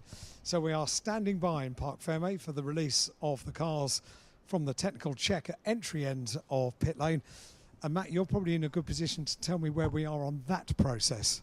So the first one in is Adam Morgan by the looks of it. So he's the first man to be weighed. Then you've got behind that, I think Dan Camish is going to be one of the last, to be fair. So he'll be with you just after Tom Ingram. But I'm quite surprised you made it down there so quick, Al, with that headwind today. You got a little bit of a ride on there, didn't you? Well, yes, my little legs are refreshed, and they could have carried me even quicker if I'd have been on the back straight. So yeah, when you make the trip back to the car, you'll have a bit of a helping hand with that'll be a whizzy journey. Don't you worry about that. I'll be very quick down the Bentley straight, no doubt about that. But we've got Charles Rainford's car, which is already down here in Parc Ferme area, because technical checks happen to all of the cars. The rest of the cars all lined up and standing by. The ITV crew are down here as well. I don't know why I'm saying I'm in the right place. I've told all these people this was where to come. So you've got a car. I might be the most unpopular person in the pit lane, but I fancy I'm not, because Adam Morgan comes into view now and brings his car to a stop, qualifies 5th on the grid. He's been qualifying well this year, hasn't he? Absolutely no doubt about that. He's clearly very happy about the car switch, the team switch for 2025, and as the car goes through its turning off program, engine map. He is about to climb out of the car. I can't see Louise Goodman down here, so I might be able to be cheeky and get the first word with Adam when he climbs out of the car. The door is open. He's going to be joined by Dan Rowbottom, who qualifies in 3rd place. He's going to be delighted with that. I'm absolutely sure about that. So Robo brings his car to the stop. It's a rejuvenated Robo this year. Louise Goodman has just arrived in Parc Ferme as well. A cameraman's here. He's got 2 cameramen, and Robo switches off the engine on his car. His door is open. So let me dive in and get a few thoughts. No, I think Louise is waiting for Dan Cam so I can have a chat. Adam, well done. Qualifying has been going really well for you this year. I'm just loving, banging 4 new tyres on it and just pushing and pushing and pushing. And yeah, I feel settled. I feel comfortable. I feel rejuvenated. It looks. Yeah, I don't know what it is, but I just feel more comfortable in a front-wheel drive car, and it's showing in the results we've had so far. And yeah, Q3 for us was the goal. We achieved that, and yeah, what day one done. Now you've already been on the podium this year. You've set yourself up for a day that you could indeed add to that tally, or even better that. Yeah, podium's always nice. Don't get me wrong. We love to be on that on the rostrum and spray some champagne. You want to be back on the top step, don't you? But the boring answer, Alan, as you know, is 3 results, 3 points. Yeah. That's what we're after. It's still a long way to go. We're only at round 3, so getting the points, keep them ticking over is what we want to achieve. But if there's a chance for a podium, I will have a look. And it's nicer to go in with a car that you're comfy in and that you really enjoy driving. I can see just by talking to you that you're enjoying it. I am. I really am. And I just feel very settled within the team and comfortable with my environment, the car. Bit of a learning curve this morning that was my first time in the wet in about 4.5 years. So that was a steep learning curve, but we've got some work to do there. But yeah, no, I'm happy. Top man. Thank you, Adam. Let me have a chat to Dan Camish, who has just arrived in Parc Ferme. He climbs out of the car. The eyes are smiling, pats the roof of the car. Jacob Ebury, our official photographer, is there to capture the moment. He's got the pole liveried bottle of water. A couple of moments of reflection as he just bows his head over the roof of the car. He's a tall lad, is Dan Cam, and Louise Goodman is currently having a chat to Tingram. Goes over to his team that come over to the fence, does Dan Camish, and gets a hug from the team and is in the process of getting himself ready for his television interview. Who's he going over to see? To congratulate the rest of the team, and no doubt in due course that's Pete from his team, and Robo gives him a pat on the back just as it starts to spit with rain here at Snetterton, and a pat between the 2 of them. Hey Robo, that's a good job. Yeah, it was a good job. We were pleased with that, I think. Not quite where the car can be, clearly, but yeah, we've came in with a really different philosophy with the car. It's taken a bit of getting used to, and yeah, we'll put it on P3. But the season as a whole, okay, we're at the 3rd meeting of the year. Everything for you feels different from me watching on the outside. Yeah, I think so. I mean, Brands was a little bit of a blip. We didn't have a great weekend, but we pulled back what we could. Yeah, it's a different year for me. Different reason for being here, and just trying to enjoy it. Can I ask a personal question? Do you think getting the operation that you had over the winter out of the way, does that have an effect? I'd like to say I didn't think it did, but maybe it did. It's always in the back of your mind, Yeah, for sure. So maybe it did, and ultimately it's something else I don't have to worry about now. Maybe I can focus on this a bit more. So you can focus on the racing. You've got a car that you're enjoying. Yeah, car's great. Team has done a great job. The lads have had a big job in the weeks. 2 weeks into Brands, a lot of changes. So they've done us really proud today. Well done, Robo. Thanks for talking to us. Let me carry on. So Tingram is still talking to Louise Goodman. Lou's finished with Tingram. I don't know. It's from one interview to another as Tom gives his helmet to Sandra, the assistant team manager. And I tell you what, the pace the pace, the lap times that are coming in are something special. You know why we were all so fast? Go on. I'm absolutely bursting for a wee. It's not the first time you've said that. I want to try and be as quick as possible because I'm having, you know when you do the wee jiggle? Well, I know when you do. That jiggle, when you sort of rock your legs back and forth. I can't do that anymore. I was doing the wee jiggle on the way in. And I'm just holding you up now. Yeah. I mean, I could say that you're not holding me up. But that would be a lie. But I would be lying. But the car is fantastic. You're pacing it fantastic. Yep. Bye. It really is. Yeah, really pleased with it. Really pleased with it, Alan. It's great. It's a great car. And you love talking to me. Yeah, love it. Bye. How many times has he done that to me? It's true. You know, it is spitting with rain. We haven't mentioned Mikey Doval. Hey, Mikey, you are a qualifying expert and you are getting such good results in qualifying out of this car. Yeah, it's a shame the points aren't really paid on Saturday, isn't it? But no, it's it's been really good. Our pace has been strong so far this year. Do you like qualifying? Is it something that you look forward to? Yeah, I enjoy it. I particularly enjoy this three-part format. I think it's really exciting, and it rewards people that are precise with their driving and not taking liberties because you can't afford it. Yeah. So. Yeah, no, I'm really enjoying it. So is it the part of qualifying that you can pick your lines, pick your ultimate lap without anybody else trying to get in the way? Yeah, I mean, obviously there's less cars out there for this type of qualifying, so that's good. But no, it's a real challenge to go out there and have only 2 laps to deliver a lap time when you've got brand new tyres on. You've got to perform, haven't you? Absolutely, yeah. So it's all on you. So, no, really enjoying it. Top man, Mikey. Thank you very much indeed. Where is Dan Camish? He's over there posing for the cameras by the side of the car. Robo goes over to offer his congratulations. And Dan Cam posing with, now the rain comes, says Dan. And he's absolutely right. This wasn't forecast, was it, this afternoon? One more photograph, maybe a couple more photographs, a bit of video, and I'll dive in and have a chat. He's got the Goodyear Wingfoot Award, and Jacob Ebery is just getting a photograph of Dan with the Wingfoot Award in his right hand and the index finger in the left hand.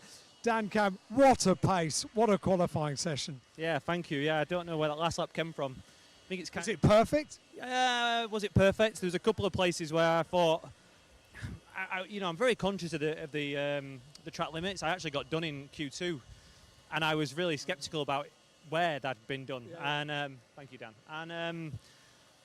And I was about to do it again in Q3, and I pulled the car back from the curb. But as I did, the rear wheel touched it, and it kind of spat it a bit sideways, and probably cost me a bit of momentum onto the long straight. So probably another 10th in it. But it was enough in the end. And yeah, in terms of bouncing back after last week, this one means a lot to myself because.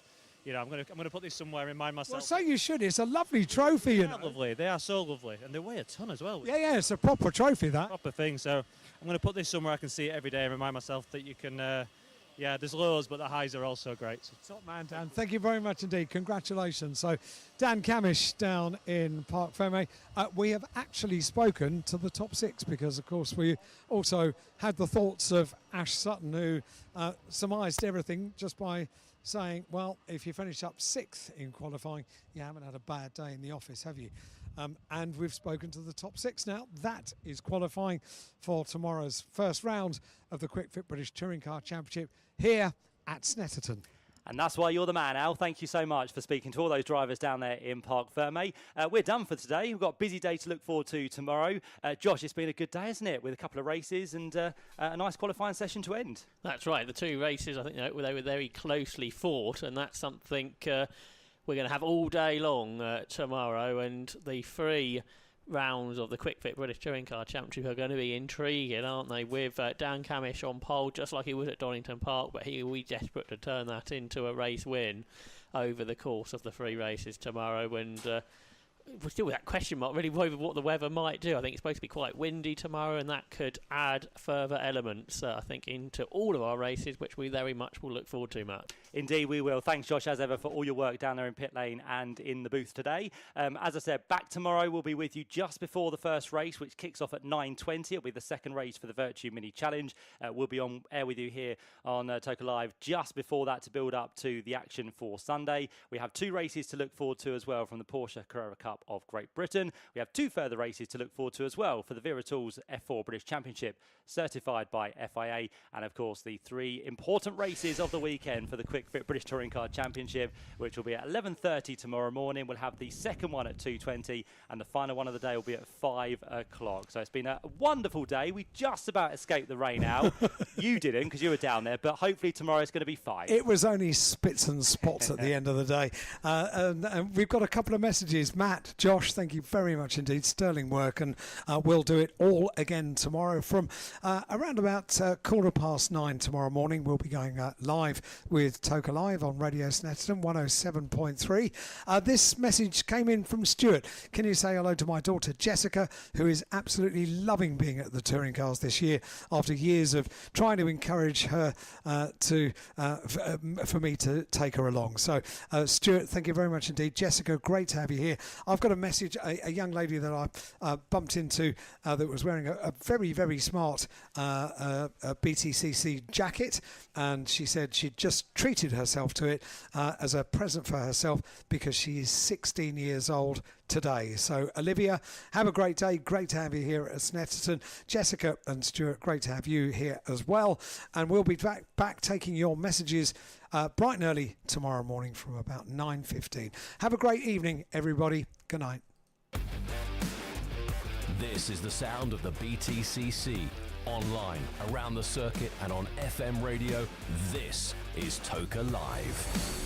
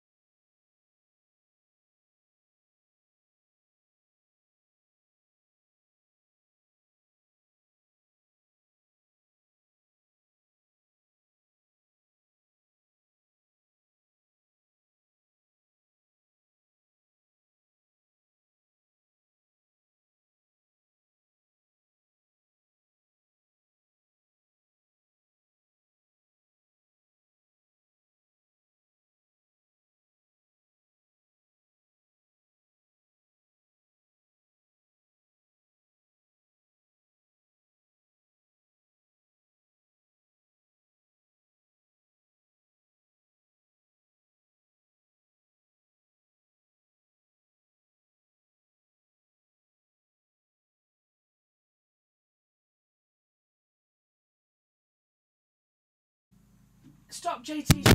I'll take over. Okay.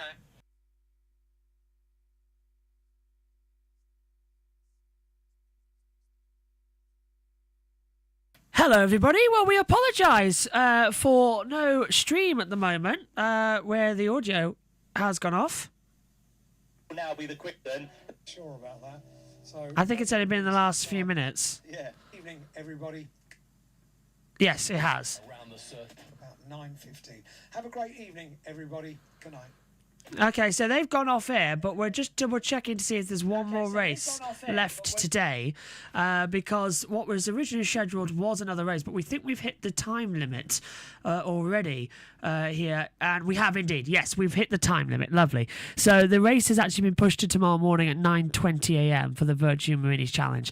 So that is actually the end of our coverage here for today. We just it's been off for 2 minutes while we were waiting to see exactly what was going to happen. So my thanks to everybody for joining us here. What a day we've had. We'll see you tomorrow for all the action from Snetterton. Bye-bye.